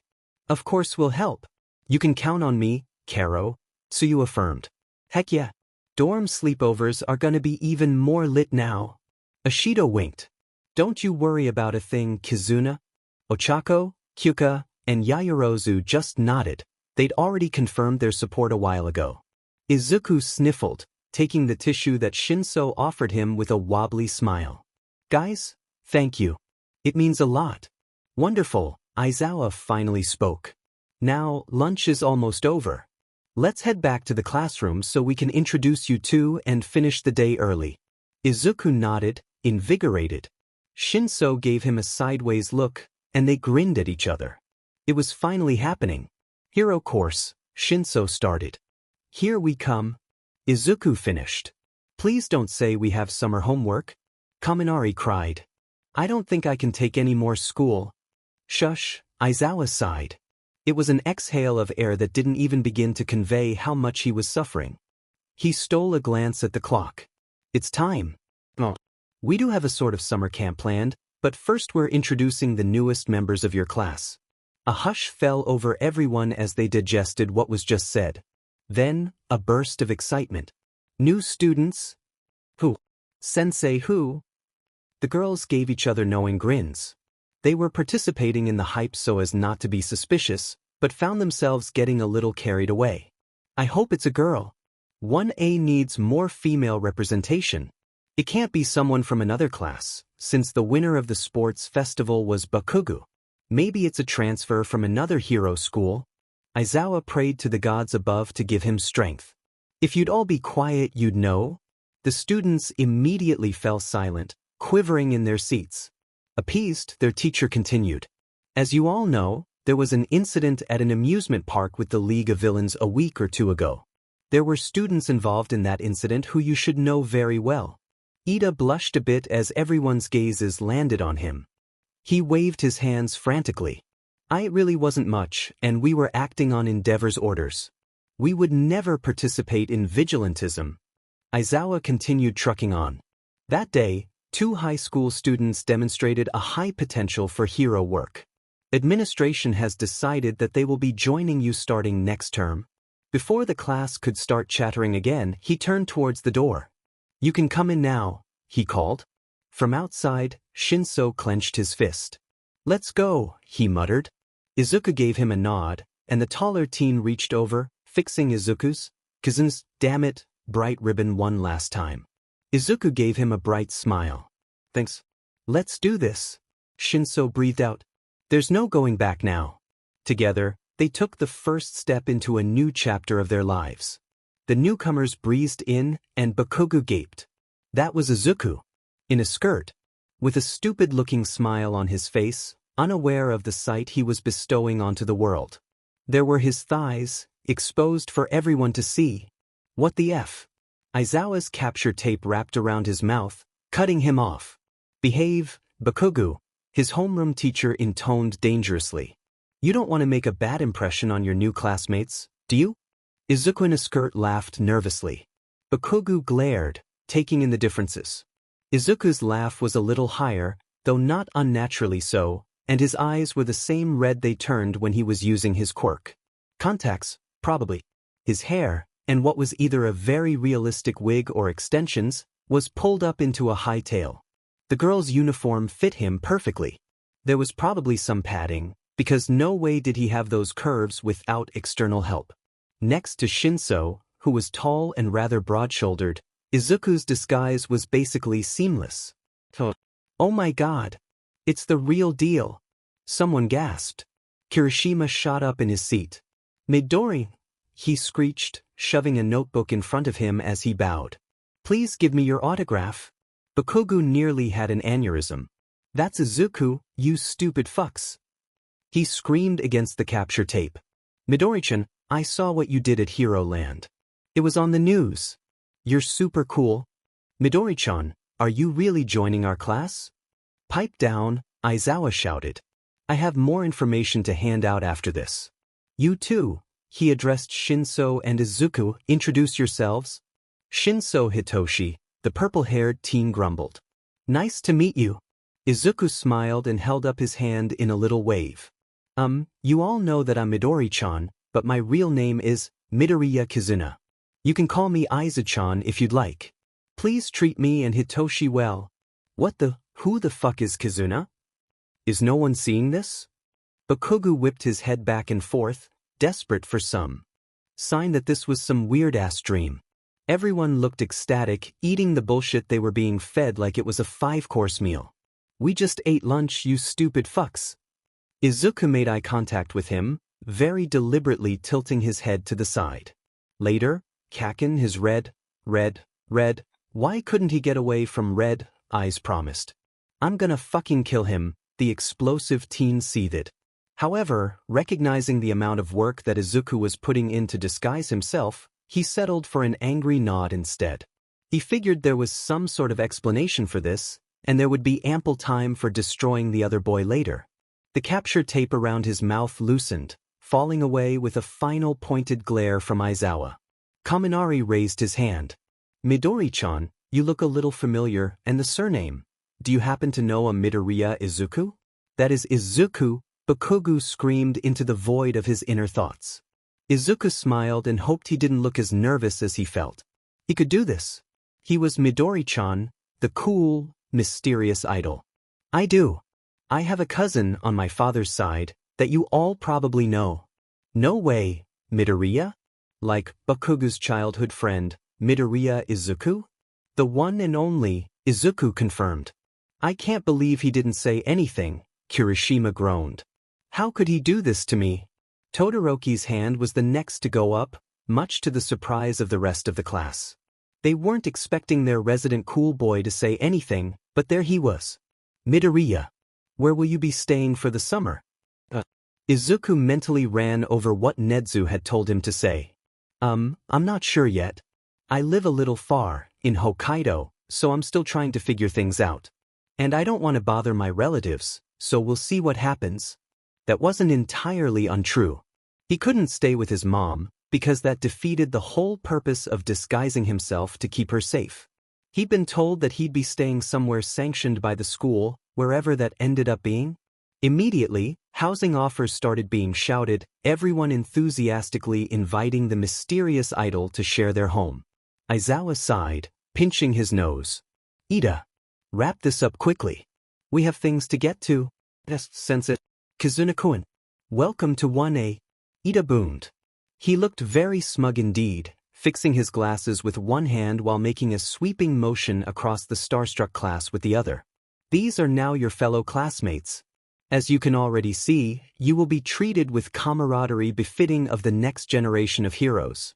We shall start with introductions with the front of this row. Aoyama stood up, already posed as dramatically as possible.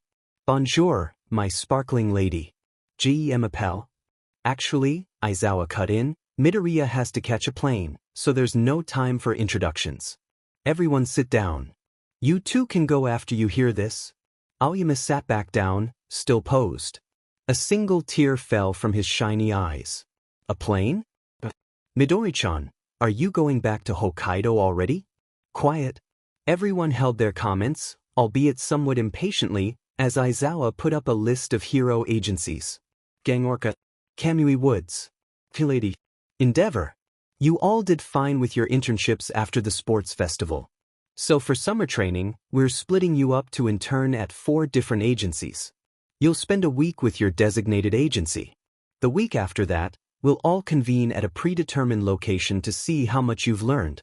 Ida's hand shot up. Sensei, how are we going to be split up? Aizawa sighed. This is the part he was dreading. You get to choose, but we're going to do this in a civilized manner. It's only 5 per agency, after all. Immediately, the room exploded. I wanna be in Midori-chan's group. Aizu-chan over here. Let's intern together. Sensei, I think Midoriya should be in an all-female group, so she can get used to 1A without having the boys drool all over her. Aizawa resisted the urge to crawl into bed and never get back up. Honestly, he was not paid enough for this. Stop. No talking. The class settled down, but they were even more antsy than before. He dreaded the day that they got too excited to listen to him. Unfortunately, seeing the stars in their eyes, it might be today. He'd have to hurry this along. We're doing it like this. Everyone who wants to intern with Gang Orca, raise your hand. Silence. Aizawa stared. Please don't tell me. All right. Kamui Woods. Midori-chan's hand went up, and like a messed up, horrifying wave of baby ducks following their mother, the rest of the class arms shot into the air. Aizawa watched with an impending sense of doom. Kill me, he pleaded, end me right the hell now. There was no way that he was dealing with this, so he took Midori-chan, Midoriya, he reminded himself, by the arm, and led her out. Ida, he called as they left, get everyone into a group. Whatever spot is left after they all decide, Midoriya will fill. Ah, sensei. Why, sir, the class president shouted, chair rattling as he stood up. We shall start from the bottom of the list this time. Who would like to intern with? The door closed, muffling the protests of the class. Midoriya pouted, and Aizawa could see why the class was enamored with her. It was like watching a baby bunny. He, however, was a 30-year-old man, and reminded himself of this fact as he steeled his resolve. I'm sorry that you don't get to choose, he apologized. But I get it, the idol sighed. I'm just a distraction. The class needs to be able to choose an internship based on their personal weaknesses, not based on what Midori-chan is doing. I'm sorry for the trouble, sensei. But he wasn't expecting such a mature observation, and Aizawa was momentarily impressed. With that attitude, you have nothing to apologize for, he conceded. He gestured down the hallway. Let's go then. Midoriya Izuku still needs to make preparations for his overseas study, doesn't he? Izuku blinked. That was correct. He still had to formally say its goodbye to his friends as Izuku and wrap up some loose ends. Alright. And remembering the deadly glare that his childhood friend had given him, he knew there were many loose ends that needed attention. The internship groups are as follows. Gang Orca, Ojiro, Kaminari, Ashido, Todoroki, Midoriya. Kamui Woods, Jiraiya, Kirishima, Hagakure, Aoyama. Emi Lady, Shuji, Satu, Siro, Azui Kuda. Endeavor, Bakugo, Tokoyami, Ochako, Yaoyorozu, Shinso. Izuku sighed, scrolling through the class text Ida had sent out. Gang Orca was a fine hero, and he'd probably learn a lot from the internship either way, but missing out on training with Kamui Woods was still disappointing. At least I'll have Todoroki-kun and Ashido with me, he murmured, trying to cheer himself up. And Ojiro is a great martial artist, I can learn a lot from him. Sweetie, his mother called, presumably from the kitchen. She was busy finishing up Izuku's going-away cake. Katsuki-kun is here. Can you two set up the banner together? See coming. Izuku scrambled off the floor, locking his phone. It was new, Midori-chan needed one too, after all, safely away before making his way out of his room. Kakenyurl. He slammed into something hard. Warm hands gripped his upper arms, keeping him from toppling over. Izuku blinked, a little stunned, and peered up into sharp red eyes. You are close. Watch out, nerd, Katsuki grumbled. You're seriously too clumsy. Izuku hadn't noticed before, but Katsuki seemed to just take up more space. The bulk of the taller boy's body, especially his hard-earned biceps, filled up the small entryway. Izuku could remember when they were kids, running around playing hero even though they barely reached the doorknob. Where had the time gone? Katsuki's glare took on a dangerous edge to it. Anyways, Deku, you've got a lot of explaining to do. Your pecs are so nice, Izuku blurted out. Bakugo Katsuki was expecting a lot of things to escape Izuku's mouth today. He was expecting stammered half-lies, bullshit excuses, and an infuriating refusal to back down from a useless dream. He was not expecting that. His cheeks burned. It's just, Izuku began to gush, of all things, my face kind of ran into your chest, you know? And at first I was like, ow, what? But now I realize, those were your muscles? And it's just kind of amazing how impressive your physique really is, Kaken. You've really been working hard on your upper body, haven't you? Ah, you always know what to target to strengthen your quirk? Shut up, stupid. Katsuki hissed, pushing Izuku's face down with one hand. He wasn't blushing, goddammit. Stupid Izuku just surprised him, that's all. He bared his teeth, unable to keep his smile back any other way. Don't just go around complimenting other guys' bodies like that. Ow, I don't, it's just you, Izuku whined, and Katsuki pushed him down even further, because damn it that admittance had him full-on grinning now. Then he remembered what he'd come for, and he firmly wiped away his disgustingly squishy feelings from the forefront of his mind. Don't try to distract me, he growled, desperately trying to take control of the situation. Explanation. What the hell are you playing at, Kizuna? He spat the name out, feeling wrong to be calling Izuku that. Izuku had the gall to look offended. He sorted his now messed up hair as he scrunched up his face in aggrievement. I told you everything already. I'm Midori-chan, and Midori-chan is joining 1A, remember? When in the ever-loving fuck did you ever mention this to me? Was he losing his mind? After our celebration dinner. In my room. Izuku pointed to his bed. Right there. Suddenly, it all became very clear. The back massage was a trap.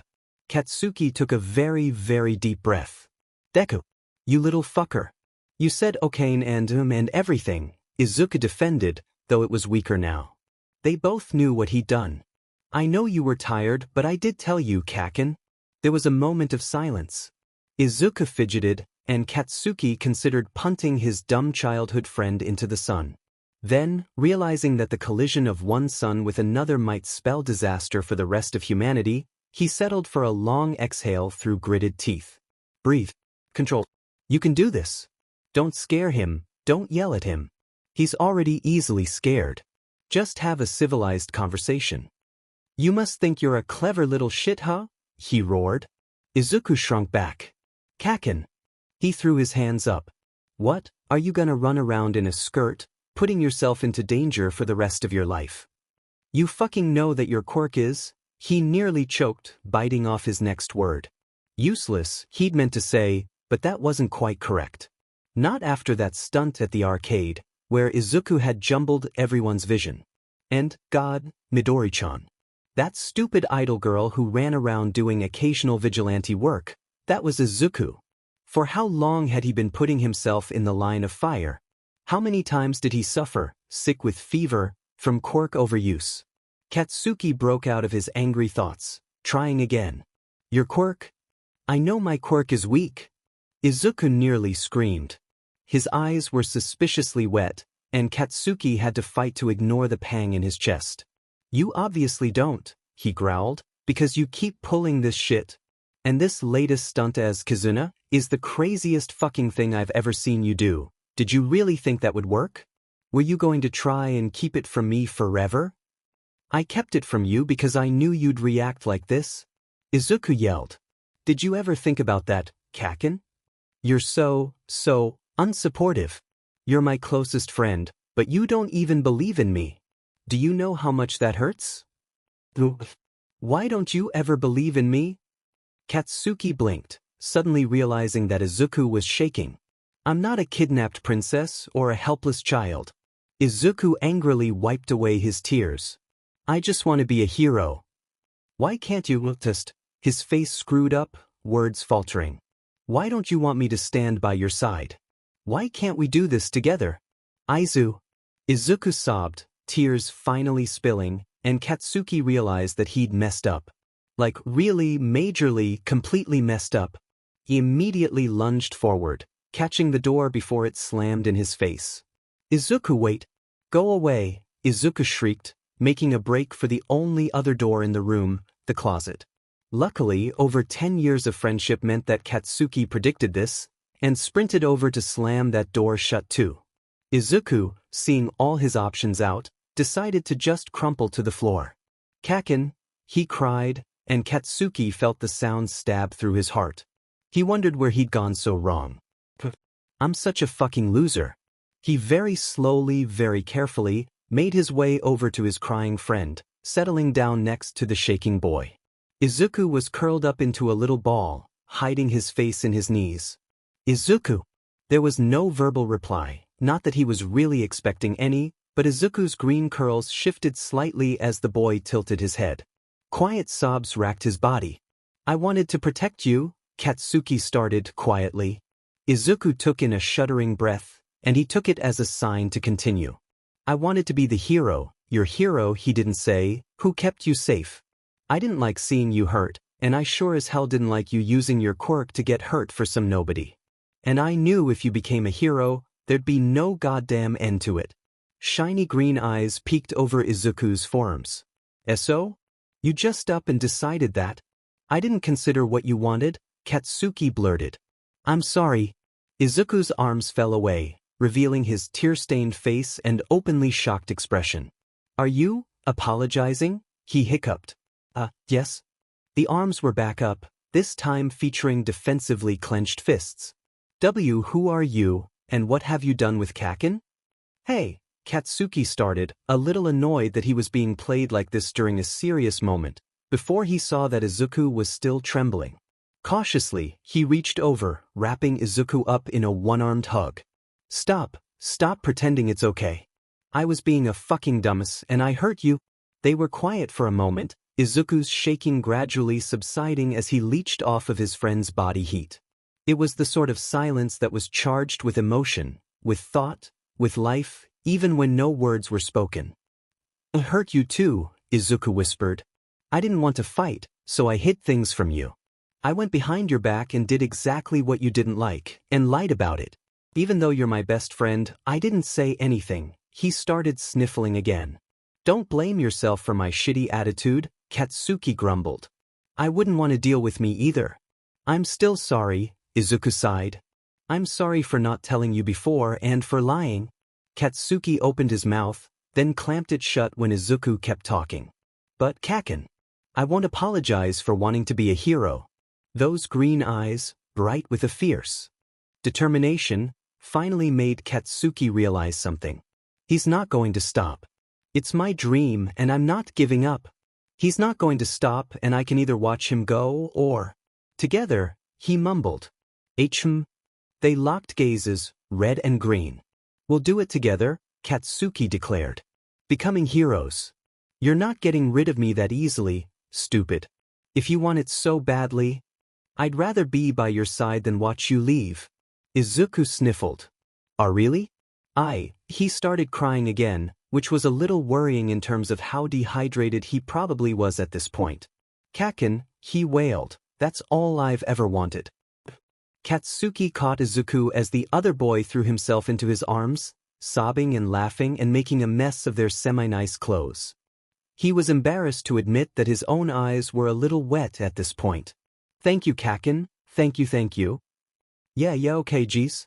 From outside the room, hidden against the hallway, Inko smiled to herself, wiping away her own tears. Oh, Kirishima waved, grinning. He was wearing a thrice shirt. Hey, nice timing. I was wondering if maybe I was too early, huh? Todoroki checked the time. 15 minutes is okay, I think. We can help with preparations if needed. His companion scratched his cheek, laughing nervously. Todoroki tilted his head. Am I incorrect? No. Kirishima sighed. You're thinking of stuff like that, being all helpful and stuff, makes me feel a little, He deflated. I actually just came a little early to see if I could squeeze information about Midori-chan from Midoriya. Since they're cousins and all. How selfish of me, huh? Todoroki shrugged. He wasn't very good at being comforting, so he decided to just be honest. You're not causing harm, and you'd help if they needed it. Wanting more information doesn't seem like such a crime. Kirishima broke into a smile, and it was a bright thing that could maybe rival Izuku's. Todoroki shielded his eyes on impulse. So pure. Thanks, Todoroki. You're a pretty cool guy, you know. It makes it hard to root for one ship over the other, the redhead laughed. Someone called it a decubolts the other day, you know, and I thought it was the funniest thing. Todoroki was completely lost. A bowl? Of Midoriya? I mean, anything with Izuku in it seems nice, but a bowl? He's tiny, but not that tiny. Kirishima took in the blank look that Todoroki gave him. How oblivious can one person get? To escape an embarrassing explanation, he quickly pointed to the Midoriya's apartment door, laughing awkwardly. There it is. I've been here before, so I know it's this door. He quickly ran over, motioning for the other to follow him. Ding dong. He rang the bell, and the two boys listened in as some sort of chaos unleashed itself in the Midoriya abode. Chairs? Presumably, screeched across wood, something thudded to the floor, and the unmistakable chatter of one Midoriya Izuku made it to their ears. They looked at each other, a little wary of what was going on in there. Footsteps pattered closer, and the door swung open to reveal a slightly banged-up-looking Izuku, who greeted them with a big smile. It was extra bright today. He was practically glowing with happiness. Todoroki shielded his eyes again. Kirishima. Todoroki-kun. Thanks for coming, the green-haired teen chirped. We're almost done putting up decorations. Please come in. Bakugo suddenly appeared next to Izuku, slinging a heavy arm around the ladder. His gaze locked with Todoroki's. "Well, what do we have here?" he sneered. "Did you get lost on your way to Daddy's agency, Icy Hot?" The air took a sharp turn into something entirely too frigid for summer. "Midoriya, I didn't know they allowed dogs in apartments," Todoroki remarked. His eyes strayed to Bakugo's hand, which was resting down near Izuku's waist. "Ha!" Izuku blinked, and now that Todoroki looked closer, he could see that it looked like the other boy had been crying. Immediately, he leveled Bakugo with a nasty glare. He received an equally foul look in return. "Kaken, calm down. I invited Todoroki-kun." Izuku smiled, confused as he addressed the latter. "And, they unfortunately don't allow dogs in these apartments." Kirishima looked directly at the nearest camera. There were none. He was just blankly staring at nothing, as he tried to understand why his life was turning into some sort of soap opera. Then, the redhead plastered a smile on his face and elbowed Todoroki in the side. "Oh." He swept into the house, separating the childhood friends and giving the explosive teen an elbow jab as well. "Oh. Shitty. Man, Midoriya," Kirishima continued, unfazed, as he took Izuku by the shoulders to lead him away. "Your place looks so cute. This wasn't here last time, was it?" He vaguely gestured to the flowers and half-done decorations. Izuku brightened. "Yeah. I forgot that you've been here before. We got these from this cute flower shop downtown." As Izuku described the house's new decor, Kirishima surreptitiously led the shorter boy further down the hallway. Before they disappeared into the kitchen, he turned his head to give the two doubled over at the door one last warning. "No fighting. It's his going-away party," Kirishima mouthed. Todoroki gave a weak thumbs up. "Fuck you," Katsuki hissed. To whom this expletive was directed was unclear, but at this point he probably meant to address everyone anyways. "Can't you limit your foul language? You're going to sully how pure this place is," Todoroki grumbled. He shouldered Bakugo to the side, ready to follow the others into the kitchen, but the explosive boy slammed a hand onto the wall and blocked his way. "Listen, Haffy." Todoroki harshly exhaled through his nose. "I don't want to fight. I haven't forgotten what you said the other day." Bakugo's glare was dangerously intense. Instinctively, Todoroki's hands respectively heat up and chilled as a sort of survival instinct took over. "Neither have I," he replied, huffing out a bit of steam. "And?" The other boy's sharp grin made his arms prickle with goosebumps. "This is war," Bakugo sneered. "And I'm not losing." Todoroki blinked. That was unexpected, to say the least. He hadn't thought that Bakugo would ever swallow his pride enough to admit his feelings for Izuku. "Well, either way, there can't be two winners," he replied. Bakugo's sneer faltered. "Fuck you, you little guys," Izuku called from down the hallway. "Can one of you heat up these meatballs?" They took a moment to process Izuku's request. The moment they did, they were sprinting towards the kitchen with the same intensity they displayed at the sports festival. "Your cousin on your dad's side? Where exactly is your Siro winced. "Sorry, that's insensitive of me. Forget that I said anything." Izuku smiled reassuringly. "Oh no, you're fine. My father works overseas, so he's not home often. I'll get to see him at this study abroad program, though. Lie, Dad doesn't know a single thing. I keep lying to my new friends." He shook himself out of that discouraging spiral of thoughts with a firm shake of his head. He needed a distraction, and he knew the perfect one, anyways. "I know you're all curious, so just go ahead. You want to know more about Kizuna, right?" It's just," Ojiro mumbled, a little red. "It's your going-away party? We don't want to fill up all your time asking you questions about your cousin. You didn't even invite us. We just tagged along with the others." Surrounding him eyed each other, a little embarrassed. The circle consisted of just about everyone in 1A who didn't know that Midori-chan was his secret identity.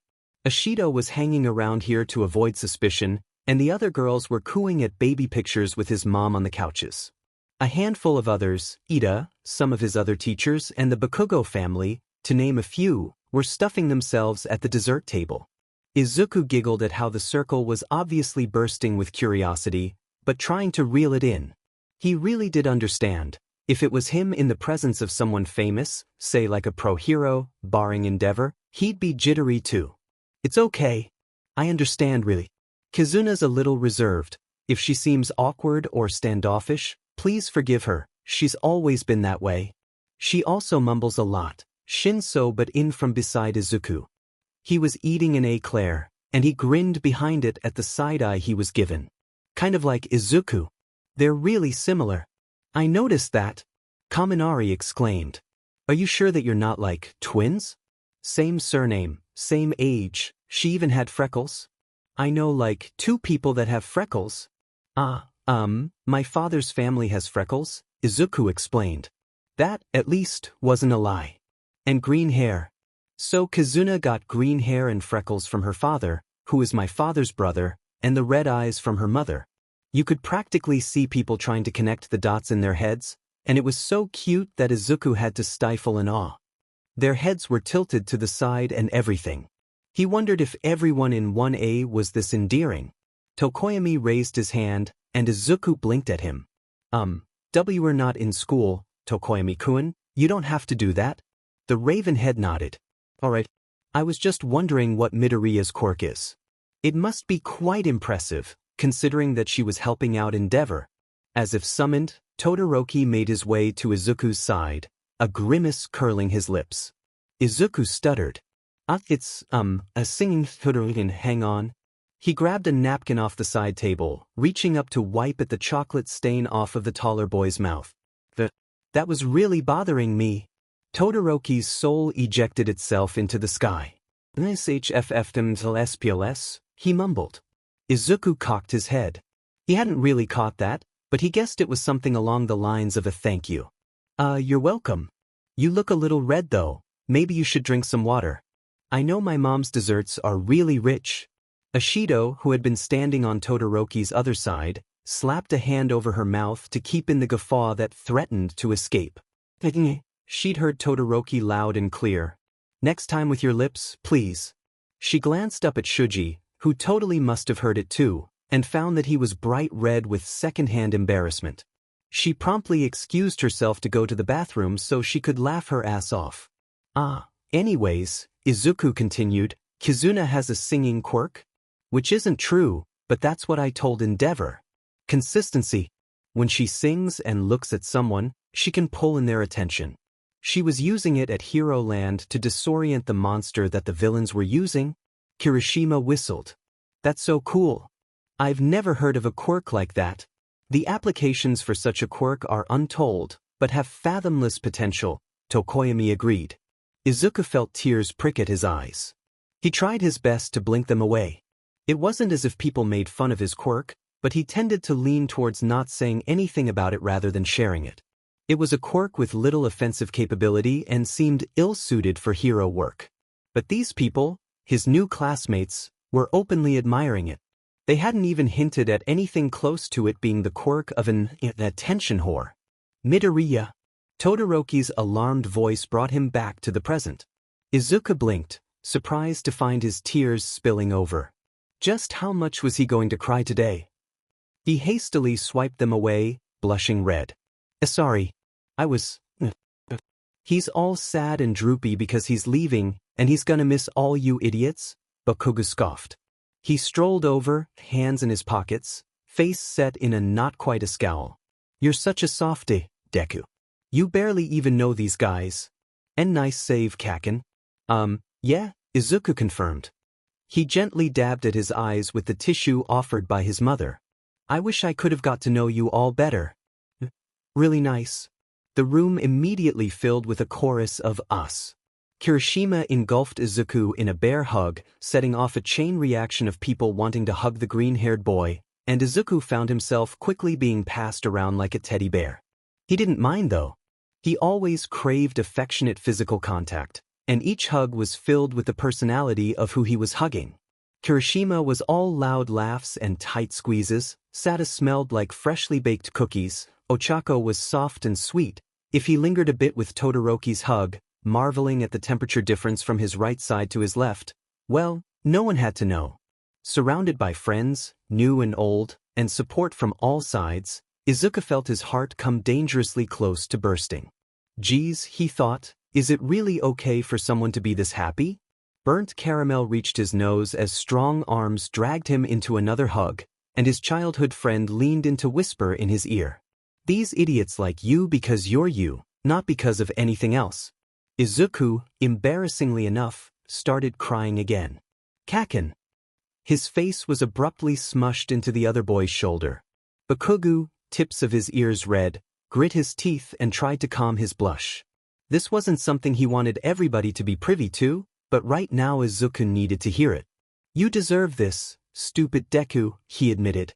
To outsiders, it probably seemed like he was addressing the overseas program. Izuku smiled bright, eyes practically sparkling with the sheer intensity of his happiness. Thank you, everybody. Izuku bowed. I promise that I'll make you proud. I can't wait. Give me the details, came the crackling voice through the monitor. Kurogyari nodded. The children are interning at 4 different agencies. Unfortunately, they're split up randomly, and we don't know who's going where.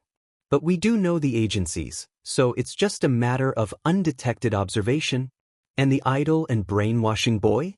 They're rumored to have been admitted to 1A. We'll be able to confirm during the internships. Alright. Tell Stain to get ready. Kurogyari bowed. As you wish. And, about Shigaraki Tamura's concerning addiction to the idol girl? Just make sure he doesn't kill her. I heard the most peculiar thing the other day, about Endeavor and that girl, and if it's true, we might be able to give Stain an opportunity to kill the number 2 hero,